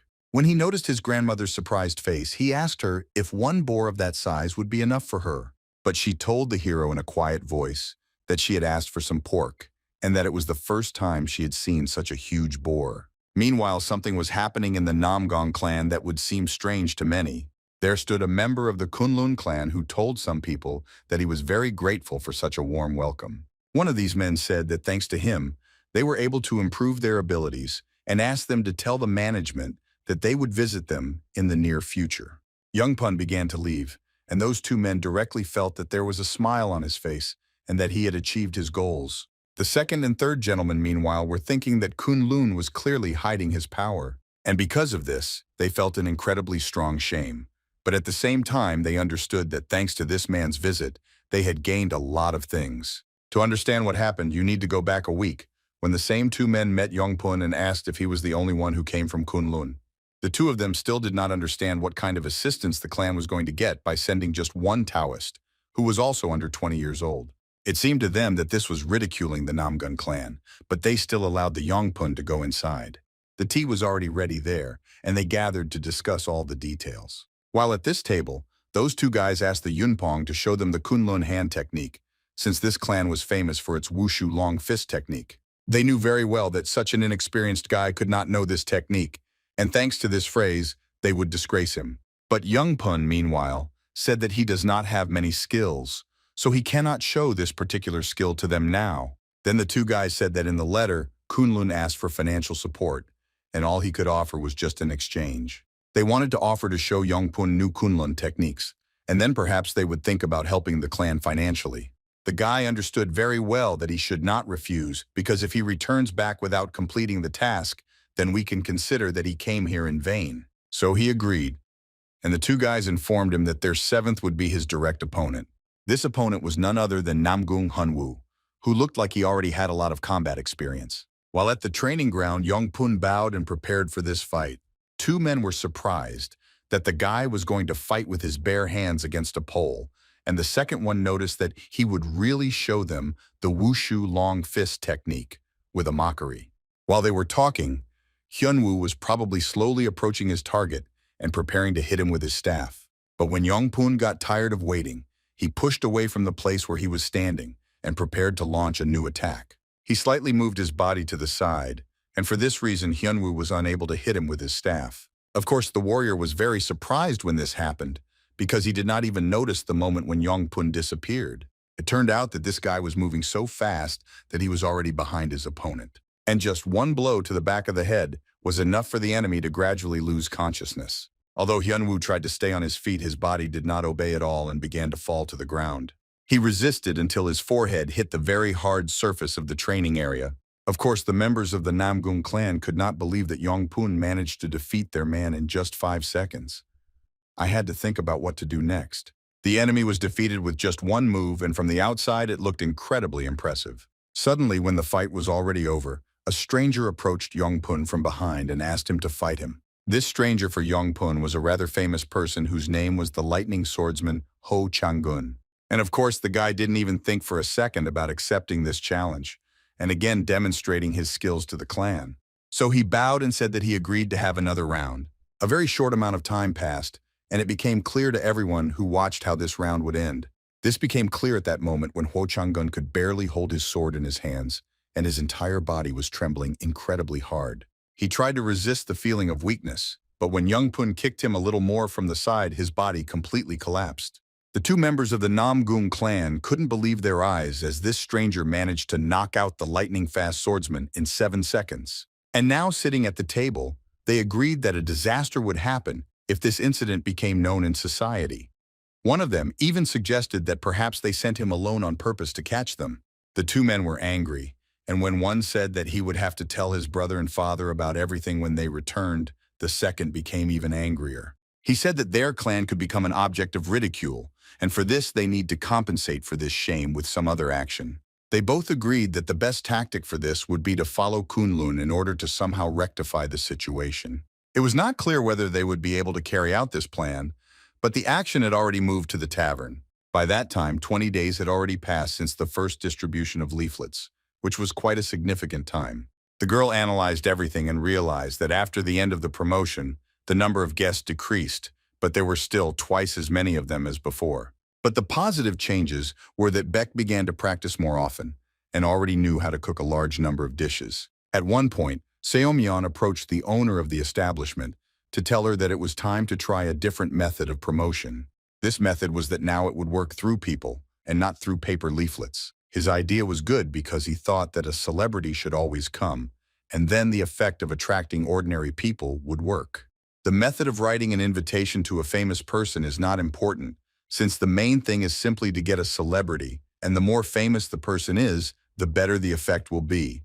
The grandfather, who was sitting at the table nearby and overheard the conversation, asked if Seomyeon had someone on his mind, and he shook his head positively. This man was associated with the Zhug clan, and of course Seomyeon was confident that this man would not refuse his invitation. Just a few days later, an invitation came to his own father, who realized that they were going to promote the tavern through him. But when Seomyeon's mother saw this letter, you were very happy, even at the very fact that she received some news. Sunryong told her husband that they had to leave immediately, since they simply had no other option. The father tried to somehow justify himself, and at that time he himself thought that his son knew for sure that his mother would push him to do this. And of course his wife started screaming that the father kicked out his son while she was away, and she doesn't sleep at night because she's worried about him. Therefore, after a few hours, they were in the carriage heading towards the tavern, the address of which was also well described in the letter. At some point during their movement, one of the subordinates opened the doors to the carriage to say that they would soon arrive at the point. The woman was incredibly happy and even decided to stick her face out the window in order to see how close they were to the final goal. And looking out of this window, she saw in front of her a tavern, which looked very presentable since it was completely made of stone. Meanwhile, Seomyeon was inside this very tokter and tried to deal with the small documentation that he managed to find here. And a woman ran into the room at high speed, and the son very quickly recognized his own mother. Of course, he was incredibly happy about this meeting, since even before he left his home for a long time, he did not have time to say goodbye to her. They immediately hugged, and both were glad to meet each other, unlike the father of the family. When Songryong asked why he left home so abruptly, the guy replied that his father simply insisted on it. She began to bombard him with questions about how well he eats here and how many hours he sleeps a day. At one point, she even asked her son whether he often drinks alcoholic beverages, and he, after thinking a little, replied that he had almost completely stopped drinking alcohol. Suddenly, Bayok appeared on the horizon, which I told Seomyeon's mother that he was quite conscientious and monitored his behavior well. The father had become kinder by that time and told his son that since they had not gone such a long way, they wanted to be fed. When the family sat down at the table, Jin So-hee approached them and offered a menu for them to choose a dish for themselves. Mom was very surprised and asked the lovely girl how old she was. Of course, Seomyeon decided to get into this conversation in order to tell his mother that she is the owner of the inn, and sometimes you need to speak to her respectfully. But despite all this, the girl said that she was 19 years old, and her mother noticed that she and Seomyeon were only 2 years apart. And after a short pause, she asked to take care of their son, since he's a good guy, despite the fact that he often plays pranks. Just a few minutes passed, and the food was already on the table, and the family quickly destroyed it. When the father ate his dish, looking at the empty plate, he thought that he had never tried anything like this in his life. Truly, it was the best beef he had ever eaten. Mom also noticed that the kuksu she had just eaten in a few minutes had an indescribable taste, not to mention the broth. Approaching her son, she said that she was impressed by all this. They said that it was not in vain that they were invited, because after such a positive experience, they are obliged to tell so many people about this tavern. Mom was so impressed by the food here that an idea came to her mind that in a second her husband would not really like. The woman said that since the food here is so delicious, then in order to fully understand how things are, they need to stay to try the rest of the dishes too. Meanwhile, a small group that stood near the inn listened to the task for which she would soon go. Their faces were extremely focused and serious, and they listened carefully to every word of their commander. The commander said that for tomorrow's dishes, a lot of wild plants are needed, and the group needs to go to the mountain and collect them. Okyeon laid out all the grass on a white piece of cloth and pointed her finger at each type of grass so that they would not mix anything up. The two men could not believe that just a few days ago they were still fighters, and now they were being sent on a mission to search for some kind of herb. And when they saw Nung Sobong raise his hand to say something, they began to have hope. One of them even thought that most likely their friend now wants to say something, and clearly he will not like the layout of these matters. But instead he asked how many herbs needed to be collected, and the commander replied that the more herbs the better. So their group went into the forest and looked around very closely to find every type of grass. To make everything more efficient, Chung Sam approached Neng from behind and told him that no matter how hard he tried, he still wouldn't collect more than that. So Sobong told him that they should split up in different places and see who can collect the most herbs. Meanwhile, the subordinates could not understand at what point in their lives their cold-blooded Neng Sobong disappeared somewhere. In the same forest, only at the other end, there was now a member of the Kunlun clan. After successfully completing the task, he moved and tried to reach his destination. Since the road was long, by this time he had already walked most of the way. Thinking about the consequences of the mission he had successfully completed, he suddenly heard someone screaming for help. This man was screaming louder and louder and begging for help, and of course Yongpoon was not one to pass by. He jumped away from the trees from the second map and tried to gain speed more and more in order to save the man. He understood that now some person was in danger and needed his help. But when the guy approached the place where this loud scream was coming from, he was very surprised by what he saw. At a short distance from him there was a very large insect, which was several times larger in size than a cow, and there was a person on the fangs of this insect. The scream was incredibly loud, but it seemed that the insect ignored the fact that another person had come. For some time, Yongpoon couldn't even move from his place, since it was practically the first time in his life that he had seen a cross spider. Once, a long time ago, he spoke with other Kunlun members about a similar spider. Then one of his comrades said that it was a spider that lives in a deep cave in the Western Valley and has a head like a person's and a huge body.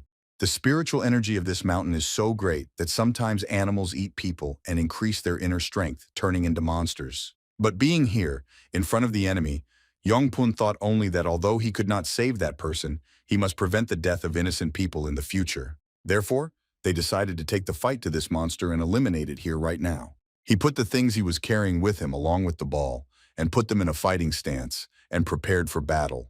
The thoughts of this animal at that moment only meant that it was going to kill this guy, just like the person he killed before.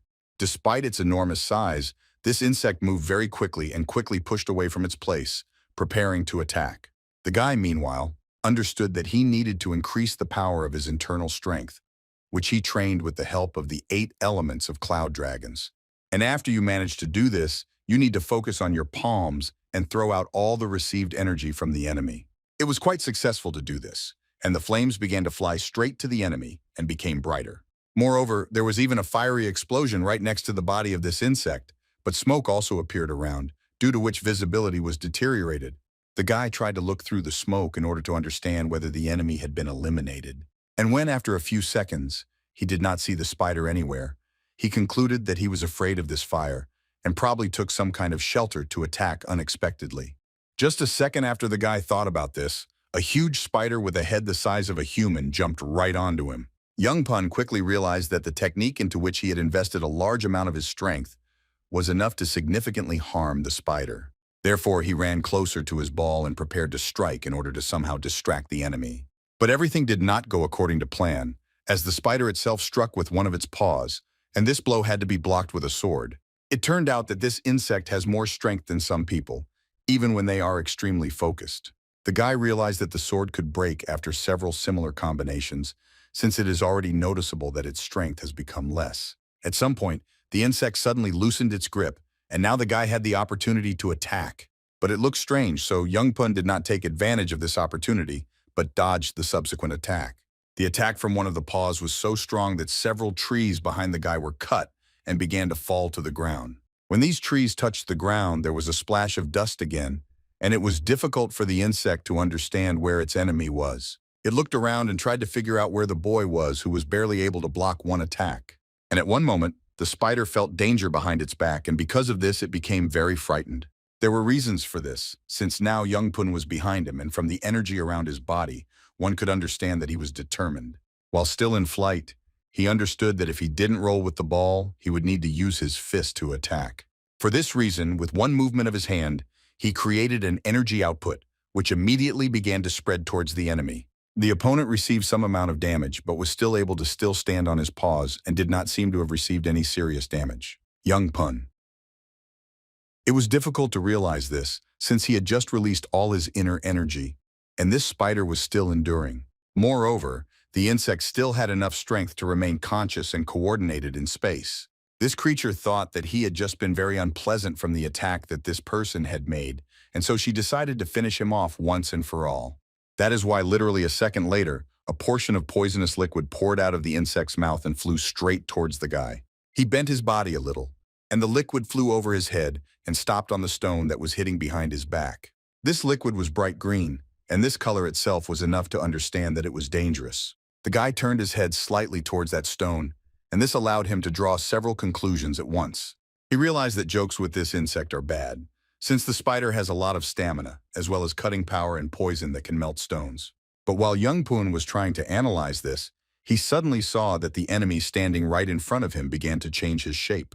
This could mean that he was just poisoned, and very dangerous poisons are gradually spreading through his body that could kill him. Therefore, he took a special position and realized that he needed to splash out the true goal and get rid of the poison as soon as possible. This had to be done until the enemy realized that he had an advantage and launched an attack. But now, for some reason, the spider simply stood still and looked at the victim, trying to listen to something. Young Pun was not afraid of death, but he really wanted to kill this monster, due to the fact that a very large number of people could suffer because of him. For some reason, the insect suddenly turned around and began to walk in the opposite direction, as if it had seen a new target. Very close to us stood a man already familiar to us named Chung Sam, who, looking around, concluded that there were only weeds here, and there were no traces of useful herbs. When Young Pun saw it, he immediately started shouting for it to run away, since this insect is very dangerous. Moreover, in his cry, he also said that there was a cross spider here, and therefore you need to run as quickly and far as possible. But the man did not particularly react to these words, since there was no instinct of self-preservation and, in principle, fear in him. The insect moved closer to this man and began to look at him from the side, because she thought that perhaps at least this man would not order resistance.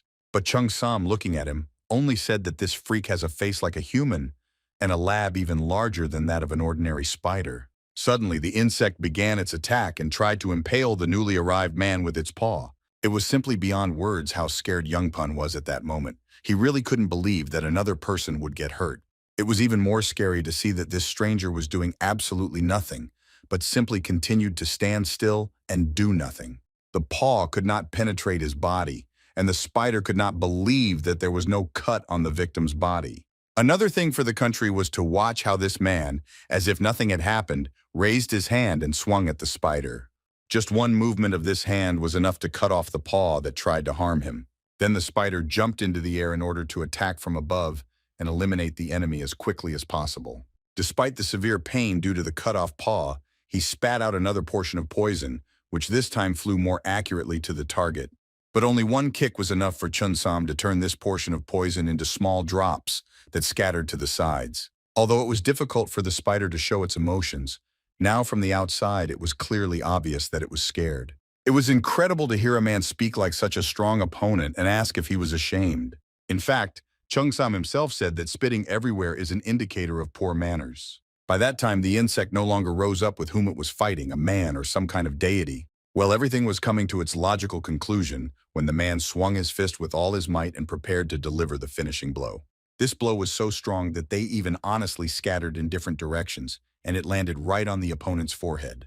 The insect began to fall to the ground, and the man ran up to it in order to deliver the finishing blow. And as he moved, as I approached, he stopped turning more and more purple due to an excess of energy in his body.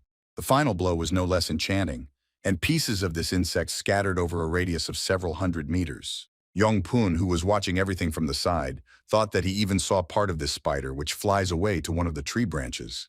It was hard to believe my eyes, but the feeling of the stench after the end of the battle was very obvious. Chung-Samai looked at the defeated enemy and knew that he was finally able to demonstrate his strength to himself once again. Looking around, he suddenly noticed an object that, along with everything else, remained lying on the ground after the battle. Picking it up, he asked himself what it was and why it looked so interesting. Yong-Pun came closer to him and said that most likely it was Nedan. Nedan are crystals created by storing energy in the bodies of animals that live for 1,000 years and become spirits. Taking the opportunity, the guy bowed and thanked his savior for what he did for him. He also asked the stranger how to repay him for having just saved his life. Without thinking twice, Chung-Sam began to smile. A very interesting plan appeared in his head that would greatly help him. Therefore, he told Yong-Pun to listen very carefully now, since the next instruction will be very important. Due to the fact that a short pause was being created, Yong-Pun decided to ask his savior what exactly he should do in order to repay him for everything. And the guy was very surprised when his savior said that now he would list a small amount of the names of herbs. He quickly poured several piles out of his pocket and listed the name of the herbs for each of them, and ordered to collect everything he found. At the same time, I'll throw it into the object that he found at the site of the death of the spider. He said that a little knowledge about plants would be enough to find it. The guy caught this artifact in flight before it even touched the earth. And when Chung-Sam was already leaving, he asked him if it was possible to throw away Nadan, just like that, to which he replied that, let him deal with this artifact himself. After that, he took a few steps and began to look intently at everything that was left of the spider, and thought that the spider's meat looked slightly appetizing. Some time passed, and all the action had already moved straight to the tavern, where a small competition was now taking place. The first of the men, who was a member of the Nen team, laid out all the grass that he managed to collect on a special cloth, and then the second man did this. Their captain approached them and said that they were great, and they had indeed collected quite a large amount of herbs.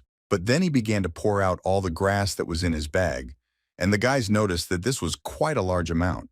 A smile appeared on their faces, and they, like children, were truly sincerely glad that they managed to get such a large amount of grass. They shouted to each other and rejoiced, despite the fact that Nan asked them not to be jealous, because after all, he is the captain. But at some point, Sobong heard a voice behind him that asked if he was kidding or if he really wanted to brag about it. Chung-Sam appeared right next to this group, threw a large bag onto the cloth, and said that this is the number of injuries that a real man should collect. Against this background, for some reason, no argument began, and Nan only said that he was really impressed by the amount of grass that he managed to pick. Only at that moment did Yong-Pun realize that the one who saved him not so long ago in the forest was most likely an employee of the inn. At that moment, Biok was also on the street, who was very happy to see the man whom he had seen for the first time in the tavern a long time ago.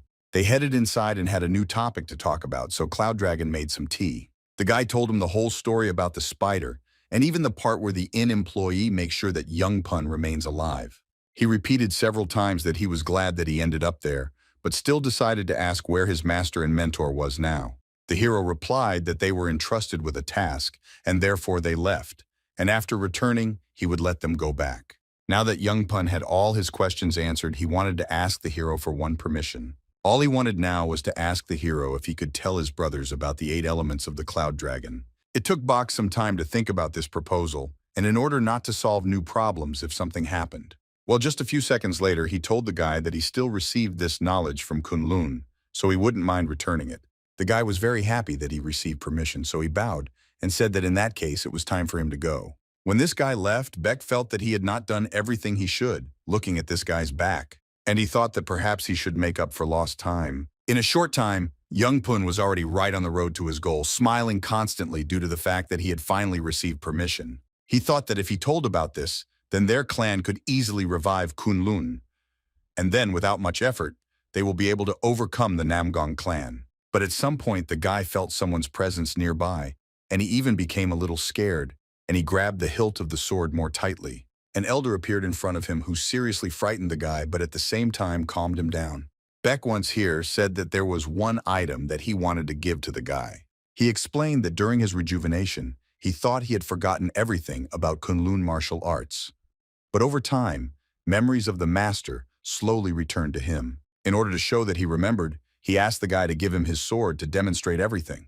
Heavenly Spirit Mastery, 24-Hand Fallen Flower Mastery, Cloud Mastery, Plum Blossom Sword. All of these arts contain the essence of fencing. He needs to be saved and returned to Kunlun in order to return the former glory to the clan, which once helped the guy a lot.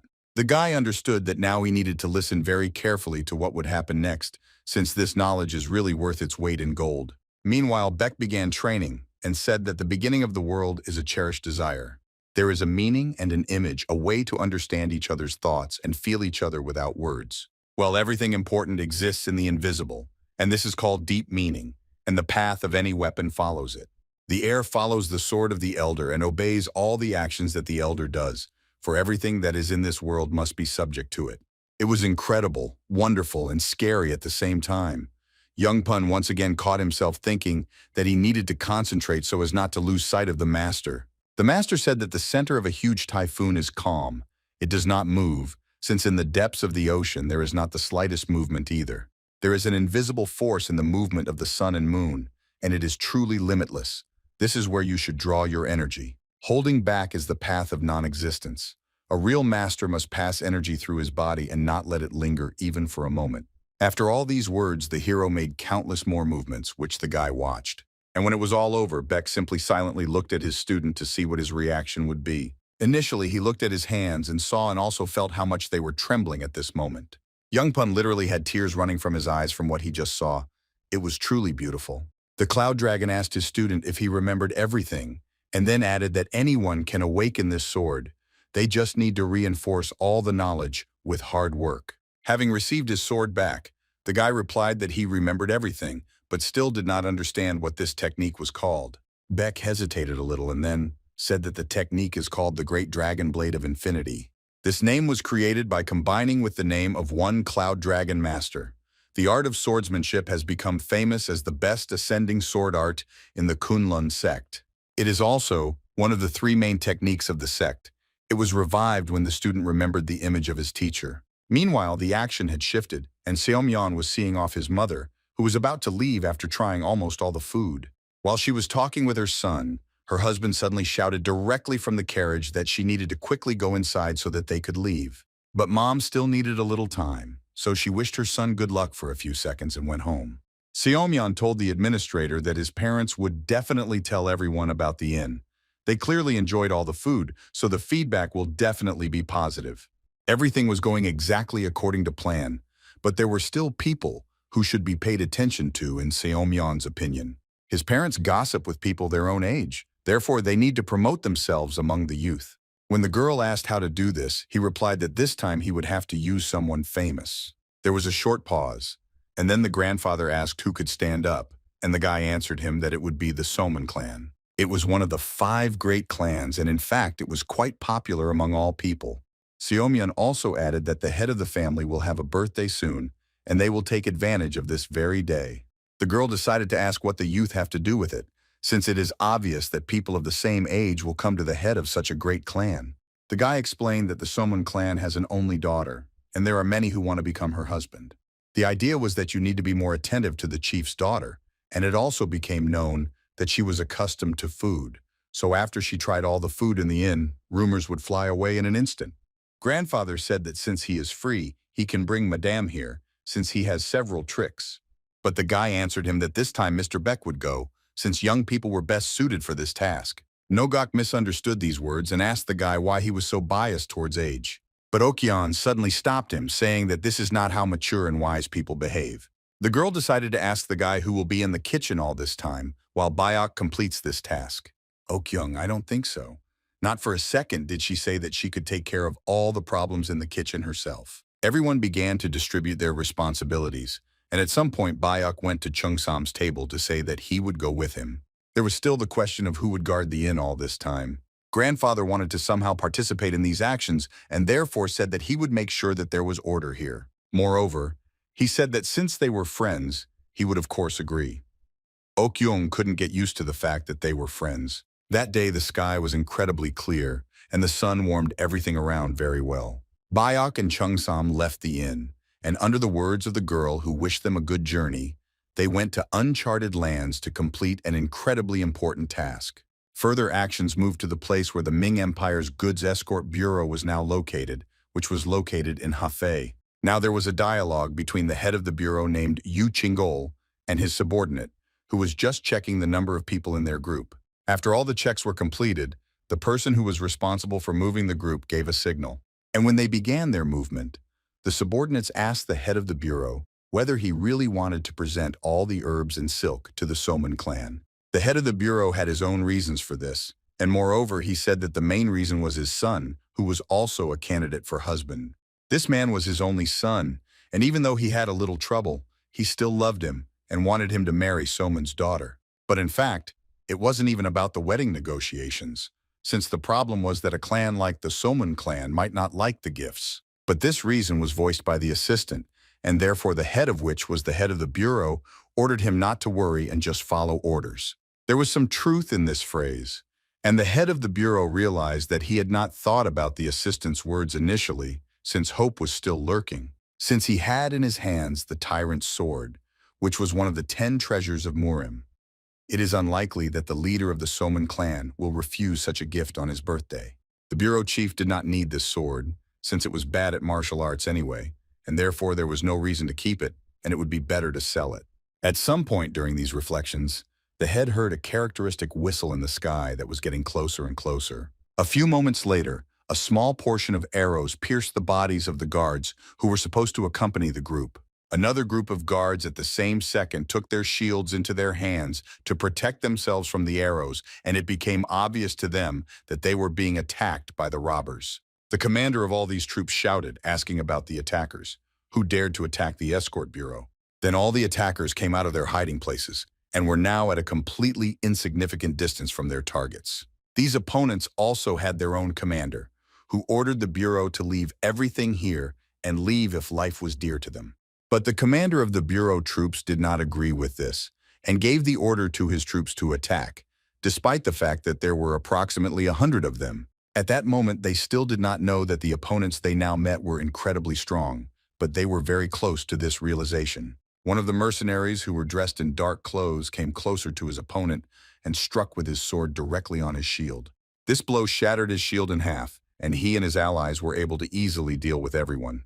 The head of the bureau watched everything that was happening from the side, and he was frightened by the number of victims that had already accumulated by that second. Suddenly, behind his back, the boss heard a voice asking whether he really couldn't defeat those who stood across the road. It turned out that it was Bach, who stood with his comrade and condemned the head of the bureau for his inaction. The robbers, who had just almost completely eliminated all the guards, were surprised that 2 more people suddenly appeared on the horizon. They gave them the order to walk away from here and forget about what they saw here, because they didn't really want to kill young people now. But of course, all these robbers could not even imagine how fast one of these strangers they met would be. With one movement of his hand, he was able to deliver an incredibly strong blow to the enemy, so that even a small amount of purple energy began to spread to the side. Of course, the enemy could not have expected this, and he was incredibly surprised that this actually happened. The battle continued, and meanwhile events moved slightly to a different place. This place was hidden from the eyes of ordinary people, and very few knew about what was here. The man approached the statue, which was located right in the forest, and which was visually unremarkable. By using a special technique and channeling a large amount of his profound power into this statue, his body began to glow red. When this happened, the statue suddenly began to tremble a little and react to the energy that it absorbed into itself. Now the sculpture turned its other side towards the person who used the technique, and a small passage opened.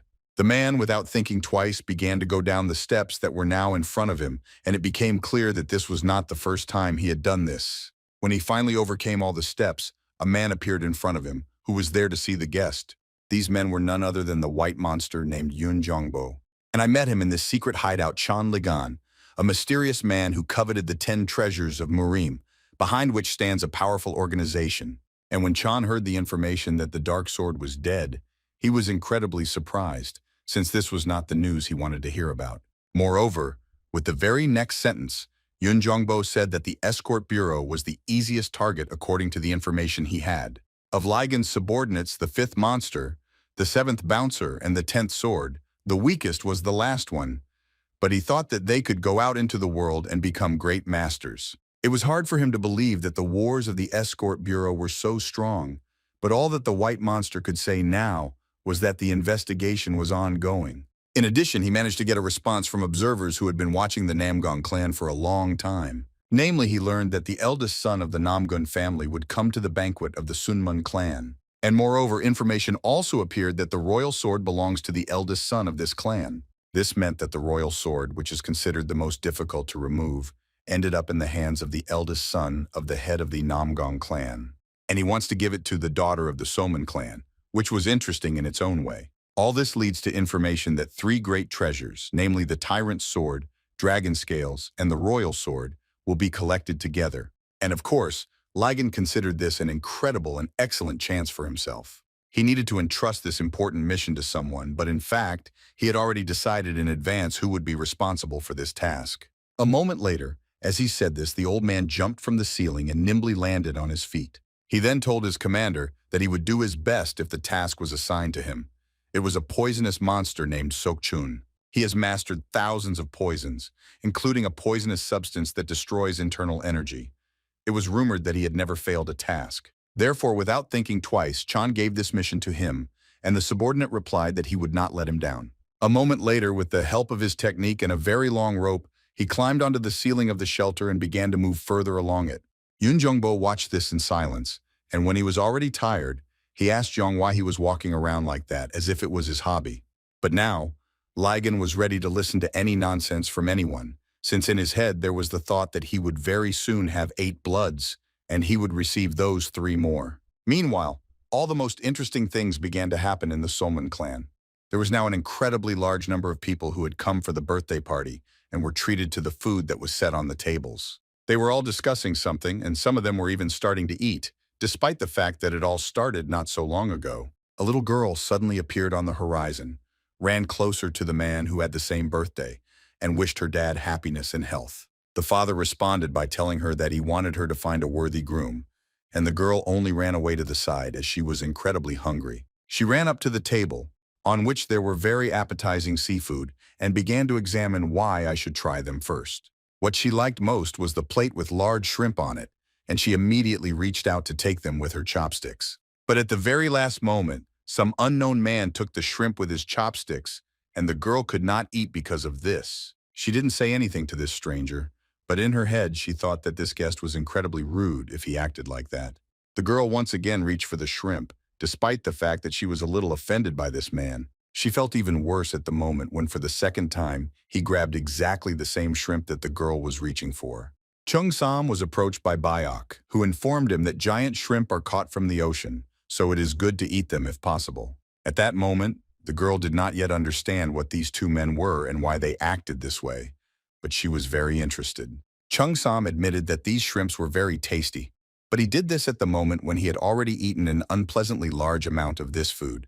The girl, meanwhile, had already realized that this guy was incredibly disgusting, and she didn't like him at all. Then she turned her gaze to the plate and noticed that there was only 1 shrimp left, which she had just planned to eat.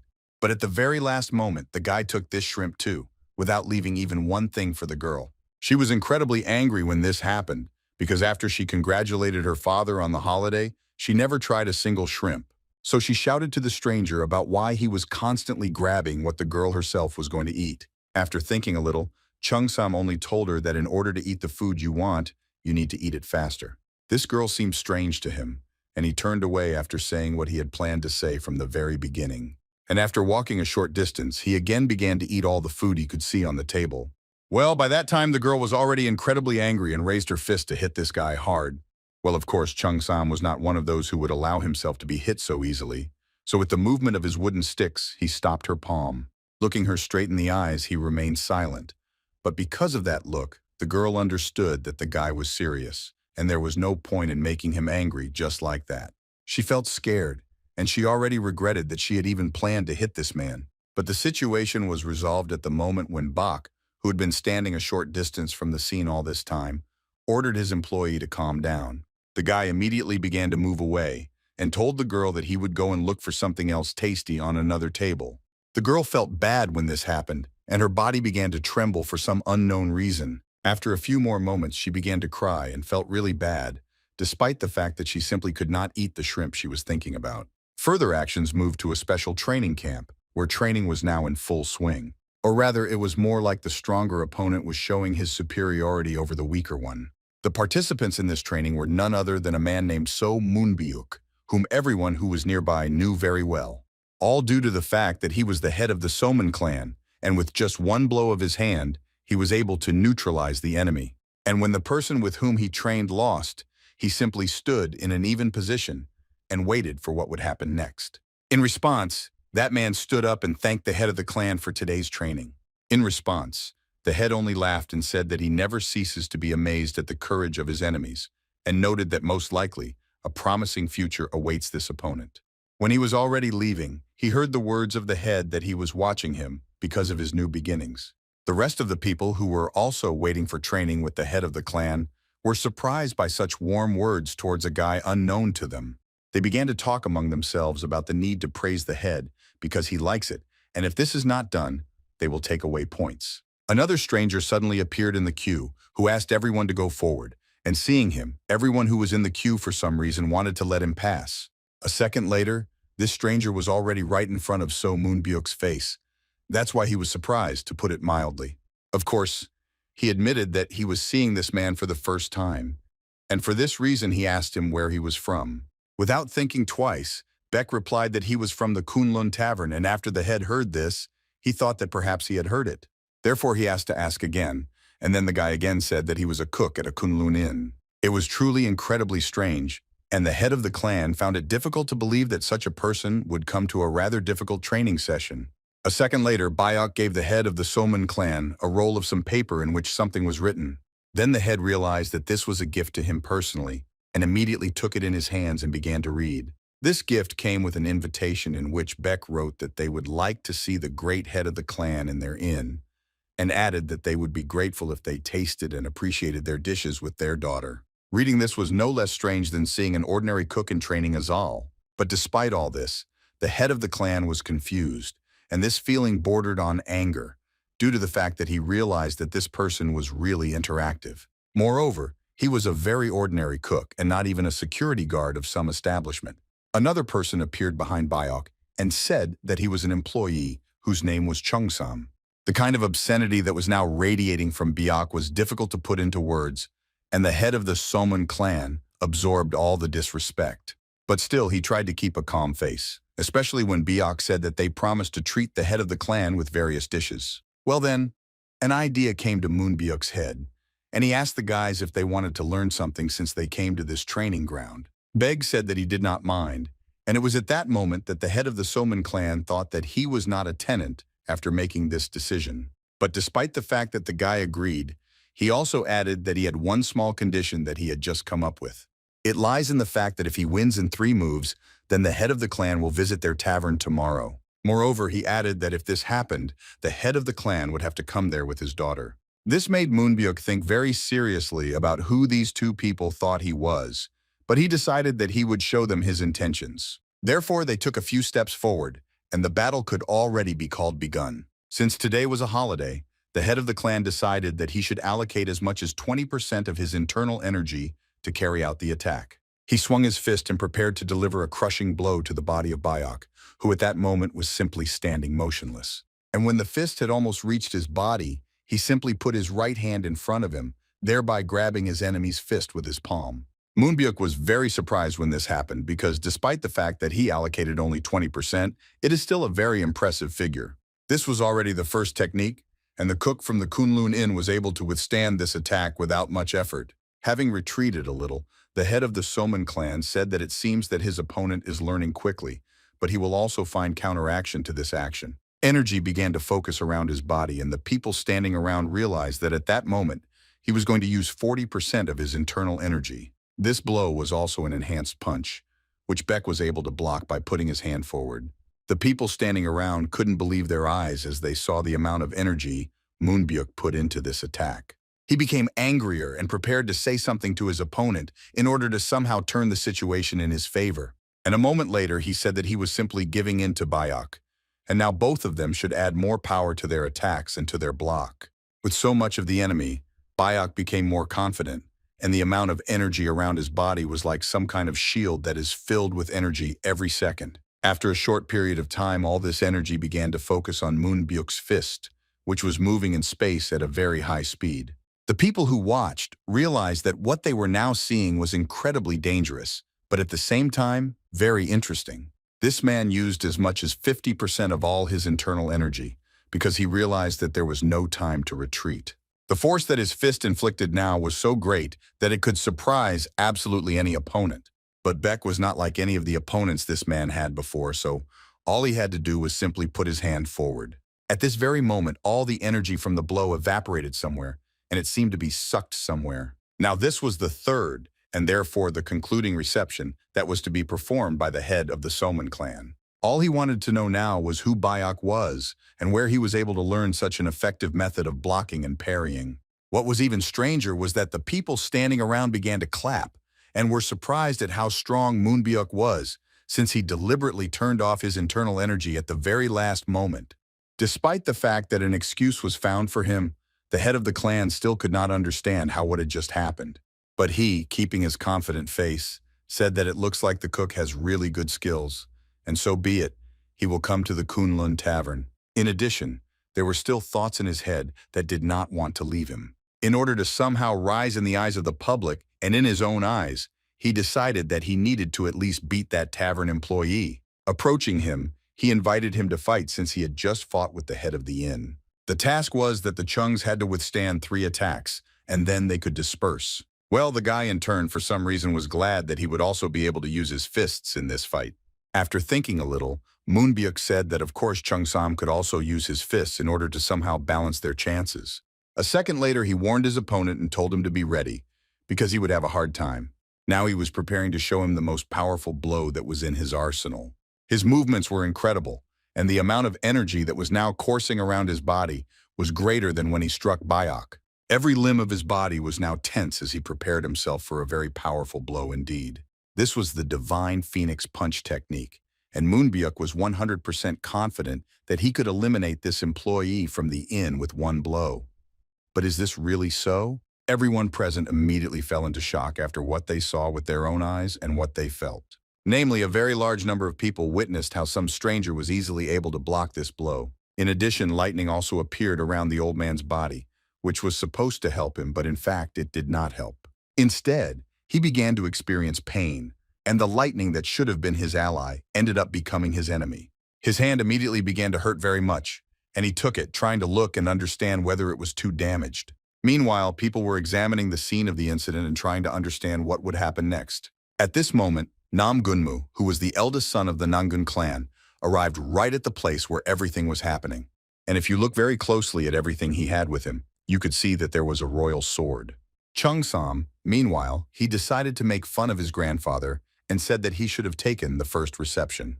When the grandfather saw this man's fist, he already had incredible fear since, among other things, the pain in his body had not completely subsided. Realizing this, Bayok turned to Chung Sam and ordered him to calm down and stop doing what he was doing now. But for some reason, this young guy struck his grandfather with a weak blow with his hand, causing his nose to bleed. He grabbed his nose and even jumped a little because it was incredibly unexpected. And everyone who was around now and did not understand why this was done and what goal he set for himself when he performed the action. Even the girl was surprised, and it was not clear why her father was being treated this way and what kind of behavior this was all about. But when she took a closer look, she realized that the person who became the aggressor in this situation was exactly the same person with whom she had contact not so long ago. Meanwhile, the grandfather was trying to stop the bleeding from his nose, and at the same time he thought that everything that had just happened was a real failure. At some point during these thoughts, he also felt some kind of unpleasant energy around his legs, which quickly surprised him. This was a little familiar to him, and so he decided to raise his head and look around in order to draw a conclusion.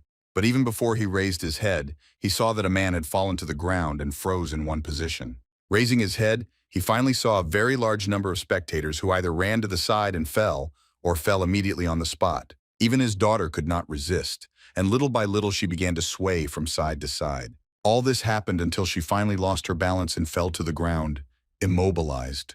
The grandfather realized that he, too, could not move, although he had enough strength to stay on his feet and not fall to the ground. Suddenly, on the horizon, a small group of people appeared who were similar and were to blame for what was happening here. Among them was a very ugly and bald old man who said that not a single person struck by such a poison could stand on his feet, no matter how skilled he was in martial arts. But there are complications in poisoning, and 2 hours after consuming the poison of mental pain, you need to inhale the Makian poison. This is grandfather. Together with his people, he began to approach Nam Gunmu and said that he was surprised that he was holding on, and said that most likely he succeeded only thanks to his luck. Feeling an advantage in this situation, he began to touch the face of the immobilized guy and added that it was immediately clear that he was lucky, just like his father. The grandfather had a plan prepared in advance, and he prepared to carry it out in life, and grabbed the precious sword that was on the young guy's belt. Examining it from all sides, he added that he did not expect the royal sword to look like this, and in his memory, it was a little different.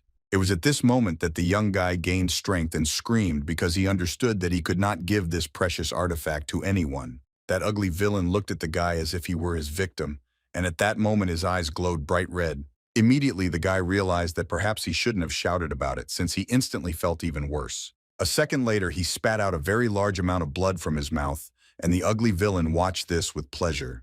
The guy fell to the ground, because after this happened, his body lost absolutely all internal energy. This villain began to walk around the square until he finally approached So Moonbyuk.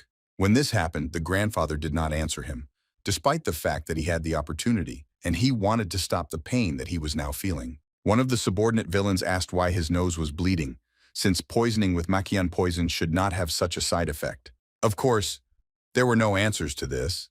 One thing, and the villain did not have time to answer this, and he said that this man looks like he has some kind of armor under his clothes. Grandfather did not want this to happen, and this could be seen from his face, which was half scared and the other half surprised. When the villain made a sharp movement with his hand, the grandfather tensed even more as he realized what consequences this would most likely lead to. The villain began to examine this armor and admitted that it was quite a good catch, and indeed from the outside, the armor looked very good. While examining it, he also simultaneously ordered his subordinates to find dragon scales while he removed this armor. But suddenly, all these guys heard a strange voice behind them, which asked what they had done here. The subordinates realized that there was some stranger there, who I had not absorbed into my body, and therefore could easily stand still. Then one of them began to run towards him in order to eliminate him, since according to their plan, this is the only correct decision. At that moment, this attacker did not yet know that this would be a rather big mistake, and without even moving, Beck made him fly to the side. Besides this, he didn't even have to move his body, and the enemy was already lying on the floor and could not get up for some time. The rest of the subordinate atrocities could understand how this happened, since they did not even see one of Bayok's movements. Then the Cloud Dragon analyzed the situation, and when he remembered that a similar strange smell emanated from the food, he realized that it was the poison of mental pain. Then the villain said that the smell has neither smell nor taste, and therefore it is difficult to detect, and very soon Bayok will not even be able to move with this poison in his body. The subordinates began their attack again, and moving closer to their target, they distributed which part of the hero's body they would take for themselves. But they could not have expected that the Cloud Dragon would make a dash with the help of its internal energy, and thanks to this, it would escape the attack. It took his subordinates a few more seconds to understand where he had moved. Meanwhile, he had already grabbed their head by the hand and pulled him towards him. At this moment, the villain was so scared for the first time in his life, because he expected that there would be no resistance here, due to the amount of poison that everyone had absorbed. But in reality, when Beck grabbed his hand, he only ordered the antidote to be given right now. In fact, this villain had a 5-poison destruction technique, so it was better to catch such a master and lose his hand. Immediately, he began to use this technique, and his right hand, which was held hostage by Bayok, began to glow. Of course, Cloud Dragon initially did not understand what was happening, but this did not mean that he should let go of his hand. Instead, he continued to hide his emotions. He just looked, but that's all, and did not take any action. The villain began to laugh hysterically and talk about how this is a powerful poison that is stronger than any other sealed in his vessels. Now something had to be done, and for this reason the Cloud Dragon began to inhale more and more strongly. And when he had enough of these incredibly poisonous fumes in his mouth, he simply exhaled. At that moment, the villain thought that perhaps the enemy he was dealing with now was not a person. For this reason, he ordered his subordinates to do nothing and to run away as quickly as possible. But by that time, they had already begun their attack and decided that they would take advantage of the fact that Biok was holding their head and kill him. But at this moment, Chung Sam appeared on their way, which will become a big problem for them to achieve their goal. This man did not stand on ceremony and take someone hostage, but immediately stood up to inflict strong blows on the enemy. Blood flew in all directions and their teeth littered the entire floor. 2 lifeless bodies flew to the side, and now they definitely do not have enough strength to launch a new attack.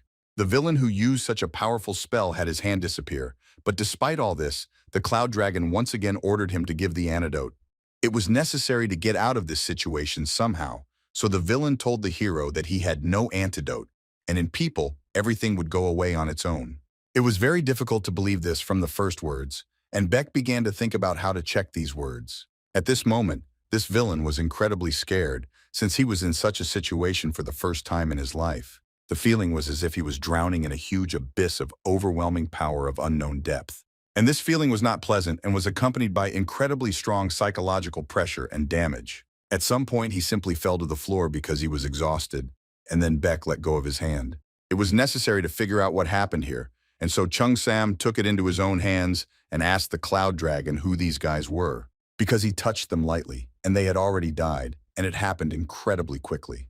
Cloud Dragon explained to him that he had heard that assassins hide a small capsule of poison in their mouths, and therefore could easily commit suicide at any time. The head of the Soman clan, meanwhile, realized that the people who had just saved them were powerful masters. And even the guy who was paralyzed realized that he had never seen such a level of martial arts proficiency. Some time passed, and indeed all the people who were in this square gradually lost the effect that this poison had inflicted on them. After even the head of the clan had recovered from the effects of the poison, he approached the hero to ask how to thank him. He replied that he didn't need anything, and so didn't have to worry about this issue.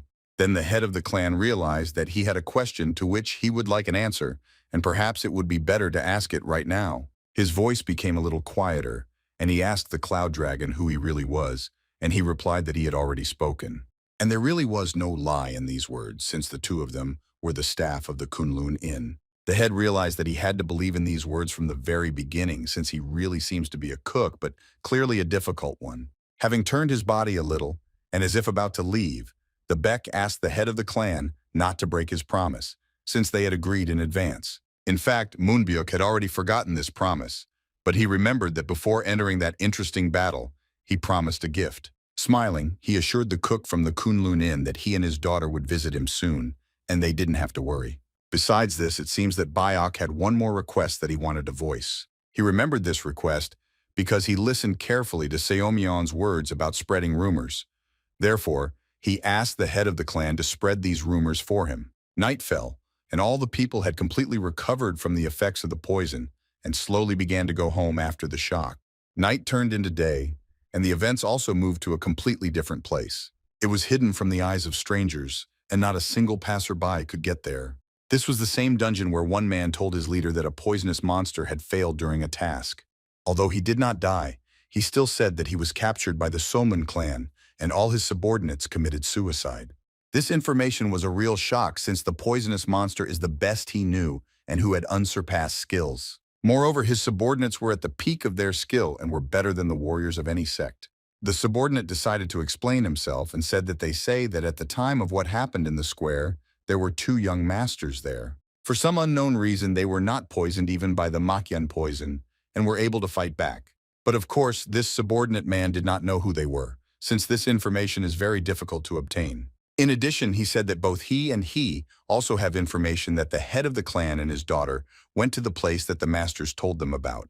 It was a Kunlun inn, and after that the head was so surprised that it was literally written on his face. It was strange that they were going to go through all the Kunlun mountains for lunch, but this meant that this inn was somehow connected with the sect, and perhaps they were planning something there. The subordinate began to add information and say that the poisonous monster would not give them up, and perhaps this was a trap to lure them out.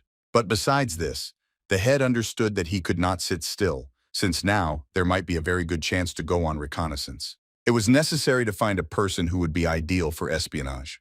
The following activities took them to the forest where it was very calm and the wild animals felt as if they were completely safe due to the lack of people in this part of the mountains. But despite this, lonely people sometimes walked here, and there was even a house of the man who lived here. He very rarely had contact with other people, since he had a group of organisms with which he preferred to communicate more. When this man left his house and walked a little further, he swung a huge axe and focused his internal energy into it. His entire body glowed purple, due to the fact that there was quite a large excess of energy there. Then he swung this axe a second time, and the energy that emanated from his body became even more obvious. Just one swing of this weapon was enough for a stone that was lying a short distance from him to shatter into small pebbles. This blow was perfected, and it seems that it was carried out more than once. The man who did all this was a beastmaster named Wang Koryong, who was the head of the 12-mark sect. After the axe cut this stone, a small spider on the web was left to descend directly onto the man's shoulder.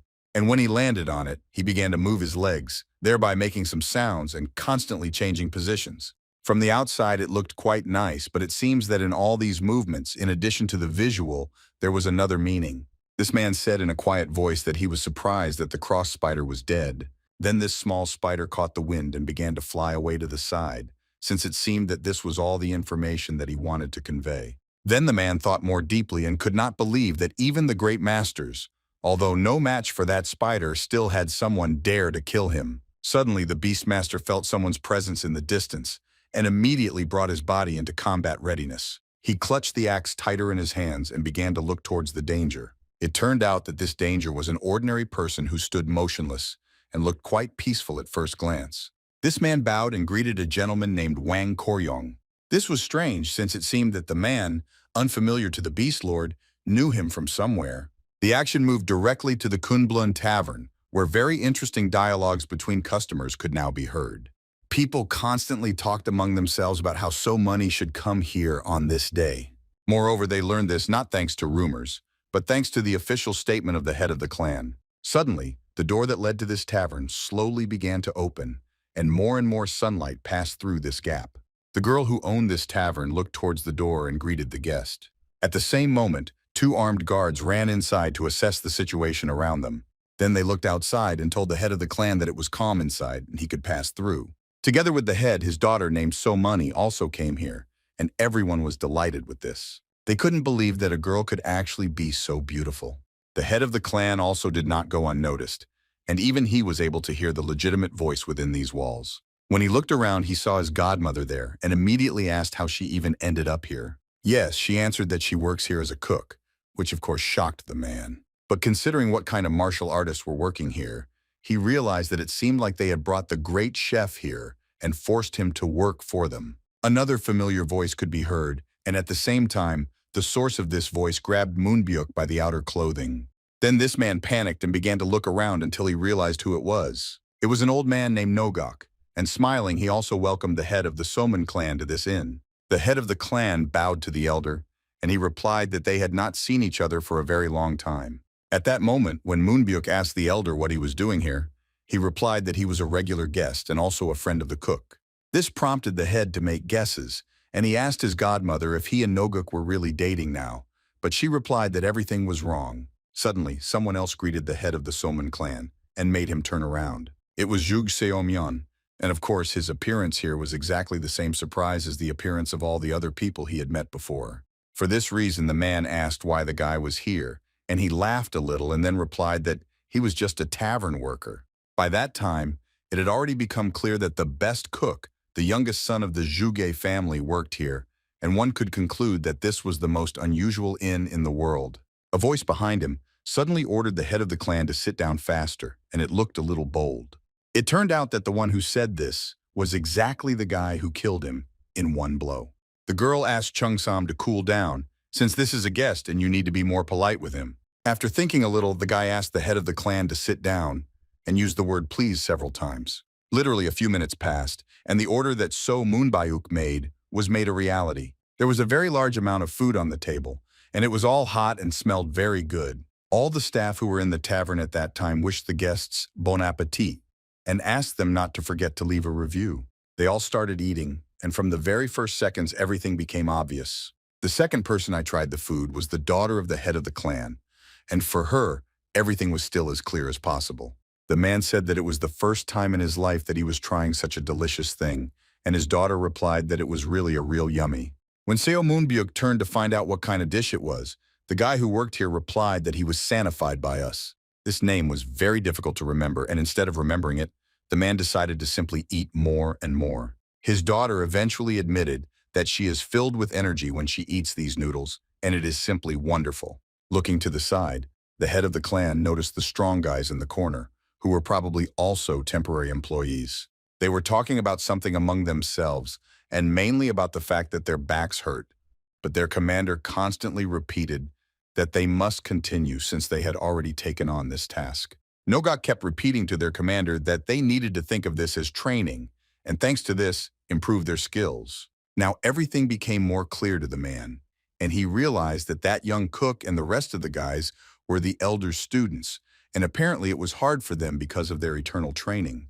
The elder clearly really wanted to raise worthy students, and Moonbyuk liked this idea. At some point, he noticed that the guy from whom he had recently lost was sitting next to him and eating some dumplings. He thought that he was ideally suited to become his daughter's betrothed, and therefore he needed to take action. He stood up from the table and thought that perhaps he could get a good master who would also be his son-in-law. Therefore, approaching him, he tapped him on the shoulder and asked him to listen to him for a while. At that moment, Chung Sam did not react very politely to this and asked the man if he was going to fight again. But in reality, Moonbyuk only asked him to stop eating this dish called nimi and talk for a while. But a second later, he received a slight blow to his nose, which was quite unpleasant. It was a Korean game 100, as nimi also means pretend or simulation in Korean. This attempt was unsuccessful, and the subsequent action was transferred to the 12-sign sect. Important business was now being conducted there, as some stranger put a box on the table containing a lot of money. The master of the beasts understood that most likely the task that we would need to complete would be incredibly difficult, since they pay a lot for it. The down payment was quite large, and now he wanted to know what the request was in the end. The man who brought all this money admitted that he just needed to find out everything about one tavern. When he clarified, he said that he wanted to know everything, from information about who comes there and what they do there. In addition to this, it was necessary to add that if there is not enough information, then he will not pay more than the deposit, but if there is valuable information, then the Beastmaster will receive 10 times more. It was just a lot of money, and it's strange that they used it to dig under some tavern. This is clearly an unusual place. Suddenly a voice on the street shouted that he had come to the Lord of the Beasts, which was already strange. The man thought that there was no selection from the guests today, and closed the box in which all this money was located and pushed it aside. When he opened the doors and went outside, he asked who was looking for him. Directly in front of this building was a small carriage with several guards standing next to it. Just a few seconds later, someone came out of this carriage, and it looked like it was a very important person. And this man greeted the head of the sect and said that his name was Sama Zhongyi, and he was from the heavenly cult. They talked a little, and the master realized that for that kind of money, he must begin completing the task as soon as possible. Therefore, after a short time, he was jumping from side to side with an axe in his hand and thus moved further and further. At some point, he flew into the ground at very high speed, and at that moment he gathered himself and blocked his body with his hands. When his body touched the ground, a small energy explosion occurred. The guy flew at very high speed through the ground and fell into some cave that was located underneath it. The lighting here was very poor and made it extremely difficult to see anything. But if you looked into the darkness for a few seconds, you could see a large number of red eyes there. He grabbed his axe very hard, and over time it began to slightly change its appearance. Namely, it began to glow and illuminate the entire cave, which was strewn with rats. Now that this lighting was sufficient, It could be seen that there were countless of them here. Then the man asked where Sovan was, but the rats did not answer him. Instead, another pair of red eyes could be seen in the darkness, moving closer and closer to the man. When we now made a leap forward, she became visible, and she began to growl very loudly. At that moment, the Beast Lord did not like this very much, and he took a few steps towards this mouse. Having accelerated, he hit her in the face with his fist and asked what those rat sounds were. The blow was not very strong, but it was very painful, and Sovan even began to cry a little. The Lord explained that he came here to give the mouse a very important task.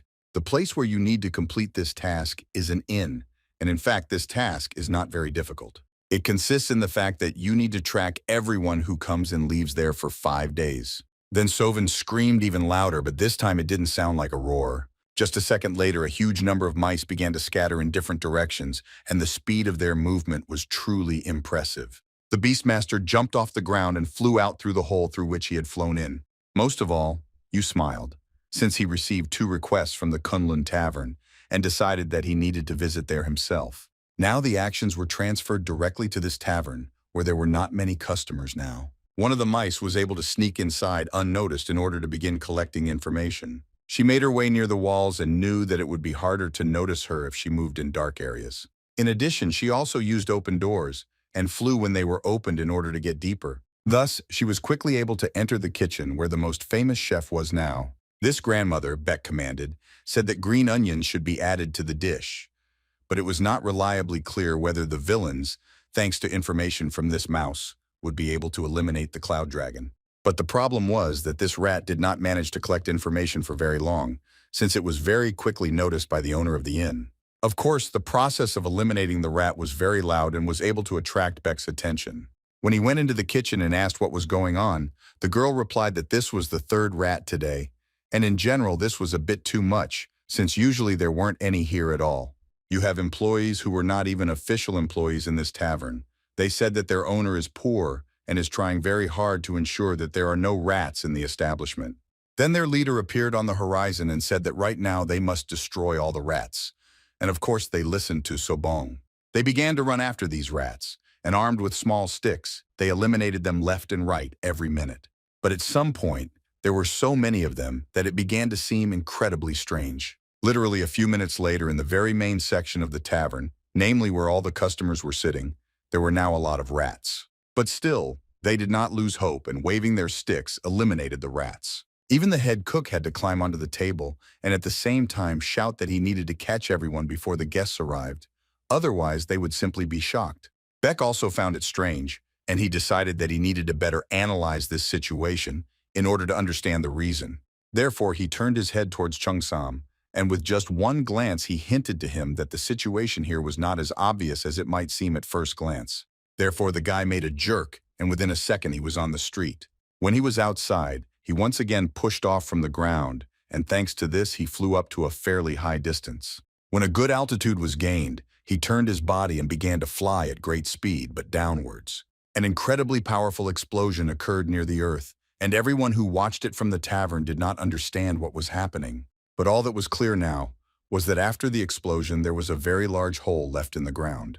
A few seconds later, Chung Sam jumped out of this hole, and it looked like he was holding some very large object in his hands. It turned out that the object he was holding by the tail was the same huge rat who commanded everyone else. This spectacle was very surprising. But still, Chung Sam was not impressed by this animal, so he hit it on the floor with all his might. Those mercenaries who were armed with wooden sticks wondered what it was, since this rat was more like a boar. This blow was not critical for the huge rat, and it was even able to come to its senses and not lose consciousness. Having retreated a little, the rat stood on its 2 paws and began to squeak very loudly, causing discomfort to everyone nearby. Chung Sam began to stretch his hands because he felt that now was his exit, and he had to show everyone what he could do with such a powerful animal. He lunged forward and delivered just one but very accurate blow to the center of the giant rat's body. The kinetic energy that was transferred to her body was so great that her carcass began to fly to the side at high speed. This continued until she finally fell to the ground and ceased to exist. At this very moment, all the rats that were in the tavern at that moment also felt something was wrong, and for some reason raised their heads up. A second later, they all moved towards the main door and began to run into the forest, approximately in the direction of their boss. Grandma now realized that she could get off the table, and she concluded, saying that it looked like they were all scared, that their boss was dead, and that's why they ran away. Now all that remains of this plan is just a very large carcass of a rat, and Cheongsam, who stood next to it and thought. But at some point, he felt the presence of the captain near him and ordered him to bring firewood because they were going to fry this rat. Meanwhile, the actions were transferred to all 12 signs where the head was now located. He was very hungry, and for this reason he cooked food for himself in a small kazan over a fire. He just took the ladle to mix the food but suddenly threw it away and it fell to the ground. All because he very sharply began to feel some strange feeling, which told him that it looked like Sovan had died. He became very angry because this became known, and he did not understand who even decided to do this. If you exert yourself a little, then there is very little left until tomorrow's heavenly 12-strike method. But still, he had a little plan in mind, and it seems that now is the time to bring it into reality. Now the actions took place in the deep forest, where now a hysterical and loud scream could be heard. It was the whiskey of a wild boar, which, trying to save itself, ran at very high speed through the forest. The reason he was running was because of the huge tiger that was running after him. Due to the fact that this tiger was much faster and stronger, it reached its goal in a short time and was immediately eliminated. The existence of the boar ceased very quickly, but suddenly the tiger sensed some kind of danger. For this reason, he turned his head to find out what kind of danger it was, but it gave him nothing. This is because when he turned his head, he saw only the outlines of a bear, but if you look closely, it did not look like this animal. Then he began to approach very slowly, so as not to scare off his future prey. But at the very last moment, this bear turned around and it turned out that all this time it was Wang Koren. Besides this tiger, there were also others here who were also surprised that the Beastmaster had come today. Also, a tiger with blue eyes appeared on the horizon, watched what was happening and roared loudly when he saw a familiar face. The Beastmaster advised him to end his arrogance and seemed to hint to him to come to him. He patted the robe he was wearing and asked if the tiger wanted to repeat the fate of this hood. I had to explain that this hood was once called Unwan, but now it is only part of his clothing. The tiger, from an incredibly large predator in just a few seconds, was able to transform himself into a small tiger cub, which was no larger in size than a cat. When this transformation took place, the little animal very quickly climbed down from the rock and began to run towards the Lord of the Beasts. The moment he ran up, Wang deceitfully explained to him that his goal was the Kunlun Inn, and he needed to go there and observe everyone and then report everything. The tiger couldn't speak on its own, so he just said meow and then began to move forward. Its movement was incredibly fast, and due to its small size, it was almost impossible to notice it in the bushes. While he was running away, the Master of Beasts thought that the strength and intelligence of this animal are not inferior to the power of Shroud, and he is also capable of shrinking to the size of a cat. But still, even though this animal would most likely complete its task, the Overlord realized that for now he should end the Heavenly 12th Impact method. Now the action has moved again to Kunlun, where the uninvited guest has now arrived. But despite this, the guests were welcome, and the girl greeted him and thanked him for coming again. Of course, it was none other than Moonbyuk, who went inside and greeted everyone, along with Nogok, who told him that once he tried the local dishes, it would be very difficult not to come back here. He was a rather hospitable grandfather, so he immediately offered the guest a little drink and poured it into his cup. After they each dropped one cup, the grandfather asked whether it was difficult to come here so early from the Soman clan. He told him that from the very beginning, he wanted to show him something that seemed quite important to him. He took out an item from his bag and explained that it was because of this that he was in such a hurry here, since this item was incredibly important. And indeed, it was a legendary item that was a weapon and which different people knew as the Royal Sword. It was a gift from the Goods Escort Bureau, and the other day he met a thief, and the sword was in danger. But thanks to those two warriors, he was able to return to his rightful owner, and everything worked out. And in general, he thought about the fact that now he has two great treasures, the Royal Sword and the Dragon Scales. They captured the man who attacked him on his birthday, but he did not say a word, even after being brutally tortured.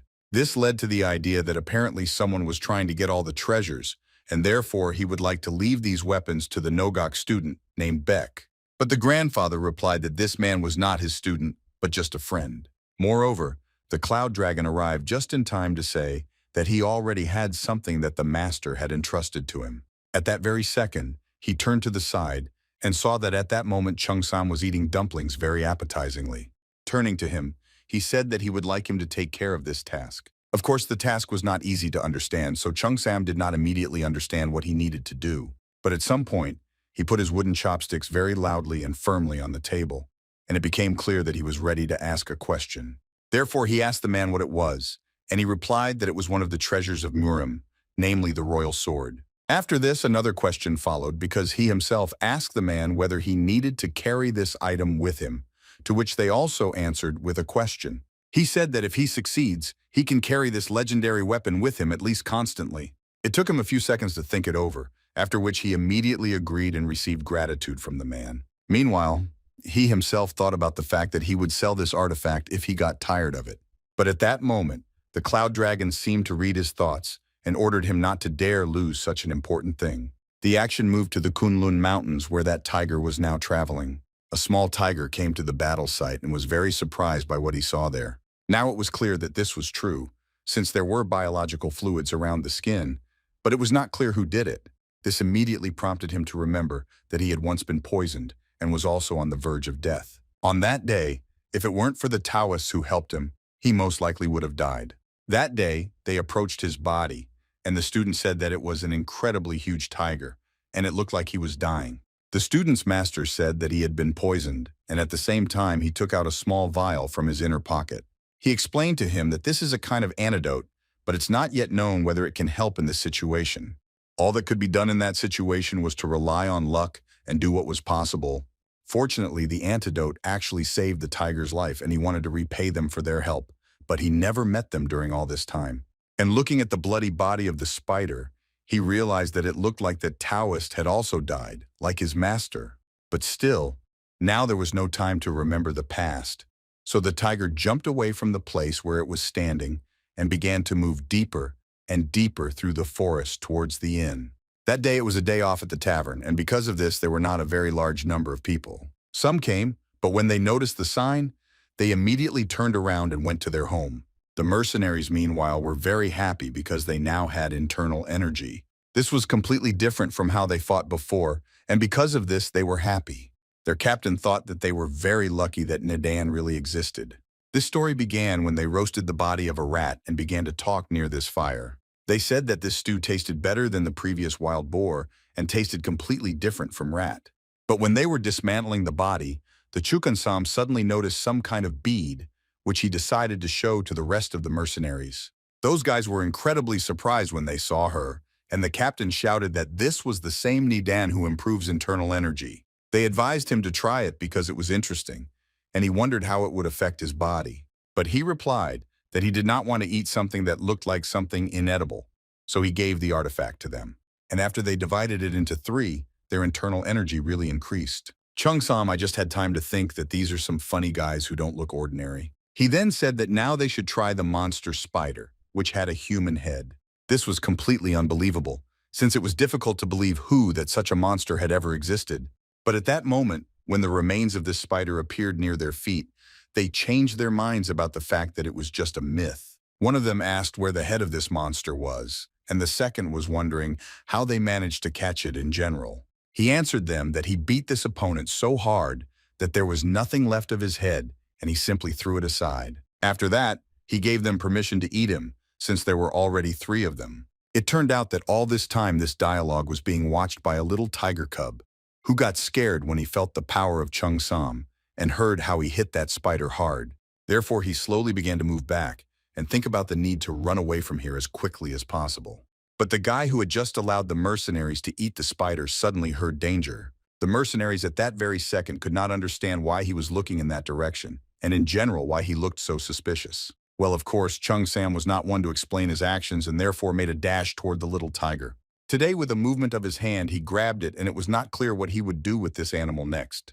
Now, when the action arrived at the tavern, the grandmother could be heard saying that she could not stand rats and that she hated them more than snakes. She told the owner a story about what she experienced during the procession of these animals, and only from this did she begin to tremble. While this story was being told, suddenly someone came inside, and it was clear that it was Chung-sam. Entering here, he asked if it was possible to leave this animal here, and when the owner asked what kind of animal it was, he replied that it was a cat. Although they initially really thought that it was a cat, the girl immediately asked why he had so many spots in that case. At that moment, the animal had only one thought in his head, and that was whether it was worth killing the girl in order to try to get out of this trap. But all he could do now was just constantly meow and try to get out of Chung-sam's hands. The guy handed the tiger cub to the girl, who was very happy with such a gift and said that he was incredibly cute. When they started petting him, she also said that now not a single rat would get to them after this. The tiger cub was petted and he felt calm until he felt a very familiar smell approaching from the side. This smell was exactly the person who saved him from death several years ago by giving him an antidote. And by an incredible coincidence, of course, this person was the Cloud Dragon. But Won Kor-young's training was now in full swing, and from his scream one could understand that he was as serious as possible about the result. He moved his hand forward, and the energy that passed from his weapon forward was able to destroy a huge stone that was a short distance from his body. After this, an incredible explosion occurred, which with its energy was able to scatter small pieces of stone in different directions. At the place where the explosion occurred, there was a very large crater, which was created here in literally 1 second. Looking at the result, the Beastmaster thought that after performing the Heavenly 12-strike method, he had completed the hellish mineral category, and it seemed that his body was so ingenious. He laughed and inquired about how soon he would be named the King of Sichuan, since this is an incredibly great majesty. Well, at some point, his lust suddenly stopped and his face became more serious, all because the thought came to his mind about where Hovan was now and why he had not yet appeared. Now further actions took place in the tavern, where it was now very peaceful and some guests passed by. They were immediately greeted by a girl who greeted them and asked how she could be of assistance. The father of the family replied that he had recently learned about this place and asked if they provided free food here. The girls were uncomfortable saying this, but she had to say that the free period was over, and now the food was paid. But then, Baek appeared behind her, and I told Mupyeong that he could sit down, and in the meantime he began to come closer. The boy was incredibly happy to see a familiar face and even began to laugh. At that moment, when the Cloud Dragon approached the boy, he explained to him that she feeds everyone for free, as promised. But the father did not agree with this, and explained that since the free period was over, he, as the father of the family, would pay for the food. Moreover, he added that he came to thank Baek since his son told him everything. Somehow there was no point in contradicting this, so the area, not the dragon, agreed. But suddenly something very terrible happened, and someone came into the tavern and who looked quite angry. It was the Lord of the Beasts, who, having gone inside, asked the first person he came across if this was a Kunlun Inn. Of course, there was no answer, so the man asked again if this was the Kunlun Inn. He didn't like it all very much, and he began to more closely examine everyone who was here. Besides this, it seemed strange to him that no one even deigned to answer him, and everyone was actually very surprised. But the peak of strangeness came at the moment when he saw Kovan in the arms of a girl who was also stroking him. It was very difficult to understand why this animal was here now, but obviously Hovan didn't want to know, and turned his head towards the wall. A second later, he jumped to the ground, and the owner of the inn greeted the new guest. She said that he could sit at any table he wanted, but he immediately asked the girl if she really thought that he came to this provincial tavern for the sake of food. He explained this by saying that he was here for the sake of a showdown, and that as he saw, they only treat guests well. It was strange that there were both masters and ordinary people in this place, but since he considered himself the king of beasts, he understood that he did not have time for all this garbage. So he shouted, ordering absolutely everyone to kneel before the great beast lord right now. The family who came here to eat for free was very scared. Most of all, of course, they were scared for their own son. Then the man took one step forward and asked everyone else to stay, since he himself was about to kneel. But at the very last moment, he was stopped by Nogok, who explained that there was no need for this. And when he said this, the master of the beasts immediately shouted and said that he had already counted and shouted very loudly, 1. A second later, at an incredibly high speed, he knocked out the doors to the tavern with him and flew out into the street. The blow was so strong that despite the fact that this man clearly weighed more than 150 kilograms, he still flew away from here like a small pebble. In addition, it almost seemed to him that he had lost consciousness as his head began to spin. Cheong-sam appeared on the horizon, who was precisely the person who dealt this strong blow. The Beastmaster immediately jumped to his feet, and his eyes showed how angry he was that he had just been practically mocked.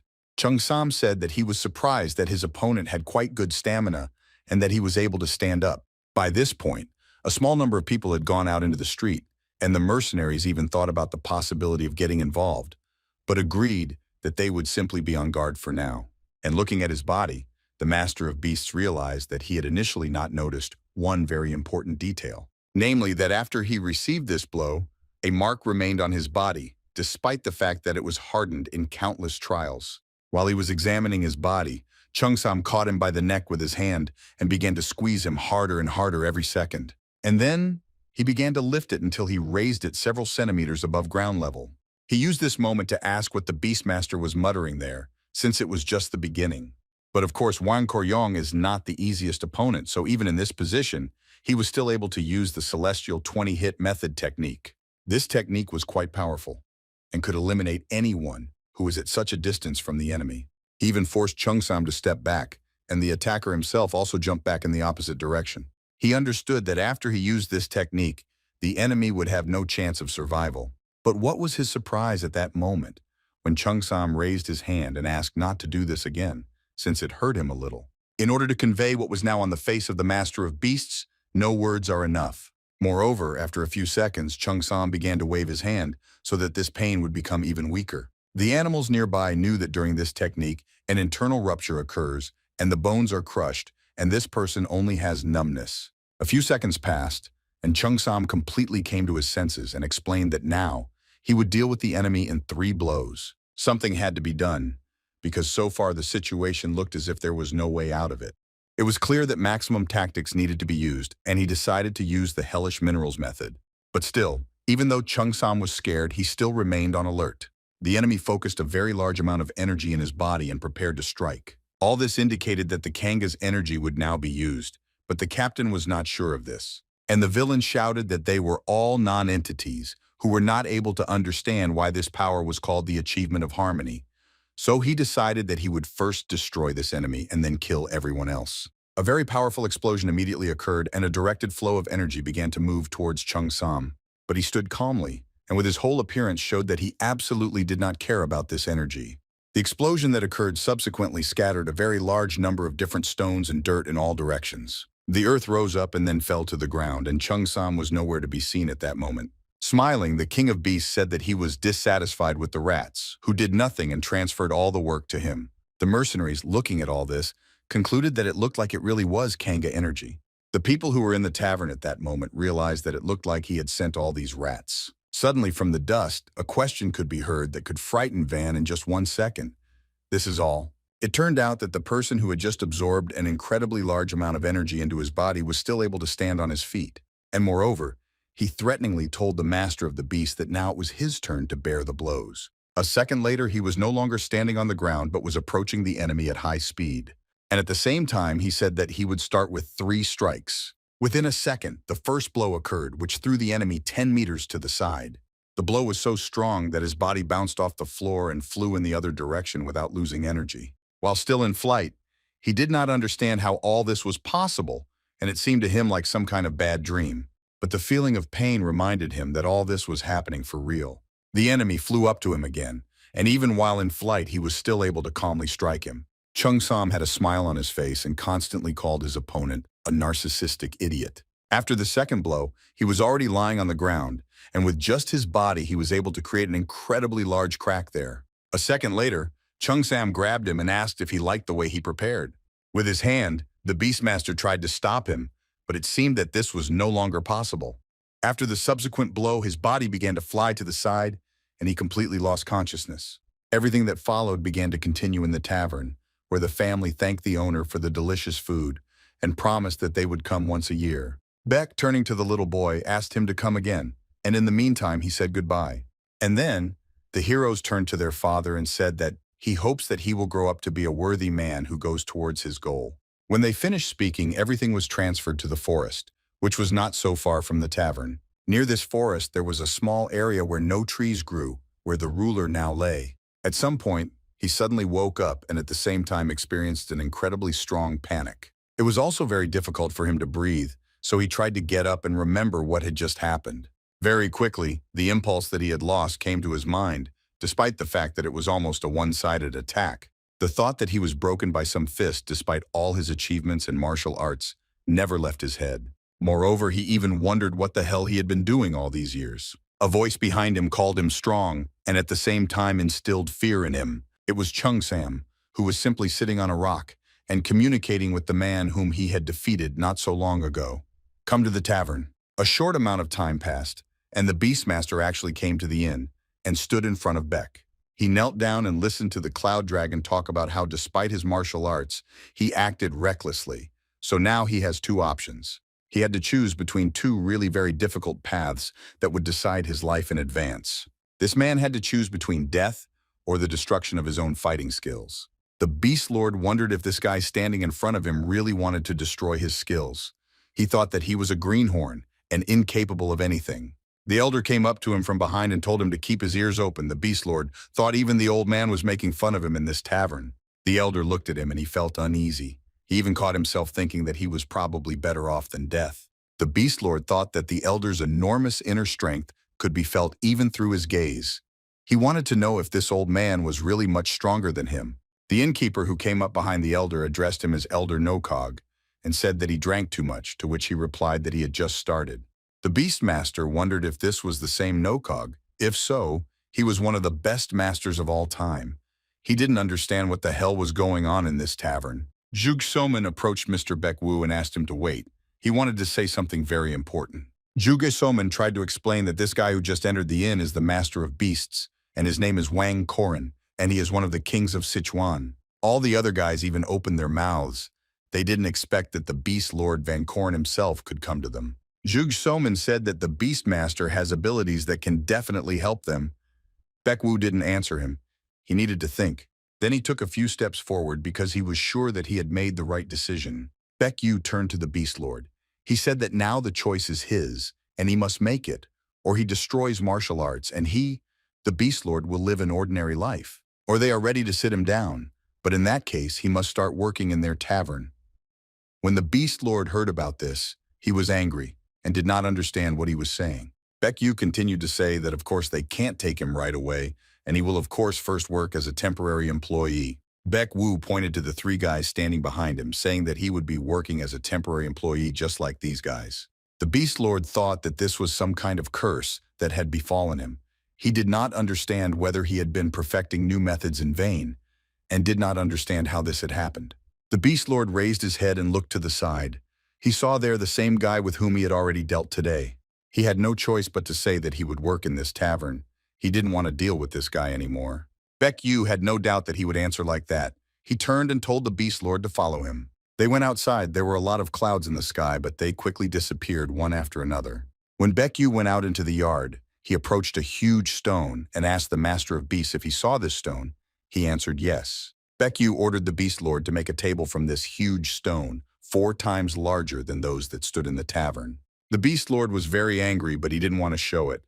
The only thing he tried to ask was if they weren't happy with those tables. Baekwu looked at him. Then he raised one of his hands and said, "Does the Beast Lord really want to become an ordinary simple man? He can quickly help with this." The Beast Lord had no choice because he understood that this, as it seemed to him, greenhorn guy could take away all his strength. He had no choice but to say that he was already starting. The Beastmaster wondered if this Baekwu and that Cheongsam masters really possessed the technique of rejuvenation. Baekwu walked up to the entrance of the tavern and told the other 3 guys that they should come up to him too. He showed them a dead tree that was very close to this tavern. The guys wondered if he was going to give them a task again.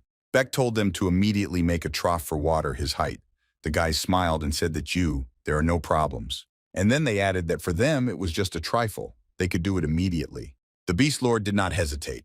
He decided that if he quickly completed the task, he would be free. He took one axe in each hand and began to strike blow after blow at this huge stone. On the other side, 3 guys were also striking blow after blow with an axe at the dry wood from which they needed to make a trough. The sounds came into the tavern from 2 different sides. Work was in full swing. At this time in Cheonghae, in the Hongwaru Pavilion, they are talking about this very inn. One of the guests said that Cheonghae is truly a gorgeous young master. The second of the grand poured himself some sake and asked him again if this was really so. Then taking a sip, he added that they needed to capture Cheonghae so that their Tang clan would become strong enough to compete with the Namgung clan. It was that same Tang, the 3rd child of Lana Tang, one of the 5 largest clans. His interlocutor said that it was a pity, of course, that the faction of the 4 dragons that they wanted to use disappeared. Putting the glass on the table, he added that it was unknown where Gudoki was now. The rest of those who had united for the attack were defeated halfway. He also added that he had heard that dozens of Tan's bodies had been found. He said unequivocally that he knew everything perfectly well. At that moment, while they were talking, they heard several people approaching their table. The three who came in were quite impudent. One of them asked those sitting at the table why they were staring, to which the person sitting at the table said that he did not understand why they came to their table and what they wanted. Then this guy leaned as close as possible to this man and said that apparently he was not a local, and if he did not know them, I would breathe on him. The smell from his mouth was so unbearable that the man covered his nose and mouth with his hand. Then this guy took out a jean sting and slammed it on the table where these two were sitting. This guy who came in and said that they are the successors of the Four Dragon faction, namely the Iron Group, and he is the head of Mr. Ku Chugsang. He asked to love them and favor them. The man sitting at the table grimaced because he didn't enjoy talking to these guys. That's why he immediately told them that no one needed them at such an early hour, and that no one really cared about them. Tan told his assistant to eat one of the pills that was on his hand. Then he said that they had nothing to do here, stood up, and added that they were leaving. His assistant answered him that he was listening. This guy who was standing near their table was very surprised and did not understand. He started shouting for these people to stop, but they pretended they didn't hear him. The thug who was with them swung an axe and said that no one allowed them to leave and that they shouldn't stop.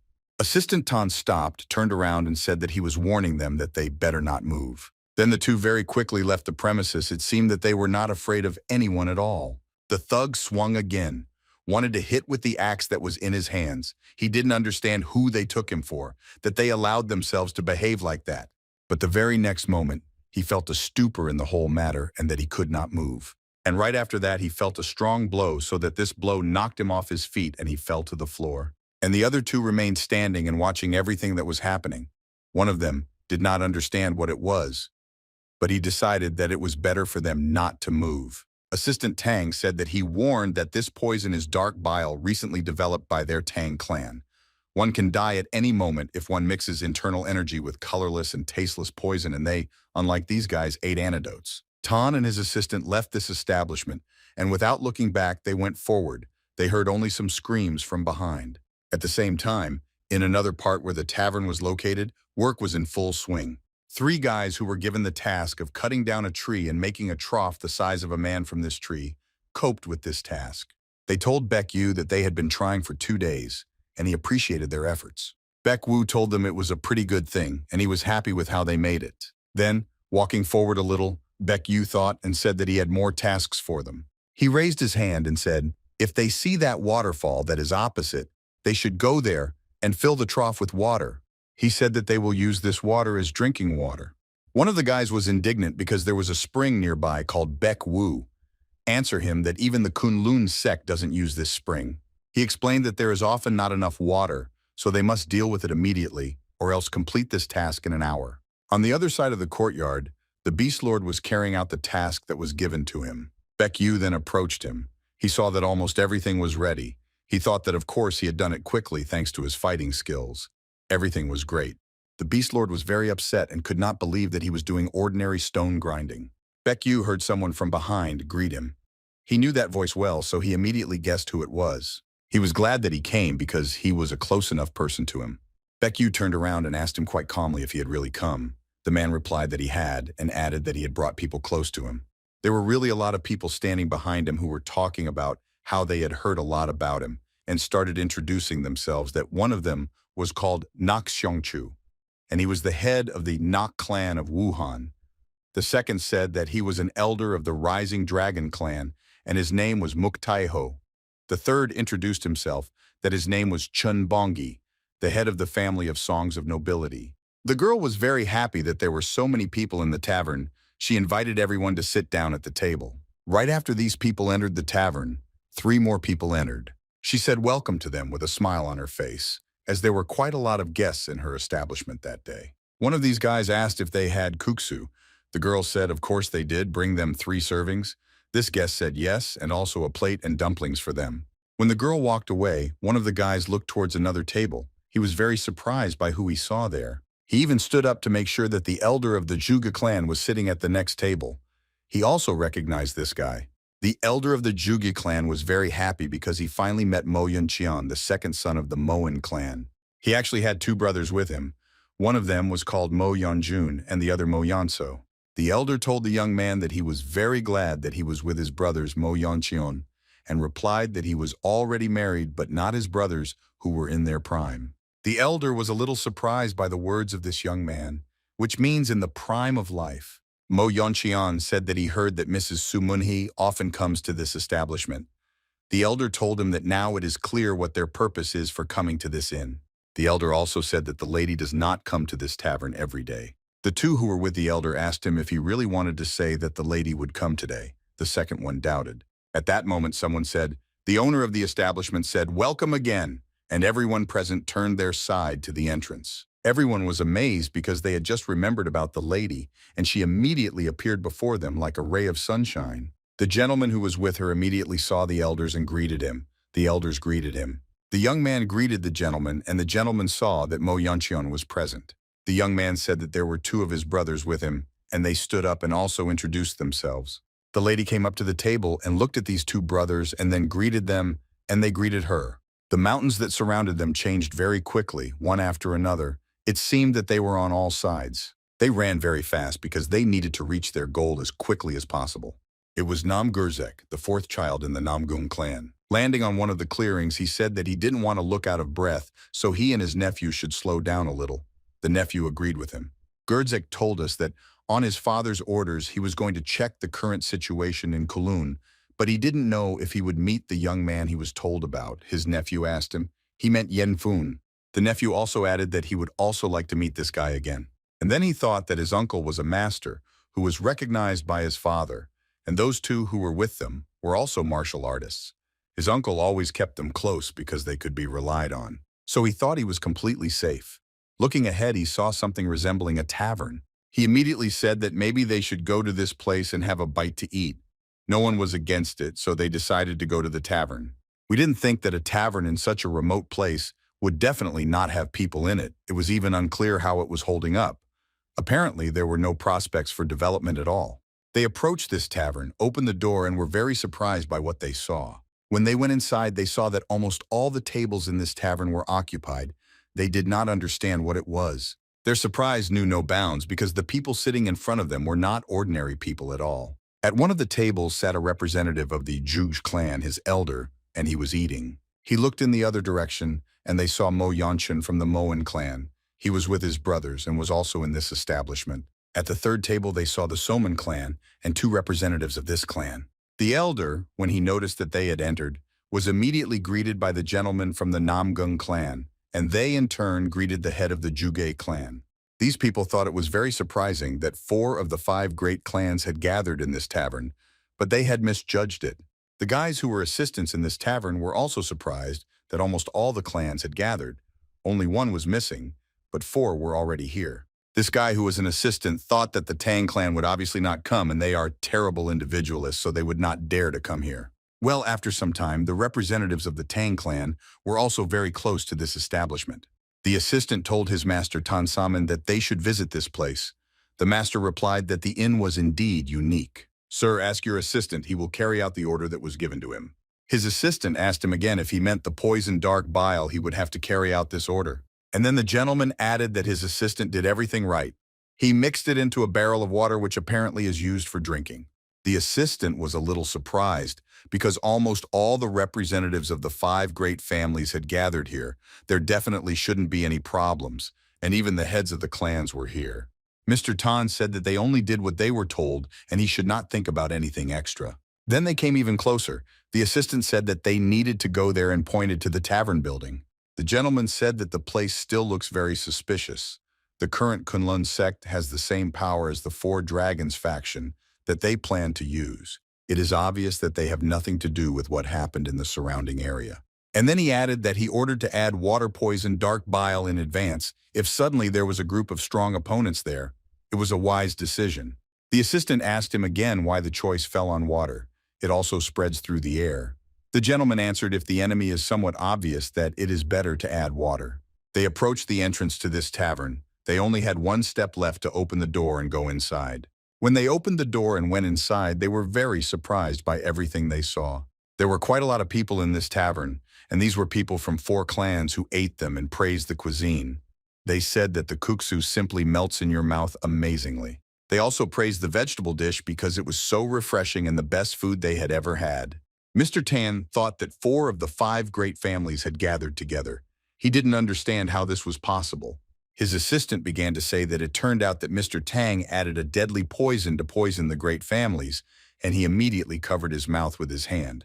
The gentleman mentally conveyed to him that he was an idiot and did not understand why he was saying this out loud. He had to use a mental connection. His assistant asked for forgiveness. The assistant understood that if one of them tried to use his inner strength, he would die bleeding. Then the whole of them would have to personally pay the owner of the inn. Mr. Tan told his assistant that they needed to leave as quickly as possible so that no one would see them. When they were completely alas, the elder approached Mr. Tang and asked him if it was really Tang Saming himself who had deigned to come. The same gentleman turned around and greeted Mr. Jug. The representative of the Moen clan said that there is no such person, and who does not know this gentleman since he was the 3rd son of the Tang family. And at all the other tables, they also turned their heads and looked. At that moment, you thought that even the Tang clan had come. It was just unclear why they came. The elder asked them what brought them here. Mr. Tan answered him that he was here only because there were rumors. The elder then asked him if he was here only because the daughter of the Soman clan came here. At that moment, her father thought about how many people were aiming to be his sons-in-law, and he would like to resolve this issue as soon as possible. Therefore, the head of the Soman clan stood up and said that in that case, the matter would have to be decided with a fist, and clenched his huge fist. The guys who were in this establishment were a little surprised by the size of his fist. The head of the Soman clan showed everyone present his huge fist and said that they should approach him in order of queue and asked who of them was ready. The head of the Soman clan asked everyone present in this tavern who would be first. Mr. Tang was very upset. He thought of only one thing, that this was a complete ambush. If something went wrong, it would turn out that the poison would be to blame for everything and all suspicions would fall on him, since he was a member of the Tang family, famous for its poisons. The first one to come out was one of the brothers of the Moen clan. He stood up from his table and said that perhaps he would be the first. The head of the Soman clan said that he would add 1 point to him for his courage. The young man thanked the master. For some time they did not stand opposite each other, and behind the gentleman stood his daughter, who was watching everything that was happening. The young man looked at her, and it seemed to him that she was not worried at all and was not even looking at what was going to happen now, and he was a little surprised. Her father said that he would only use 30% of his power, and his opponent told him that then he would have to use about 50% of his power. Each of them was not going to give up and wanted to show what he was capable of, especially the young man. The next moment, the gentleman who represented the Soman clan swung with all his might and hit the young man straight, so that despite his resistance, he flew to the side. Even at the same time at another table, the head of the Tar clan thought that this was some kind of curse, and he did not know what to do. It was so hard for him that everyone could guess that it was he who poisoned everyone present here. He didn't know what to do next. The head of the Soman clan told the young man that he needed more concentration. The young man replied that it was an honor for him. Watching everything, Mr. Tan could not understand that everyone in this tavern was okay, and none of them had been poisoned yet. The head of the Soman clan asked who was next. Mr. Tan asked his assistant if he hadn't said that the water was poisoned. The assistant replied that that was exactly the case. All the other main people who were in this place stood up and looked at Mr. Tan. They were surprised. Did he really poison the water? The gentleman asked his assistant. He hears the same thing as the gentleman assistant said, that this is not a mental connection at all. It feels like someone is talking to them in their head. Then Mr. Tan thought that this enlightenment of thought was a technique that allowed one to use one's internal energy to communicate with the enemy at once. Baek Yu very quickly approached the table where Mr. Tan and his assistant were sitting, because everything that was happening here concerned him first and foremost. He told the 2 people to hurry to the exit after him as quickly as possible. The assistant asked Mr. Tan if this was really the same guy. The gentleman said that he was imagining things, but it was him. When they left the establishment, they followed Baek Wu. They wanted to understand that he knew what he wanted from them. Baek Wu told them that he would not forgive them even if they told the whole truth now. And he added that judging by their mental connection, they are people and families. Tan Master and his assistant were very surprised. Did he really eavesdrop on their conversation? Is that possible? Baek Wu then added if he was right, then they were representatives of one of the great families. He just couldn't understand why they had to do something like that. Mr. Tang thought that he was clearly a master and that no one had ever heard if he was able to eavesdrop on their mental conversation and control the technique of enlightenment of thought. And most importantly, He had the ability and was a master of the technique of rejuvenation. Mr. Tan thought that he might die if he said something that this guy standing in front of him didn't like. So he decided to say that he had committed a mortal sin. He had heard that strange things were happening here. So he came to scout out the situation. Baek Yu told him to continue. Mr. Tan said he believed that there was a transcendental group here. Baek Yu answered him that this is not the territory of his clan, Tipap Appen, and he does not understand what is the point of assuming that they are enemies. Mr. Tan couldn't say anything back to him, so he remained silent, and the young man demanded an answer from him. Then the master said that they thought that in order to equal the strength of the Namgung clan, their Tang clan needed to capture Cheonghae. The gentleman's assistant began to ask the young gentleman to shut up, but he answered that the assistant should not interrupt him and demanded that the assistant get on his knees. All the other guys who were with Mr. Tan also kneeled at Stalin's knees, but they did not understand why he gave such an order. The gentleman continued to say that if Baek Yu pardoned them, they would immediately leave here and would never set foot in this territory again. Baek Wu replied that there was no need for you there. Mr. Tan raised his head and looked at the young man. He was even more surprised. Baek Wu told him that it would be better if they controlled the citizens instead of that dishonest Four Dragons faction. And then he added, if they are already a clan that is so good at poisons, then they should understand that medicine and poison are different things, but if you use the poison sumam, then it can become a medicine. The young man added that this is precisely why he does not think that poison is something very bad. Mr. Tan was very surprised by such words. Then the young gentleman said that despite all this, they almost poisoned a whole bunch of people. This is a terrible sin. Mr. Tan lowered his head and asked the young man for forgiveness, that this would not happen again. Baek Wu unexpectedly said to them that he was ready to give them a chance. Mr. Tan raised his head and listened attentively to everything that the young man Baek Yu said. Ask them. If they are already here, they must know the village of Namro. The gentleman answered yes. Then the young man said there was a medicine shop there, and they needed to take half of their poisons there, and only then should they return. Mr. Tan didn't understand only half of it, so he asked again. Baek Yu said that he gives them only 3 days, and they must make it on time. He will personally come to their family. At the same time, everything in the Kunlun sect was quite calm and did not foreshadow any events. The young man was sitting on his knees. In front of him lay a white piece of paper and a small round object on it. He didn't understand what was happening. He thought he had used enough inner strength to accept it. Then he took it in his hands and put it in his mouth. He thought about what would happen after he swallowed it. Within a few seconds, he felt changes in his body. He felt energy in every cell of his body. This was quite a new feeling for him. He had never experienced anything like this before. He caught himself thinking that there was incredible energy in his body right now. It seemed to him that he could do anything. Enpul's internal strength was about half as much, but under Baek Yu's guidance, he comprehended Mother Nature and became incomparable to the others. After he took the spider Nidan, changes appeared in his body, and he began to possess an inner strength that can only be achieved by working hard for 90 years. At that very moment, he heard someone approaching his room and calling him. It was one of the rumors he told Enpu that they were looking for him, the oldest. When he opened the doors of the room, he was very surprised. He stood what happened to Enpu. He changed a lot, and a lot of power emanated from him. The young man was very happy to see his mentor, but he really was already completely different. After some time, he went to that Kunlun, to the Palace of Great Frequency, where they were waiting for him. Going inside, he asked if the elder had called him. If so, then he came at their request. One of the elders told him to answer only the truth and nothing but the truth. The young man said that he did not know what they were talking about, but he would not lie. Elder asked him what these 2 bundles are. One is the 8 elements of the Cloud Dragon, and the other is the Great Dragon Blade of Infinity. The young man said that one of the senior monks gave him a lesson, nothing more. The elder asked him again if he was really the senior monk, and if there was anyone here who was older than them. The young man was a little confused and tried to explain to them, but thought that it was very bad that he let it slip, because he could not give away the elder. At that moment, 3 people entered the room, and they worshipped and said that they had discovered something in the cave.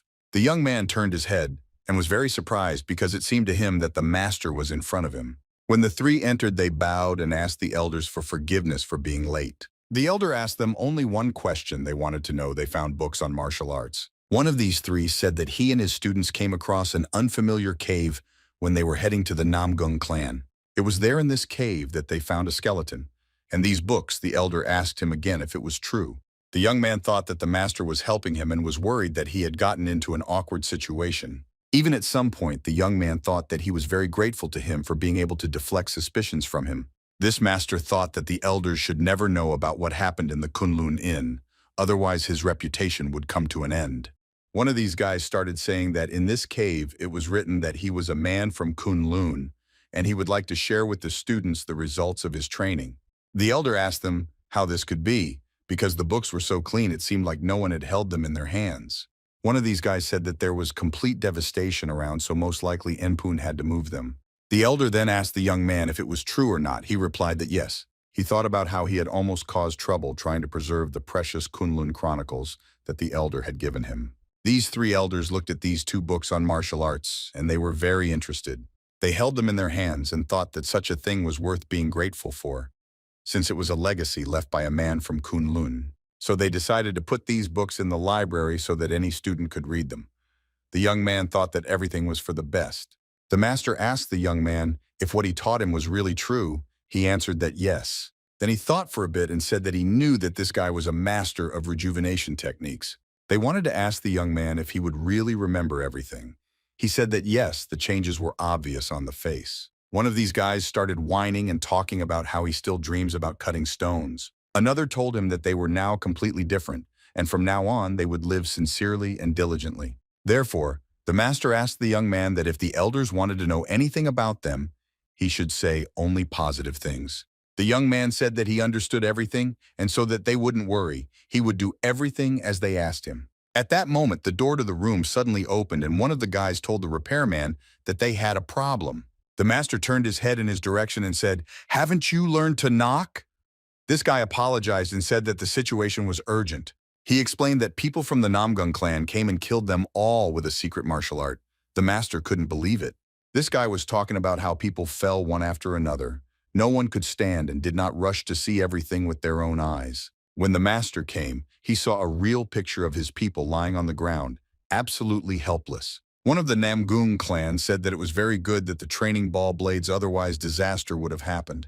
The head of this clan laughed and said that he knew that the Namgung clan was incredible and thanked them for sharing their martial arts. The elder told the clan leader that they now needed to talk about the alliance between the Kunlun sect and the Namgung clan. The elder was surprised that he was told that this agreement is not concluded when both parties are on the same level. If this happens now, it will no longer be an alliance, but simply receiving aid unilaterally. The elder was not ready to hear from the head of another clan that he doubted that they were losing on purpose, so he told him that under no circumstances. The head of another clan offered him to prove it, and a person from their side had to fight with a fighter from their clan. When they saw this fighter, they were very surprised and no one was ready to fight him. They stood among themselves and talked about the fact that this was the same Koval. Those who didn't know asked why he was so famous and who he was. This Koval was from Guangdong province and was one of the top 10 swordsmen, and he joined the Namgun clan. Koval took a step forward and then said that he had long heard that the people from the Kunlun sect were excellent at handling the ball. So they had to prove it to him. The guys who were standing had their heads down. Each of them didn't want to be chosen. The head of the Namgun clan, when he saw the faces of the fighters, he even smiled at some point. He understood that they were ready to surrender without a fight. The elder became very angry and thought what a disdainful attitude towards their sect. The blacksmith stood for a while, but no one from the sect was ready to fight him. He said that it seemed that they had come here for a reason. The head of the Namgung clan said that then there could be no talk of an alliance between his clan and the Kunlun sect. Unexpectedly for everyone, a brave man came along who told them not to make such a conclusion and to wait. Everyone turned their heads and saw that same master in front of them. He said that he was the fourth elder of the Kunlun sect, and his name was Baekwan. The guest asked him if he wanted to participate. Then the master replied that if there was a need for this, the head of the clan was a little surprised by such words. The master said that first they needed to try to distance his student and pointed his hand at the young man. The guy lowered his head, greeted him and said that his name was Enpun. His opponent looked at this guy and was a little confused. Koval, looking at this guy and at the power, thought that it seems he was not mistaken. Indeed, in Kunlun there is such a master who can resist him, and this master is still very young. The master's assistant asked him if the guy could handle this Koval. Then the master told his assistant that the young man had told him something. Enpun recently told him that not long ago, he had taken a cross spider and asked permission to help if we suddenly find ourselves in a difficult situation. It was clear that the young guy didn't care, but he lacked practical experience despite the fact that he had strength. Kaval video of the young man thought that he would achieve victory. Due to the speed of the ball, he was the first to attack. Enpun saw that his opponent was approaching. He focused his attention on his opponents and was ready to fight him off. When his opponent ran up very close and swung to strike, the young man instantly parried the blow. The first thing his opponent felt was a sharp pain piercing his wrist.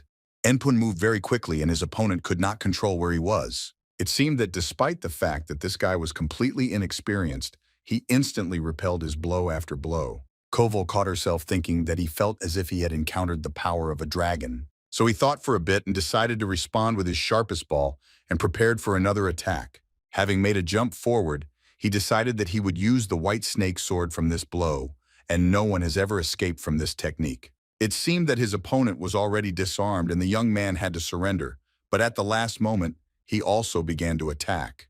With one blow, he knocked the sword out of his opponent's hands so that the sword turned over several times in the air. And then he struck his opponent so that no one would have any doubts anymore. The members of the Namgung clan were very surprised by this turn of events. They certainly did not expect it.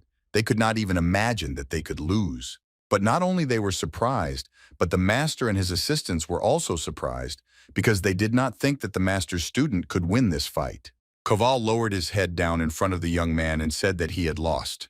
Immediately after these words, applause began to pour out in honor of the young man. You could hear everyone around him shouting his name. He was very pleased. He was proud of himself. Many thought that this couldn't be. He defeated Koval in a few seconds, who was impossible to defeat even in 100 moves. Others couldn't believe their eyes. Was there really such a person in Kunlun? The master looked at the head of the clan and asked him if they had now proven that they were worth something too. The head of the clan couldn't say this before, but now he had to agree with it. The master immediately exhaled and lowered his head down. He also did not expect that his student would cope so quickly. The elder laughed and asked the head of the clan that was with him if he was happy with what had just happened. Then she told the elder that they should go inside and discuss the details of the alliance. The clan leader agreed. They went inside and began to have a cup of tea while they were discussing the alliance. The young man remained standing and watching the elder walk by, he thanked him. The room was very dark. A gray-haired man was sitting at the table. Only one torch was burning. I went out into a nondescript room. Someone came in and greeted the gentleman who was sitting at the table. It was Mr. Chong Ligan. What came in was of enormous size. It resembled a dark, enormous force. Chong Ligan told him that his inner strength had become much stronger during the time they had not seen each other. It was a dark monster, and he thanked the master. The dark monster said that he had one more task, but as soon as he heard the master's order to return, he immediately dropped everything, and the master rushed over and said that first he needed to sit down. The dark monster wanted to know what happened and why he was called so quickly. The gentleman said that on the slope of Kunlun Mountain there is an inn with the same name. The dark monster listened very carefully. The gentleman continued to say that 5 great clans had gathered in this place. At this moment, the gentleman was a little scared. It seemed that he felt that these 5 clans were plotting something. The gentleman added that there was even a beast lord in this tavern. The dark monster couldn't believe it. It seemed to him that it was impossible that they were all together. But the gentleman repeated once again that this was so. This gentleman said that the dark monster knows very well the information about the Beastmaster is the best in the world, Murima. The gentleman told the dark monster that first they needed to find out if they could lure him to their side. Then the dark monster asked what they would do if they couldn't. The master said if they don't succeed, then they need to stop the Beastmaster if he continues to talk to them, especially after their request. You even have the time in another part in the village of Namro. Morning began quite unexpectedly. All the inhabitants of this village seemed to have gathered near one establishment. This is near the medicine shop. The queue was quite long. It seemed that there was not a single resident of this village who did not come to this medicine shop. The men were talking about the fact that, of course, all sorts of things have happened in the village lately. The second agreed with him and said, but for the medicine to be given out for free is simply incomprehensible. When a person approached a medicine shop, the doctor first listened to his pulse. He needed to examine him properly. The doctor said that this patient had liver fluid and he should abstain from drinking alcohol and he should write him a prescription. Then this person should go and get the medicine. This patient was so pleased that he asked how he could thank the doctor for doing this for him. This doctor said that people should thank not him but the person who stood next to him and pointed at Baek Yu with his hand. This man approached the young man, lowered his head and began to thank him. The doctor said that they should thank him too and pointed to Mr. Tan and his assistant. The people who gathered wanted to thank the gentleman because it was he who gave them all these medicines. The people stood in front of the gentleman and his assistant. They said thank you and words of gratitude. With their heads down, the gentleman told them that they should be blessed. Mr. Tan at that moment thought only about himself. He thought about the half of the poison that he had to give up, and all this was a secret from his father. His assistant tried to calm him down and told the gentleman that maybe you are there and there is some benefit. Most likely there was a possibility that the reputation of the Tang clan would increase in Cheonghae if the locals spread rumors. The gentleman thought that there really was some sense in the words of his assistants, and maybe his father would give his consent. The Beastmaster continued to work and lifted a huge stone to place it in front of the tavern. He came as close as possible and chose a place where he would place this stone. After the stone was installed, he made inscriptions and placed a bell in front of the stone. People who were nearby came to look at this stone. It was clear that if the flow of people did not stop, then this place was ideal for this inscription. A young man came out of the tavern and said that he was a worker at this tavern and asked people to listen while they were standing in line. People were talking among themselves about how they had already been there, but it was really difficult to get there. The young man said that this was indeed true, but now everything has changed completely. And then he added that if they wanted to try something at the Kunlun Inn, they should write it down on a piece of paper and showed how to do it. Then immediately after they write, they must put this piece of paper next to the bell and show where exactly. Then take this bell in your hands and ring it. That's all they need to do. Then they will deliver the food directly to them from the tavern. People who were standing in line were very surprised. Is this really true? Is this possible? The young man said that Mr. Van Koren, the master of beasts, ordered his birds to bring the paper immediately after ringing the bell. At that moment, the Beast Lord thought about what happened yesterday. He approached my young man and said that he was wasting his skills on various nonsense. The guy was happy. Baek Yu answered him that this is not nonsense but a very important thing. The Master of Beasts said that of course he is always happy to help him. It was at that moment that he saw the same guy he had already met and didn't want to deal with anymore. This guy took a small stone and threw it at the Beast Lord so that it hit the big stone several times. At that very time, everything was absolutely calm in the tavern. Baek Wu told the three assistants that he was currently teaching them 2 martial arts. They were a little surprised. He told them that he teaches the art of 1,000 miles of flax wind and the method of the nameless heart. The guys didn't understand what this method of the nameless heart and the method of 1,000-mile wind was. They hadn't heard of it. Baek Wu said that these 2 martial arts were created specifically for them, so it is impossible to find such things in other sects. Baek Yu said that after studying them, they will not be able to run long distances without getting tired. The guys were a little upset because it was not necessary for combat and it was strange to them and what does it mean to run. Baek Wu explained to them that everything starts with physical strength, so they should leave their skepticism behind. Baek Wu said that he tells it once so they should listen carefully. First he will tell everything about the method of the nameless heart. He started with the fact that they should make a deep and full and direct the exhalation to the dantian, made it a little shorter.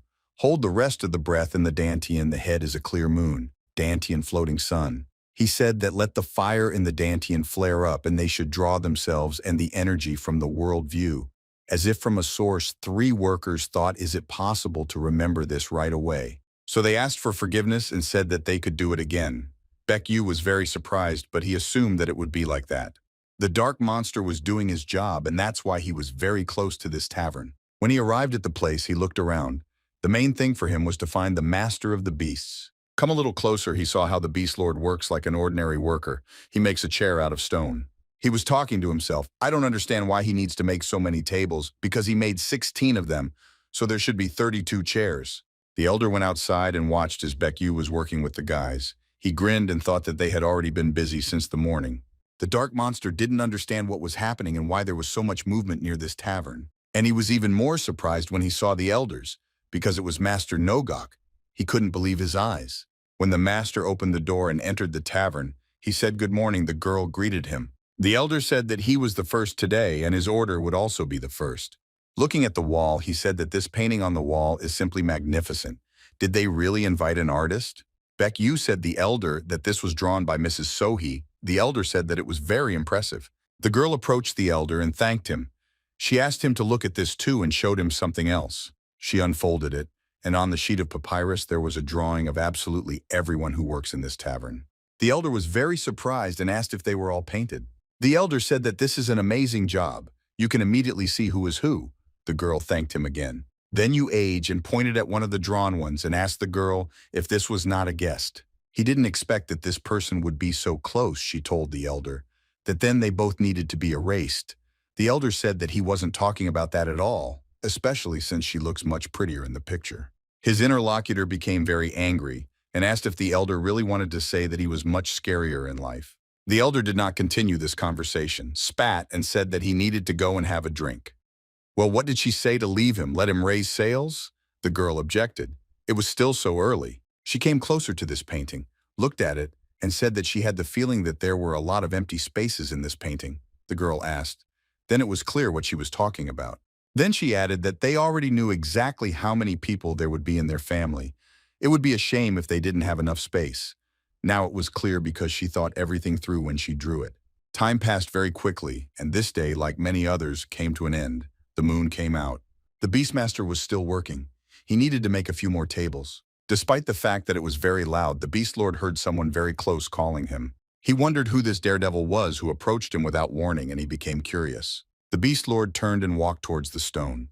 From behind the stone, he heard a voice that his master had sent to hear his true intentions. He asked what about their request. The Beast Lord immediately thought that it was clearly someone from the demonic culture or Chongligan. If it was someone from the demonic Vakulta, he would have said his name a long time ago. The Beast Lord asked Chongligan again if so, he will not be able to fulfill the request and is ready to bear the punishment.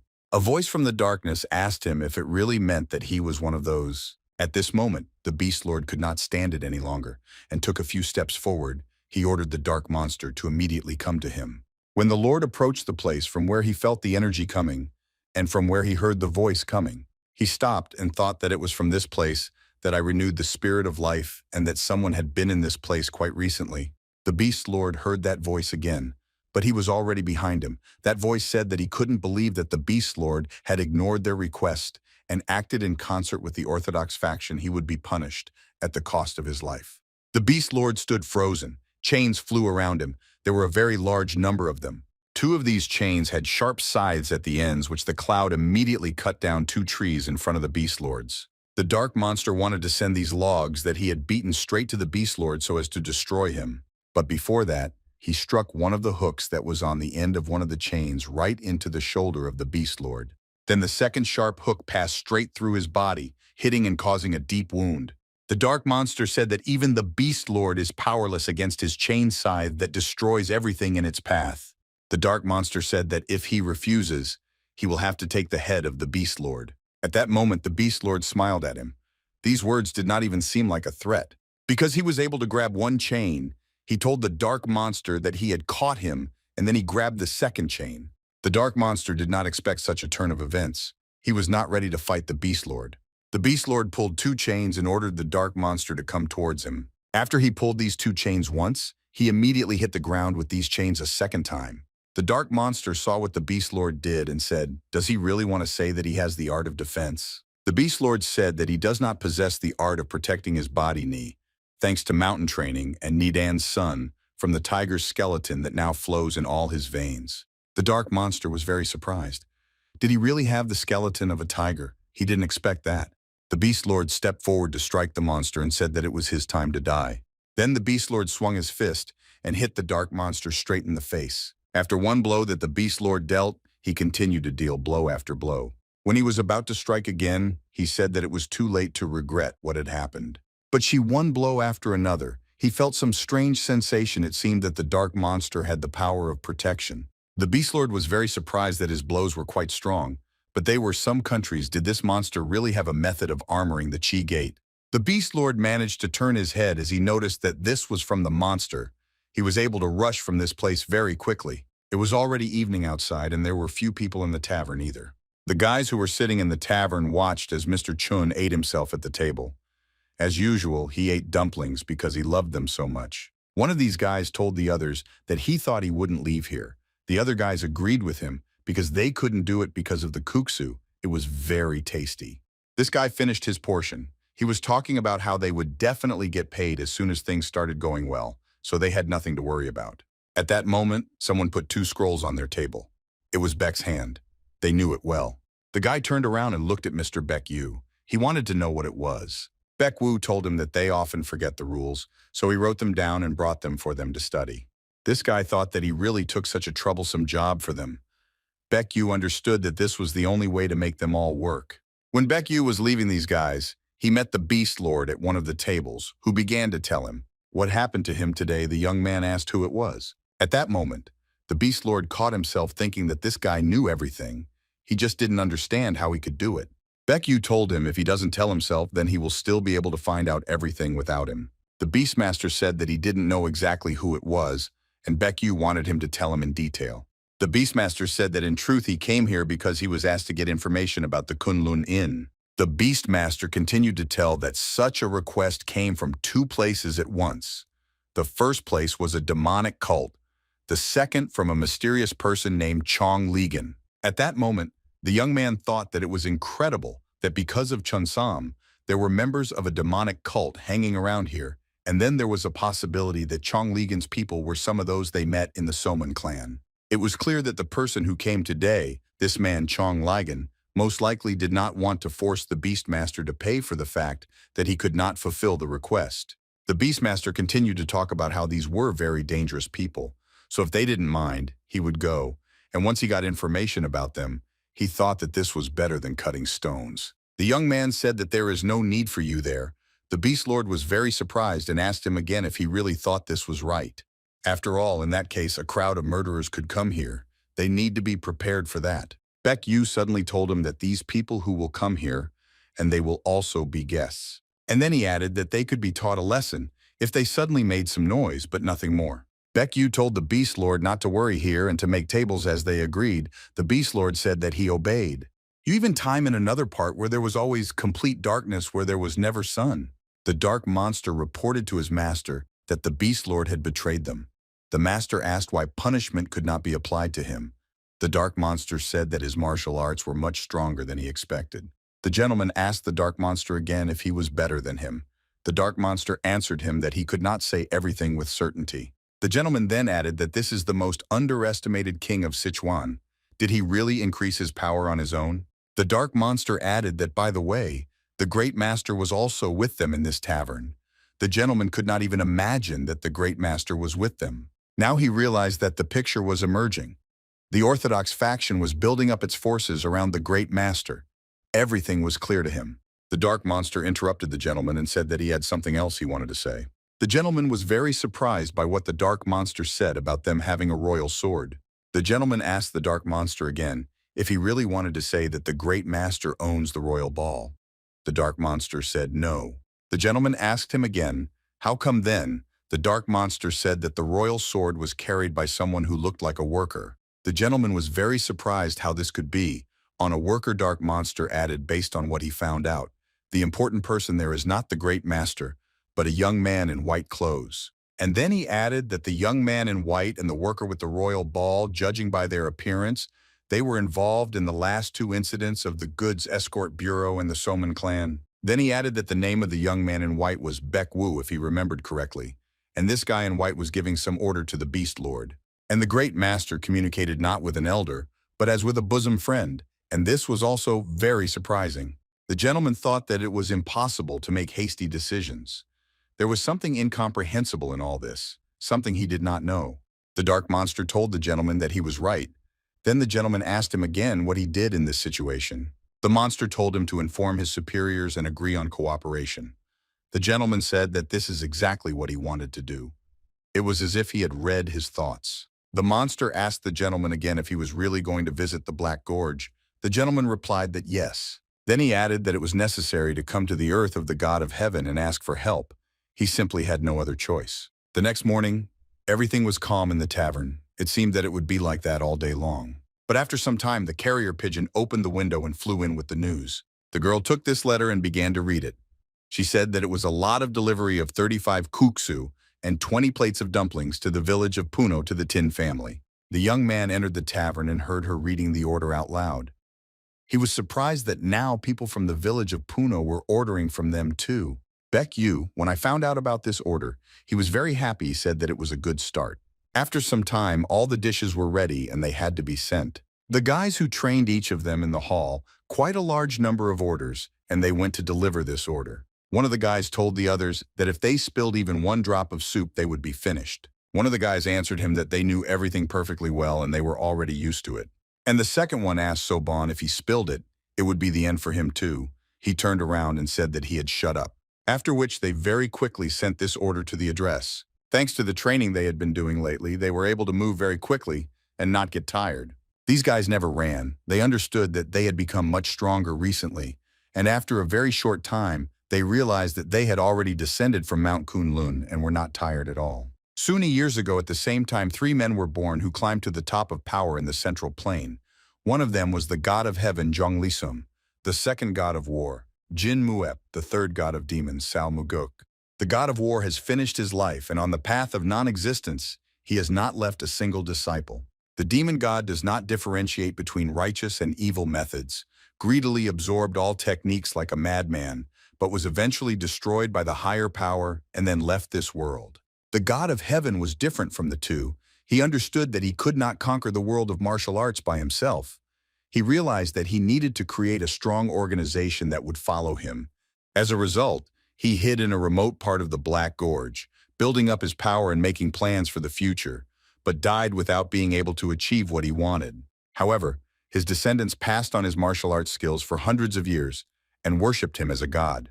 This is a heavenly cult, such worship of a person who has long been dead, but his knowledge continues to live. When about 5 years had passed since he died, a young man appeared who seemed to be his follower. This young man went to the very place where he thought the teacher had died.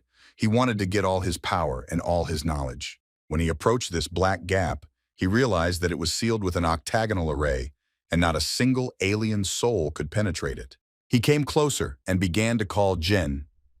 This was the name of the 4th of the 8 trigrams of the I Ching, which symbolizes thunder, east summer of the eldest sun. He then called Zhen, the name of the 7th and 3rd of the 8 trigrams of the I Ching, which symbolized the northeast mountain, winter, and the youngest sun. Then he needed Shun, which is the name of the 5th trigram of the I Ching, or the 4th seniority of the designated family members symbolizing the southeast wind, Autumn, the eldest daughter. Then he called Dewey, which symbolized the Lake Autumn West youngest daughter. If you do not follow this method of walking, then you can be subject to hallucinations or attacks by poisonous insects, animals, or plants. He had to get to the very end, so he did everything exactly. And when he passed through this whole gorge and came out to the light, he stopped because he understood that he had reached his goal. In front of him was a completely different part of the land.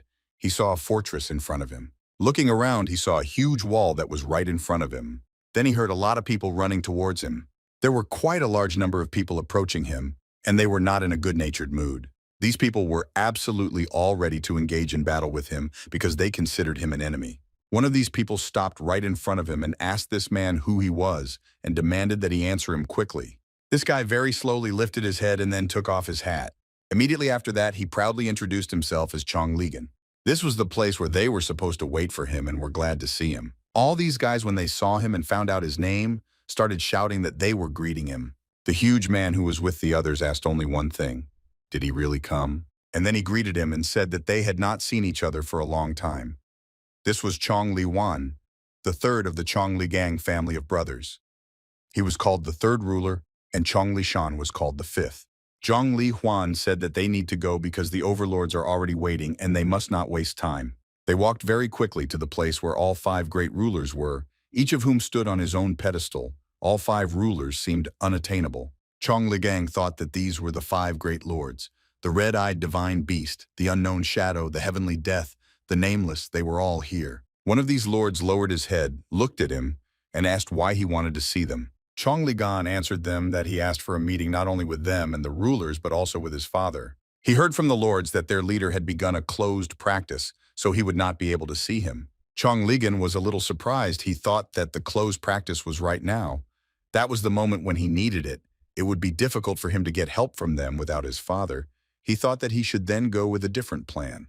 Chong Ligan told them that he had discovered martial arts, a fact that should have interested them. All 5 lords began to ask if he had discovered the art of the god of war Jin Muepa, and rather than the one who dedicated his life to martial arts, they wanted to know if this was really true. Chong Ligan answered them that everything is exactly like that. He found a person who followed his skills, and he knows the art of the god of war perfectly. They were all interested in only one question: who is this man and where is he? Chonglagan answered them that this man's name is Baek Woo, and he works as a cook in a tavern on the slope of Mount Kunlun. One of them said that everyone knows that there were few students in the miserable war, and is this really one of them? Chong Ligan answered them that he doesn't know everything in detail, but if they send someone there, that person will definitely know whether it's true or not. He talked about it and thought that he just needs to get all the great treasures of Murim. He thought that the rulers had no other choice, but finding a connection with the god of war would be very difficult. There is no information about martial arts other than those that were passed down orally. This is exactly what he was counting on. It's the right time on the mountainside in the Kunlun Inn. Everyone is very tired after a busy day at work. The young man wiped the back of his head and said that they had work today. Lacia, the girl, was holding a small tiger cub in her arms. She was happy that there was no end to the guests. She said that if work for the day was finished, they could also have a bite to eat. The three guys who were delivering the orders said that they loved the owner of this establishment. At that moment, when they decided to eat, the door to the tavern opened, which meant that more guests had arrived. The girl said welcome to them. Two determined young men were standing at the door. The guys thought why they came, didn't they have any other time? The young man invited them to sit down and said that they could order anything they wanted. These guys answered him that they didn't come here for that at all, they had business. The guy said that Baek Yu was in this tavern and they would like to see him. The girl intervened in their conversation and asked why they needed Mr. Baek Yu at such a time. Everyone heard the approaching. Baek Yu heard this conversation and decided to go out. He was interested in the question why they were looking for him. Baek Woo came up to these guys and said that he was Baek Woo, and now they had to answer his question why they were looking for him. One of these guys who was pressing the tavern asked the young man again if he was that same Baek Yu. He answered him that he had already said. This guy who came said that he is Ho Yim and I did not come here for martial arts. He asked if Baek Woo is ready to share with them. He explained that in the future, there will be many kills, so there is no point in trying to hide these martial arts. He asked Baek Woo to share them and leave this place. Baek Woo was a little surprised. He didn't understand why these people came to the tavern and why they were asking him to share martial arts with them. Baek Yu, unexpectedly for everyone, began to say that smoked meat really tasted great. Before they asked for 320 coins for it, but now they would get it for only 300. One of these guys who came couldn't take it anymore and started screaming. He raised his sword. I don't understand what kind of nonsense he was talking. Most likely he started joking. One of these guests who entered the tavern unexpectedly for everyone took a step forward and raised his hand, so he attracted attention to himself. He began to use the technique of absorbing the soul with heavenly desire. Under the influence of this technique, he thought that Baek Woo would become completely subservient to his will and would not be able to resist him. He was ready to use this technique even if he had to give up his heart. But strangely enough, this technique did not work on Baek Yu at all. This guy watched and didn't understand why this was happening. Before this, there had never been a time when she didn't act.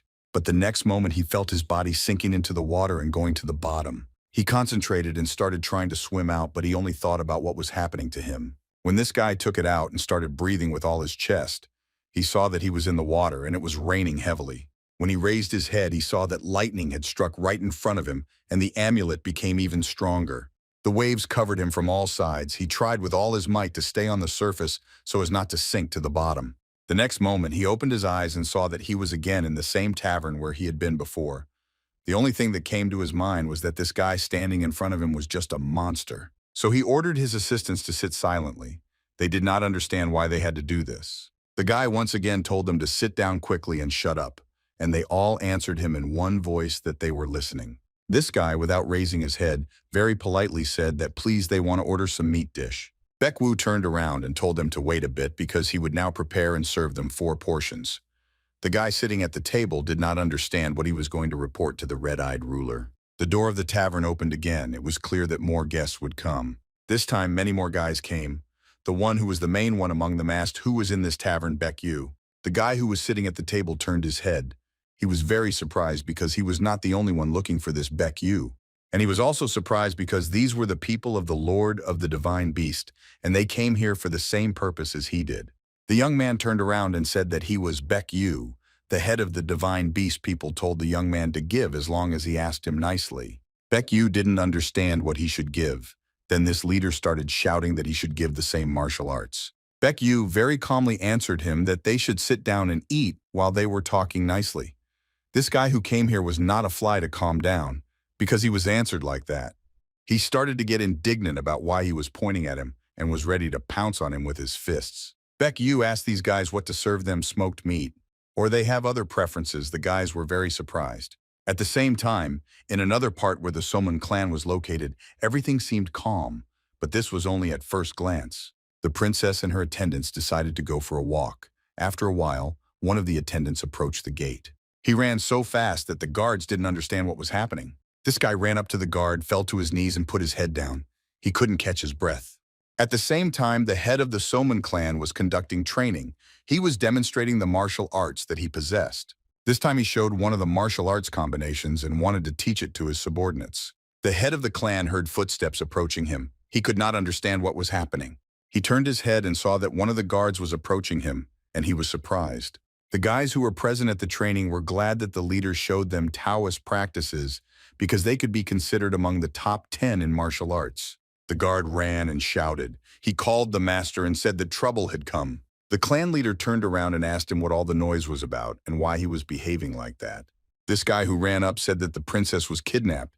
His face was very upset. He started to explain that the princess had gone for a walk, and at that moment the head of the clan shouted at him what he had said. The head of the clan did not understand why this happened and where the accompanying guard was looking. The guard said that 4 of the accompanying guards died, and only one managed to return alive. And then he held out a scroll and said that this was what was given to him. It was written there that the head of the clan should go alone to the Bear Rock with the scale of the dragon at stake. The life of his daughter was at stake. When the clan leader read this letter, he thought it was a curse, but he had no choice. The guard said that the clan leader should not go alone and that he needs to take the elders and the lightning squad. The head of the main department said that no, he cannot allow this while his daughter's life is on the line, and he will go there alone.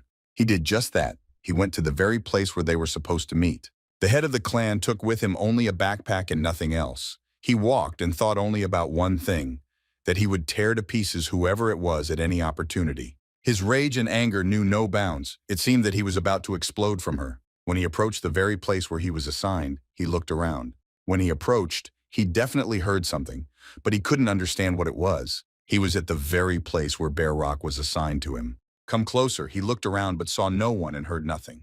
That's why he shouted that he came alone and asked for his daughter to be returned to him.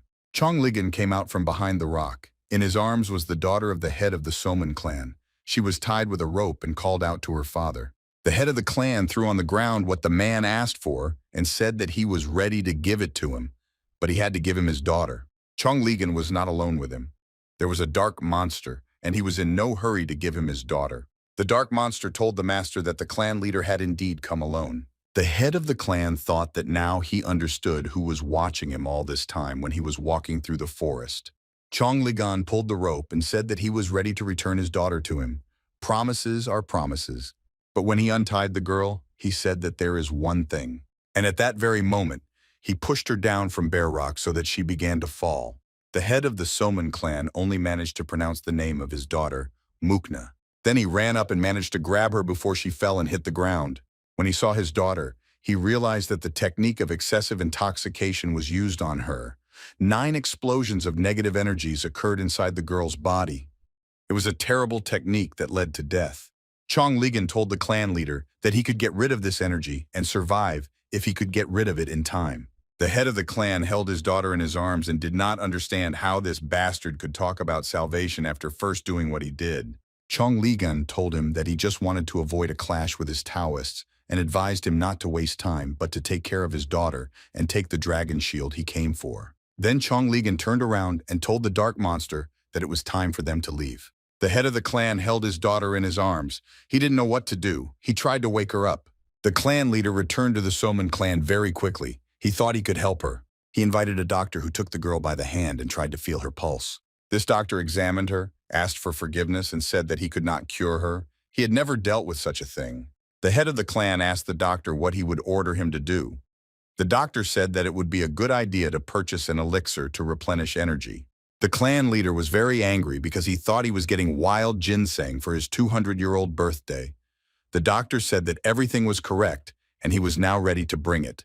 The father stood next to his daughter's bed and watched her barely breathing. He didn't know what to do. The very next moment, another internal explosion occurred in her body. It was scary to watch. The father looked at his daughter and thought that everything was happening just as this Chong Ligan said. That's the very time in another part where the tavern was located. There were quite a lot of people. There were so many people in the tavern that it seemed like there were no free seats at all. The guys who came to find out and take away Baek Yu's martial arts were sitting and eating, and they were saying that it was incredibly tasty, something that was cooked by a person. This was indeed the case because the assassins who were sent by each lord were stuffing their bellies without restraint. The door of the tavern suddenly opened and several more guys entered the hall demanding to see Baek Yu. What a surprise it was, because 5 killers of the indestructible fist entered the tavern. It was a master of fist fighting under the command of a nameless lord. Assistant Baek Yu thought that there were quite a lot of people in the tavern, and it would be completely different with these guys. He stood up and walked up to the guys who had burst into the tavern and were ready to start a fight. The guy said that the tavern was full of people and there was no room for them, so they had to leave. These 5 kill do not crush the fist could not calm down. They asked the guy, "He Baek Yu." The guy absolutely calmly answered them again that he said that they should go out and they would eat outside. Then he threw all 5 of them out into the street with one blow, so that these 5 killers didn't even have time to react. When they stood on the ground, they didn't understand how he could deal with all of them at once. They thought that this was probably Baek Yu. The guy told them that he was just a worker at Chun Sam, and Mr. Baek Yu was a cook at this tavern. These 5 started asking about him. Does he really want to say that he is not Baek Yu, but the guy who is not being looked for? He is a cook. One of the killers told him to get out of the way then because they don't need him at all. The killer swung and tried to hit the guy, but his attack was unsuccessful because he received a counterblow, after which he grabbed his neck because he couldn't breathe from the force of the blow. This killer guy was writhing in pain, and Chun Sam told them to stop pretending because he lightly touched them with his finger. All the other killers were in shock. They didn't understand that this had happened at all. They were sure that he was a master and they should attack. All 5 of them started attacking him from different sides. But just a few minutes later, the door of the tavern opened again and Chun Sam entered. The guy said that we needed 3 more plates of pelmeni and 5 kuksu for the table that was outside. This day was coming to an end. There were a lot of people in the tavern today and they managed to serve them all. Baek Wu gathered everyone at the inn and thanked them all for their work today. His assistant said the number of guests and requests for deliveries continue to grow, and this is a good sign. The owner of this establishment said that now she would be able to give them all their salaries.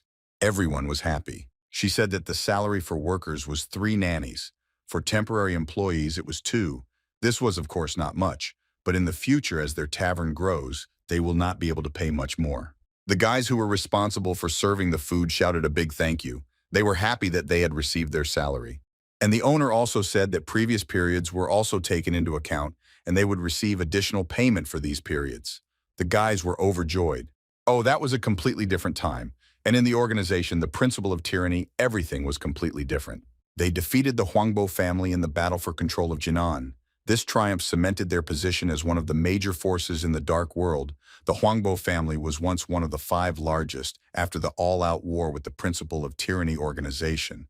They were on the verge of collapse. The guys were sitting on the steps near the entrance to the room. 2 guys, one tall, the other short, with a huge suitcase, came up to them. The one who was tall, he said that they were here to see the owner and told the guards to report to the owner that the twins had arrived. The one who was tall was the skinny monster Huang Hul, and the one who was short and fat was the obese monster Huan Yuk. One of the guys who was sitting asked them again what they were saying. The second added, "Do they know that there is a very prestigious faction here?" Another said that apparently they have no idea, and the third added that they had no right to mention the owner. And then he told the fat man to quickly open the box he was holding in his hands. Visoki said that they had an appointment with the owner, so they should report to them. The guards shouted at them to open the box because the owner was forbidden to bring in unknown things and pointed his sword at them. The fat man couldn't help but push away to explain to those guys who they were dealing with. He tried to explain to them how they dared to point a sword at them. He rubbed his hands, understanding that now he would show them everything. The guys who were on guard were surprised by what they saw. They couldn't even imagine it.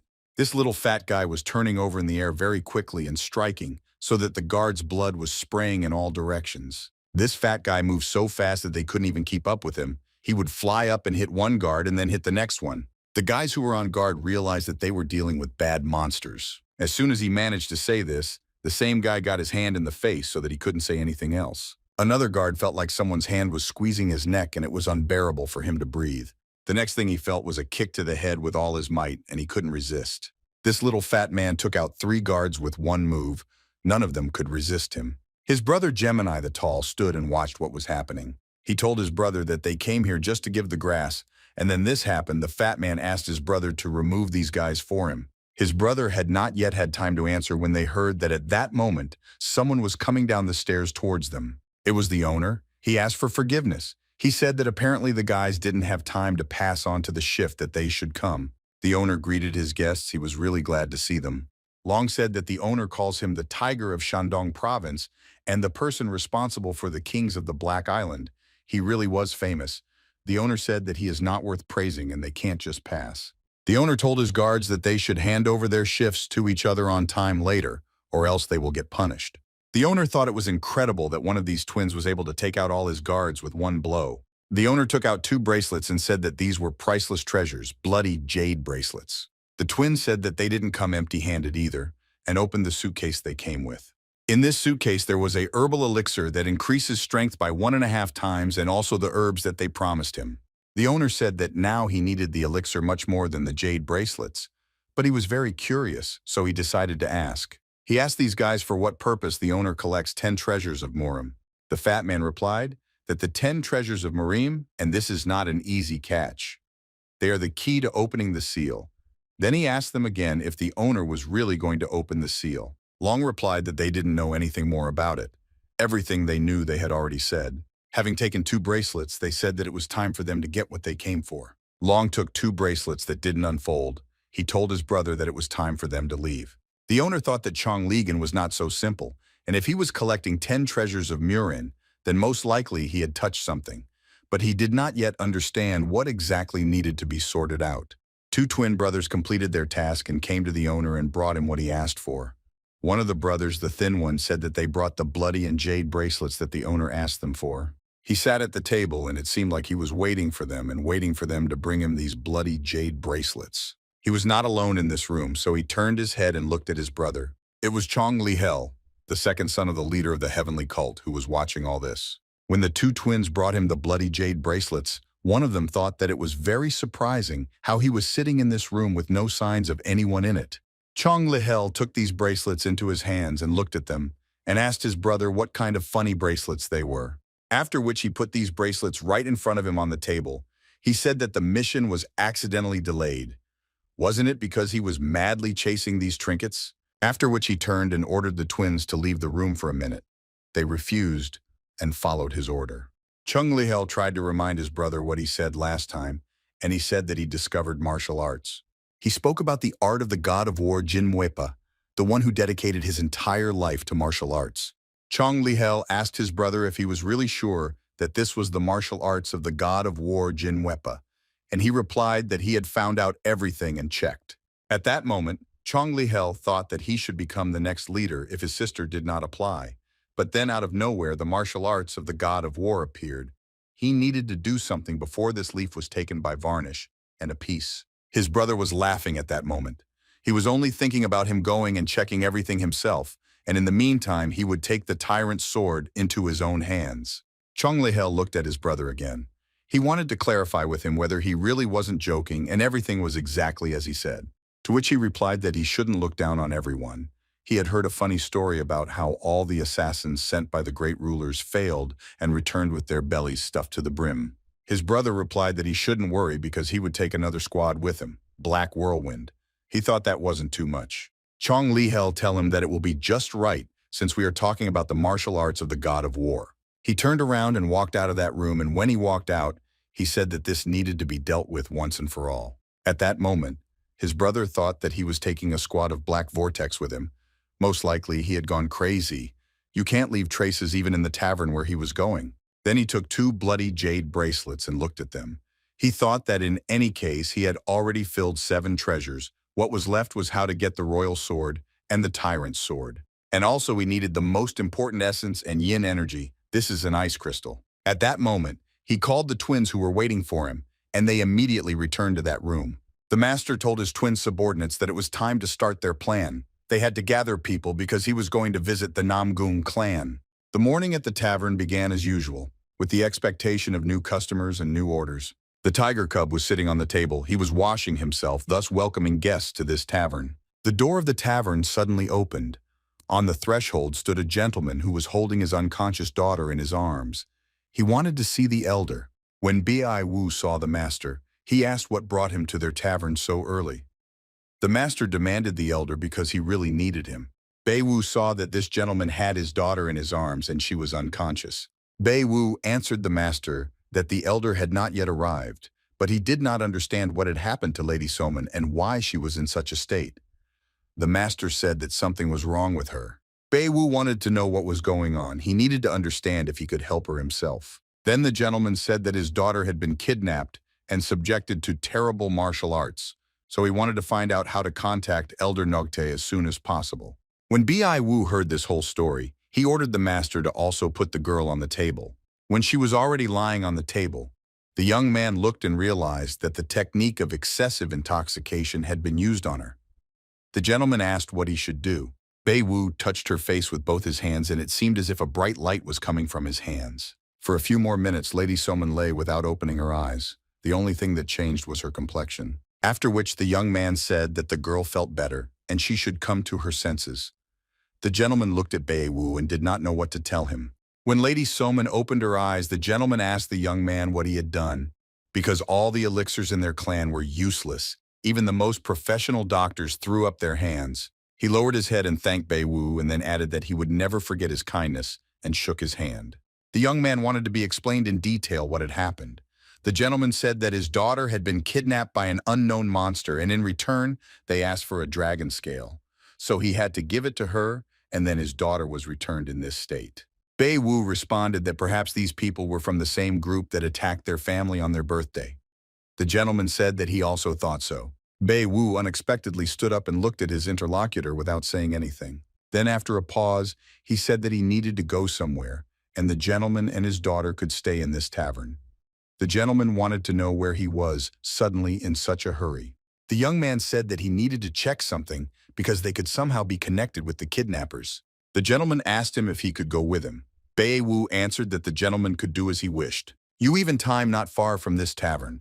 A large number of warriors approached and surrounded this tavern from all sides. It was a squad of Black Whirlwind. One of these warriors approached the commander and asked him if he didn't find this mission a little strange. The commander replied to his subordinate that they were just doing what they were told to do and nothing more. Then his subordinate said that he understood everything when they asked to attack the imperial palace, but here they asked them to attack some tavern. Then the commander said that this was a completely unusual tavern, but a group associated with the 5 great families and Master Nogok. When the subordinate heard this information, he said that now everything became clear to him. The commander thought that he should not tell his subordinate about the connections with the martial arts of the god of war. He thought that he was simply ordered to destroy a man named Baek Wu, who stole and appropriated secret skills. So he had to do his job. Seeing the people who were approaching him, he ordered his warriors to stand. The Black Whirlwind squad listened to their commander without reservation at one point, and not everyone stopped. The warrior asked his commander what happened and why he gave such an order. The commander told him to look forward. Right in front of them stood 2 people who did not stop and continued walking. In the hands of one of them was an ordinary branch which he broke off from a tree. The subordinate told his commander that the one on the left was clearly a master who had reached his peak, and the one on the right was a simple escort. The commander didn't answer him. He just thought that it was not like that at all and that it was not an easy escort. At that moment, the commander's heart began to squeeze when this guy looked at him. He felt this only when he was next to their leader, Mr. Chong Li Chun. The commander gave the order for them to line up in a black whirlwind, which meant that they would enter into battle. His assistant asked about their squad using a deadly attack against the strongest enemies. Why should they do this? At that moment, the commander told him to do as he was told. He was very talkative. After this order was given, the Black Whirlwind squad lined up as ordered by their commander. They moved very quickly, and each of this squad clearly knew their position under this command. In just a few seconds, Bai Wu and the gentleman who accompanied him stood in the center, a Black Whirlwind squad moving around them. Bai Wu thought at that moment that he was just going to talk to them, but they immediately got down to business. Mr. Lookaround said that there are too many people, and they need to change their place. The commander said that they are a squad called Black Whirlwind and are going on a mission. If they get in their way, they will immediately kill them. Then the young man said if they really are the Black Whirlwind squad, then he bet you. The commander was very surprised. The young man said that their tavern was too small to accommodate them all together, so they should come a little later. The commander wondered if this was the same young man Beck Yu, whom he had been told and whom he had been ordered to destroy. If this is true, then he had no choice but to attack him. He shouted to the Black Whirlwind squad to attack, after which these guys from the Black Vitch squad began their attack. They tried to approach the young man. The gentleman who was with him said that there were too many of these guys who were attacking, and they were too powerful. They had better leave. It seemed that B.I. Wu didn't hear him at all. As soon as these guys from the Black Whirlwind squad approached, he was able to push them back with just one blow of his sword. These guys, despite the fact that there were many of them, were thrown aside and lay on the ground. The commander, seeing this situation, thought that he couldn't believe it, but his squad couldn't do anything with this one guy. The commander thought of only one thing. At least one of them had to deal him a fatal blow. But none of his black squad could get close to him, and none of his squad could strike him. Bei Wu lifted one of his legs and slammed it down on the ground with all his might, and it felt like an earthquake was starting. These guys who tried to attack him when they approached him were immediately thrown aside. After this attack was completed, Bei Wu took a few steps forward. But not all the warriors from the squad were Black Whirlwind. He was destroyed. The attack on the young man continued. The warriors who tried to attack him were also thrown away from him with great force. None of the Black Virus warriors could resist the power that Bei Wu possessed. When the commander realized that not a single one of his subordinates could get close to this guy, he thought that in that case he would do it himself. When he tried to attack, the young man used the thunder explosion technique, so he had to stop his opponent. Then he raised his hand, in which was a branch from the tree, and lowered it. The commander of the Black Squad did not understand what was happening and who this young man was. When Bei Wu lowered this branch down, a huge discharge of very powerful force rushed through the earth, which demolished everything in its path. Who was with the young man thought that this guy was a real monster, and now it became clear to him why Chun-Sam obediently followed his orders. He looked around and saw many bodies lying around on the ground. The commander of the Black Vortex Squad, rising from the ground, asked the young man if he was really the heir of the god of war. Now it was clear to him that Jin Muepa's martial arts really existed. Well, the young man answered him that the squad leader, Black Vic, was the same as those gangs that came to his tavern. Look at the gentleman. He told him that the commander had nothing to do with the kidnapping of his daughter. Bei Wu asked the commander of the Black Whirlwind Squad, who instructed him to go to the Kunlun Inn. The commander looked at the young man and said that he would not answer even if he killed him. Then Bei Wu, looking into his eyes, told him to drop this matter since he didn't want to answer.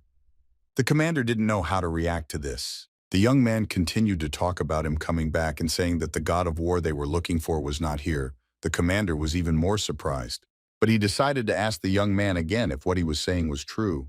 Bei Wu didn't answer him. He just looked at him and remained silent. The commander thought that this guy could easily kill him if he wanted to, but in fact he didn't need the bastard to leave him alive. Bei Wu looked at the gentleman and said that it was time for them to go. They had nothing else to do here. The gentleman was very surprised. He couldn't even imagine who this guy was. He caught himself thinking that Bei Wu was the best option for his daughter. He thought that he also had feelings for her, considering that he saved her without any conditions. After some time, they did not return to the tavern. This time he was able to save the lady's life as well. When the girl left with her father, she thanked the young man and said that she would never forget his kindness. Bei Wu told her to just come here as often as possible, and at that moment the gentleman thought that this guy was really interested in his daughter. When the gentleman and his daughter sat on their horse and went to their estate, the gentleman raised his hand and thought that they would see each other soon. At the tavern, everyone wanted to know what this sudden meeting was about.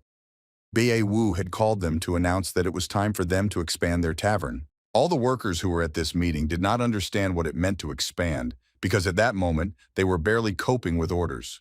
The young man's assistant asked what this meant. Bei Wu answered that it was time for them to grow. Chung-Sam asked the young man if their tavern should really become bigger. Bei Wu answered him that he understood all the rules. Then Chun-Sam said if he thinks so, then he is in the case. He fully supported him. Others want to think that it is not worth rushing so much. It can lead to incomprehensible events. They were talking about how a lot of money was needed for expansion, and with the amount they had at that moment, Bei Wu interrupted him and said that he would solve this issue. Some also wanted to know because this building was inherited by the lady, Can one do whatever one wants with it? Wu replied that he had already talked to the mistress, and the owner was not against it because her grandfather dreamed of building the best tavern. She added that she believed that she had been given not only the building, but also the spirit of the continuation of this dream. Some were perplexed. They didn't understand what expansion meant and how quickly they could pay for it all. The elder, having listened to everyone, said that in that case, there was only one person for them as a husband, and that was the carpenter. Wu said in a conversation with the elder that he would soon be able to sort this out. The elder answered him that he knew the best carpenter in this world, and he could tell about him. He began to ask if the young man had heard about the Hekbei family. Wu answered that he did not remember. Then the old man, pouring himself some juice, said that 50 years ago they were swimming in money, but now, unfortunately, they are ruined. The young man took a sip from his cup and thought about it. He remembered something. This family had a huge mansion that was built by the greatest carpenter of that time, Gong He, but if you think about it, this carpenter's age will not allow him to work. In fact, his grandson Gonchik continues the family business and also became famous as the best carpenter in the world. The young man listened to his every word. The elder said that there had been no news about this guy for 10 years. Yu repeated the guy's name again. The elder said that his gang of beggars could find out everything very quickly if he would help them with this. In another part of the country, or more precisely in its eastern part, where the central plain was in the city of Jinar, there were quite a lot of people sitting in one of the taverns. It was one of the new establishments. When further away from the Kinkali, one of the visitors asked another if he had heard about Somryumun. The second answered him that he meant that all the land there had been bought up and a new building had been built. The first one said that the structures are simply amazing. He saw it himself. The second one added that he also saw it. It's just a miracle. It's the work of Choi De-moon. And then he added that this guy is the best carpenter in Jinan. The whole conversation was heard by a person sitting at the table who was nearby. So when he heard this, he hit the table with all his might and shouted loudly, "Who is the best carpenter?" The men turned their heads, and one of them asked what was wrong with this man, because he had scared them. And this man stood up and started telling the whole tavern that Choi De-moon only suggested that he did all the work. People looked at him, didn't understand what was happening to him, and wanted to know who he was. This man was confident in himself. He introduced himself as Gonchik and that he was the best carpenter in the world. The people sitting at the table next to him, when they heard his name, they wondered if this was the same Gonchik. They looked at him and said that this is the same man who had squandered all his savings and forgotten about the family honor that he had inherited from his ancestors. On the other hand, someone said that it was him. Gonchik tried to explain to everyone present that everything they were saying was a lie invented by Choi De-moon. These people, no one wanted to listen to him. They told him not to interfere with their drinking and that they should go to their own table. It was very hard for him to hear all this, and he didn't know how to get rid of these rumors. In fact, his Gon family was on the verge of destruction due to the fraud that Choi De-moon guaranteed, or only Gonchik dragged out a miserable existence, continuing to live under the influence of Choi De-moon. Gonchik took a glass and drank from it. He thought that his father and his dear should forgive him. He is the only one who should take the blow of this miserable life. When his thoughts were only about how to get drunk, he saw that in front of him in this tavern, there were two. Wu was the first to start the conversation. He asked the guy if he was really Gonchik. He, without getting up from his seat, replied that they understood everything correctly. Then the young man did not explain for long. He said that they would like to ask him to expand their tavern.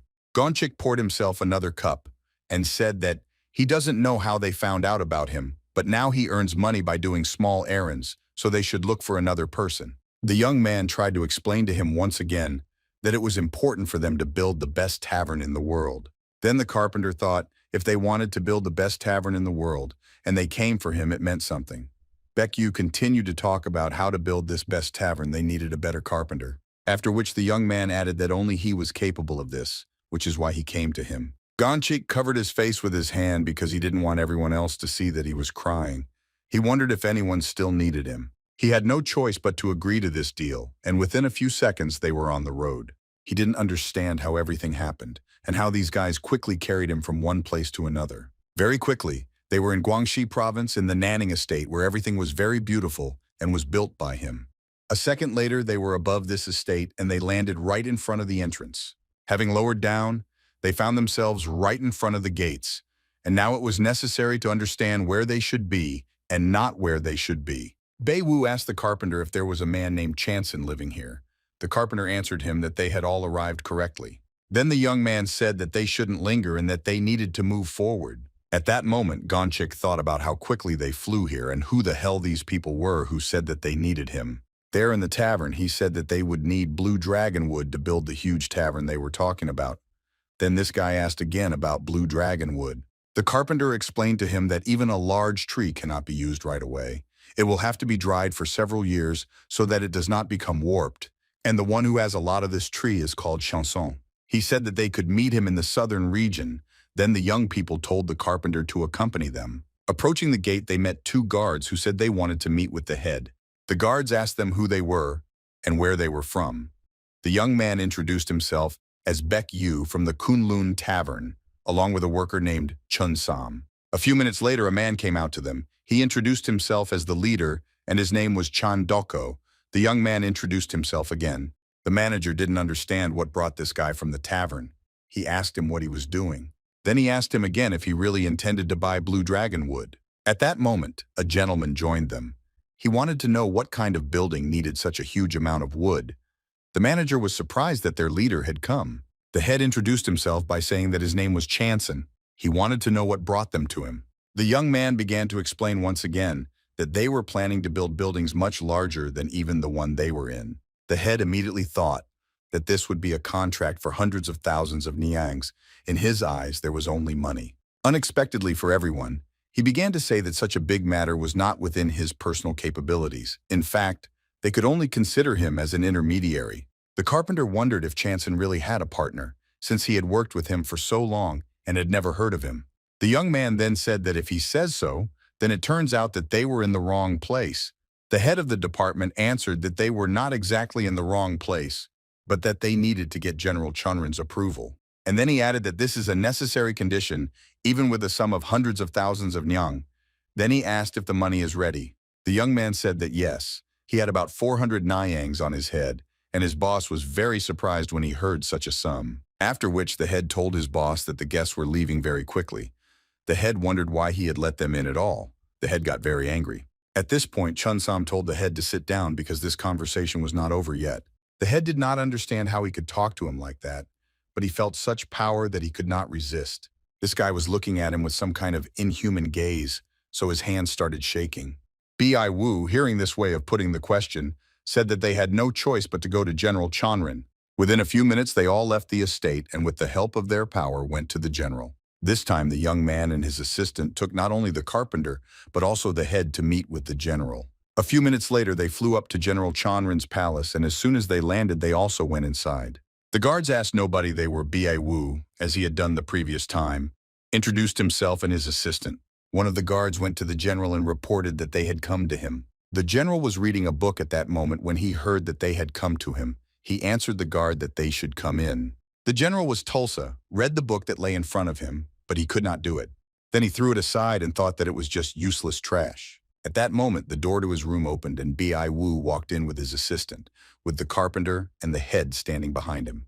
The chief began the conversation. He asked the general for forgiveness that they had arrived without warning. The general asked Chanson who these people were who were with him and why he brought them here. The young man decided to introduce himself. He said that his name was Baek Yu, and he was from the Kunlun Tavern. Then his employee Chunsam introduced himself, after which the carpenter Gonchik introduced himself. At that moment, the general laughed and said that they had a very funny group. After which the general stood up from his desk and took a few steps forward so that he approached the young man and stopped in front of him. Looking at him, the first question the general asked him was that he was from Murim. The guy, without thinking twice, answered that it was all in his past. The general wanted to know what he needed now. Then the young man tried to explain to him that he was now an ordinary cook in a tavern. The general was surprised that he could really be a cook. The general asked the guy again if he was really preparing food in an ordinary tavern. The young man answered him that this was exactly how it was. The general fell silent and adjusted his beard. It was very strange for him to hear this story. He needed to understand why an ordinary cook, as well as a carpenter and a tavern worker, decided to look for him. The general returned to his seat, and when he sat down, he said that since the recent victories had lifted his spirits, he was ready to listen to why they had decided to meet with him. The young man tried again to explain that they were going to build the best tavern in the world. The general answered him that since they are not even from the imperial family, he does not understand why they are looking for blue dragon wood. But if they have money, then everything is possible. Unexpectedly for the general, the young man said that they don't have them. The general got very angry. I don't understand why they are here then. The chief lowered his head before the general and began to ask him for forgiveness. He said that he should spare him. The general looked at the young man, not understanding who he was and how he dared to come here. And most importantly, he wondered where this guy got so much audacity and confidence from. After a pause, Baekyu said that they really didn't have any money, but they could give him whatever he wanted, and the general was even more surprised. The young man says that he will do everything in his power and capabilities if he gives him blue dragon wood. The general asked the guy again what exactly was in his power and what he could actually give him. The general wanted to know, for example, what he could offer him. The young man answered that he could give him anything he asked for. The general was even more surprised. He hadn't seen such a self-confident guy for a long time, so he asked him if that was really true. The general thought about it. He needed to understand what he could ask this guy to test his capabilities. The first thing that came to his mind was the thought of the book and that he couldn't read it. The general picked up the very book that he had thrown aside for several minutes, thinking that it was nonsense. Then he handed over this book and asked the guy to tell him what he felt when he looked at this thing. The young man took the book in his hands and began to turn one page after another. He sat and looked at every page in this book. Everyone else was watching him. His assistant was also trying to look. Unable to stand this pause, his assistant snatched the book and said what kind of rubbish it was. When his assistant snatched this book and held it in his hands, he felt a very great power from it. This power was so great that it was unbearable to hold this book in his hands. In fact, he simply burned it. The general did not understand what had happened, but he watched everything that was happening. After which he noticed that magic is popular in MME these days, and what he saw was ordinary magic. The general said that he was only interested in one thing: manuscripts on martial arts, having studied which one could enter the 100 strongest masters of Murim. Then the general added that if the young man finds them, he will give him as much wood as he wants. The guy thought about it, after which the general asked him whether he agreed to such a deal or not. Baekyu answered him that these are not simple methods, and they were created for hundreds of the best masters. With diligent practice, they will allow the general to enter even the top 10 strongest. At this time, everything in the tavern was as usual without incident. The cook who was replacing the young man at that time was cooking for the visitors, and she said that everything was ready. The owner of this establishment brought the visitors 3 kuksu as they ordered. They were delighted. The cook who cooked instead of the young man stood and watched the reaction of the visitors. These guys, when they ate some of their portions, they said that the taste was somehow different, and it was a little worse. The second guy added that most likely this tavern had gone out of business. The cook was a little upset because she knew she wouldn't succeed. One of the visitors, despite everything his friend said that in any case it was very tasty.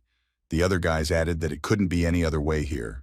This cook thought that her student had surpassed the teacher, and it was very surprising for her. She was glad that she had such an outstanding student who could surpass his teacher. She thought that she needed to practice even harder so that her dish would be the same as his. She called the owner of this establishment and asked her to bring her 10 kins of pork fillet. After the owner went to the warehouse, she saw that they didn't have any pork. She thought that she was very sorry that Mr. Chun-sam was not there.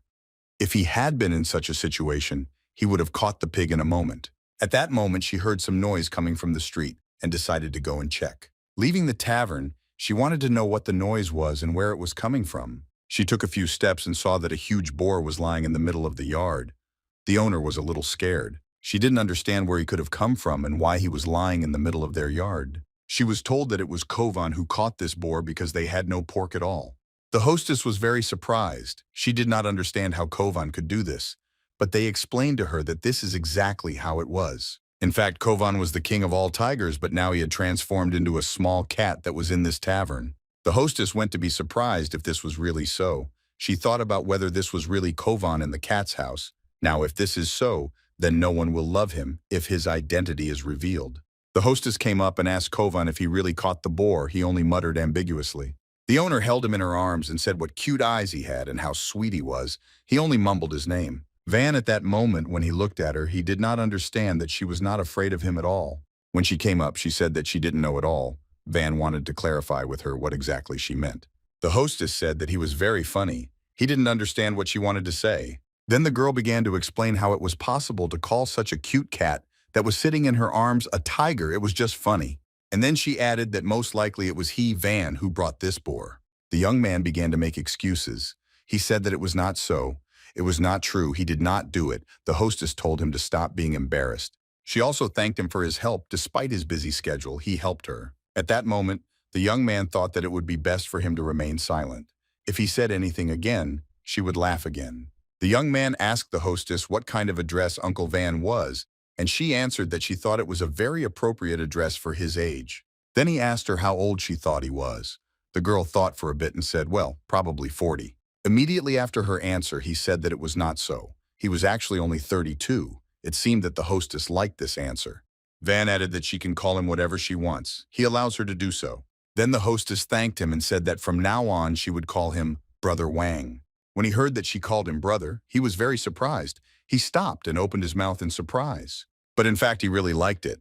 When he accepted the job, he thought of only one thing that she called him brother. The girl put the kitten on the ground and said that it was nice to have a reliable older brother like Van. At the same time, in another part of the general's estate, the following events were taking place. The general sat on his chair. In front of him were several scrolls which he was trying to read. Opening one of these scrolls, he began to study it carefully. He needed to understand this is what he asked for. He asked the young man again if this was the name of military equipment. The young man replied that he most likely meant the art of cotton growing, and due to lack of time, he was unable to put everything into book form. The general looked and thought that this technique is very simple, but it is tough. It is not difficult to master, but its power is amazing. The general looked at the guy sitting in front of him and said that he kept his promise. Then he added that he would give him the wood of the blue dragon. He would keep his word. The head and the carpenter were surprised. The general turned to the head of Chanson, who said that he was listening to him attentively. Then the general ordered that the blue dragon wood be given to Mr. Beck Wu. The leader was a little surprised by the general's behavior. The only thing he asked the general was how much blue dragon wood he should give. The general replied that he should give as much as they needed. The head tried to object to the general. He wanted to say that if they do this, they will suffer great losses. The general stopped him and said that he would take care of all the payments and he had to do as he was told. At the same time, the tavern was no longer so crowded. Their working day was coming to an end. The hostess decided that she could rest because she had had a very busy day today. Dim Soman approached the hostess and said thank you very much. She also thanked him. The other three guys were a little offended by this and asked why they weren't greeting them. At that moment, the door to this tavern opened very abruptly. No one knew yet who would enter it. Actually, it was Mr. Beck Wu, and he had already returned. All the workers of this tavern asked him if he had already arrived, and everyone was interested in the question of whether he could decide why he went. The carpenter looked at the employees of this tavern and thought, are these really the workers of this tavern? These three who were in this tavern seemed too frightening to him. They looked. At that moment, the hostess entered and greeted the young man. Beck Wu greeted her and introduced the carpenter to the hostess of the Kunlun Inn. The owner of this tavern looked at the man who came with Beck Yu and asked who he was. The young man explained to her that this gentleman who arrived with him would help them expand this tavern. The man said his name was Gonchik, after which the girl introduced herself as Jin Sohee and that he could speak to her informally. The carpenter looked at her and said that this was their first meeting. He couldn't allow himself to do that. The girl answered him that she was only 19. The carpenter then asked her how old Mr. Beck was, because he looked pretty good. A young man heard their conversation. He came closer to them and said that he didn't know for sure, but thought that he was about 122 years old. The carpenter then thought that most likely this guy was threatening him so that he wouldn't even think of being familiar with him. The young man went into the kitchen and saw his teacher there. She asked him if he had already returned. He greeted her. He also introduced her to the carpenter and to him Mrs. Cho Okken. She was the head cook here. The woman was glad to meet him, after which she came as close to him as possible and began to examine him from all sides. The carpenter then asked her if she really knew him. He was even a little upset that now they would start accusing him of something again. But the lady said that she really could know him if his father was also a carpenter. He replied that everything was correct. She began to talk about how when she built her Yellow Crane Inn, she hired a carpenter named Gong Hei. The racer answered her that everything was correct. She was the same cook of the Yellow Crane Inn, and the lady of Hubei province asked him to take care of their tavern. Then when they went, they met another worker of this tavern. It was the warrior Chigal Soman. He said that he was glad of this meeting. The carpenter did not understand why there was a warrior in this tavern. Where did he come from? And also Chigal. It was unclear why they were using a man from the Chigal clan as an employee. After which the door to the tavern opened and a huge man entered. It was Van. He greeted the new carpenter. When the carpenter saw him, he was very scared, and even started to back up a little. At that moment he thought, is this really the same beast lord that everyone is talking about? They asked him if he really knows him.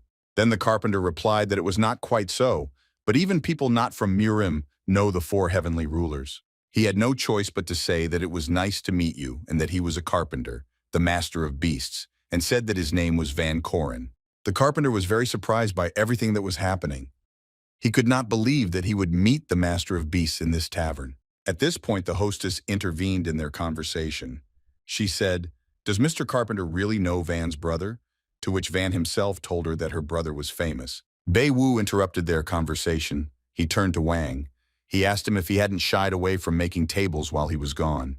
The carpenter was even more surprised. He couldn't even believe that the beast lord could make ordinary tables. At that moment, the owner of the inn asked what about Mr. Chun Sam. Bei Wu replied that his assistant had a lot of luggage, so he would be a little delayed. Immediately after his words, everyone heard some strange sounds coming from the street. Without thinking twice, everyone hurried to the exit to understand what these sounds were near their tavern. When they ran out, none of them could understand anything because nothing was visible or clear. They stood there waiting with bated breath to see what would happen next. They were very curious. After some time, as soon as the dust began to subside and they were able to see something, they realized what was happening. Right in front of them, a huge pile of blue dragonwood grew, and at the very top of this pile stood Chun Sam. The young man was pleased with himself and was pleased with what he had done. He exhaled, and then he thought that he had even sweated a little. He pushed off and jumped down and landed right in front of the guys who were watching what was happening. One of these guys asked the gentleman if he had brought all this himself. The carpenter at that moment thought that he had never heard of such a person as Chung Sam in Morom, if they entered the world of martial arts and their influence spread in a snap. Chun Sam saw Wang's displeased face, so he pointed his finger at him and asked what he said. Van looked at him in fear and said that he was silent at all. He most likely misheard it. Chun Sam was unhappy. He said that he heard everything. He wanted to hear again what he said to the hostess. Van was just surprised. He couldn't even imagine that this guy could hear even at such a distance. Chun Sam asked him if he really demanded that she call him brother. He was so angry with him that he said that he would teach him a lesson now. Van tried to explain to him that so he herself suggested that she would call him that. Then Chun Sam called the mistress and shouted to her that he would kill her. Van asked him to stop. The hostess heard that these two guys were arguing with each other, came up and said that Van was absolutely right.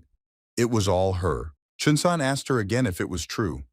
Van answered that of course it was and that he didn't mean anything bad. After which Chun Sam calmed down, turned around and went in the other direction. The others took a deep breath. The carpenter was even more surprised by what was happening. He wondered if he was in some other world. At this time, in another part, where the Namgung clan was located, everything was not so calm. The territory of this clan was visited by bandits who came with the twins. They followed the instructions given to them by these twins exactly. They had to capture this clan. Inside, everything was calm, and everyone who belonged to this clan was celebrating. At the head sat Namgun Mu, the young master of this clan and the eldest son. He spoke about what they had gathered to thank everyone for their hard work and wished everyone a pleasant time. His warriors discussed among themselves that the chief had forbidden them to drink for a whole month, so they could only do this in secret. They were talking about the world, whether to themselves or to secretly drink. It was much tastier than celebrating with everyone else. At that moment, people in black burst into the room where they were celebrating. They were the same bandits. The warriors of this clan wanted to understand who they were and how they managed to get right into the center of the clan. There were twins standing on the street. They were in control of the whole situation. Turning their heads, they saw a thin gentleman, he asked. He wasn't alone.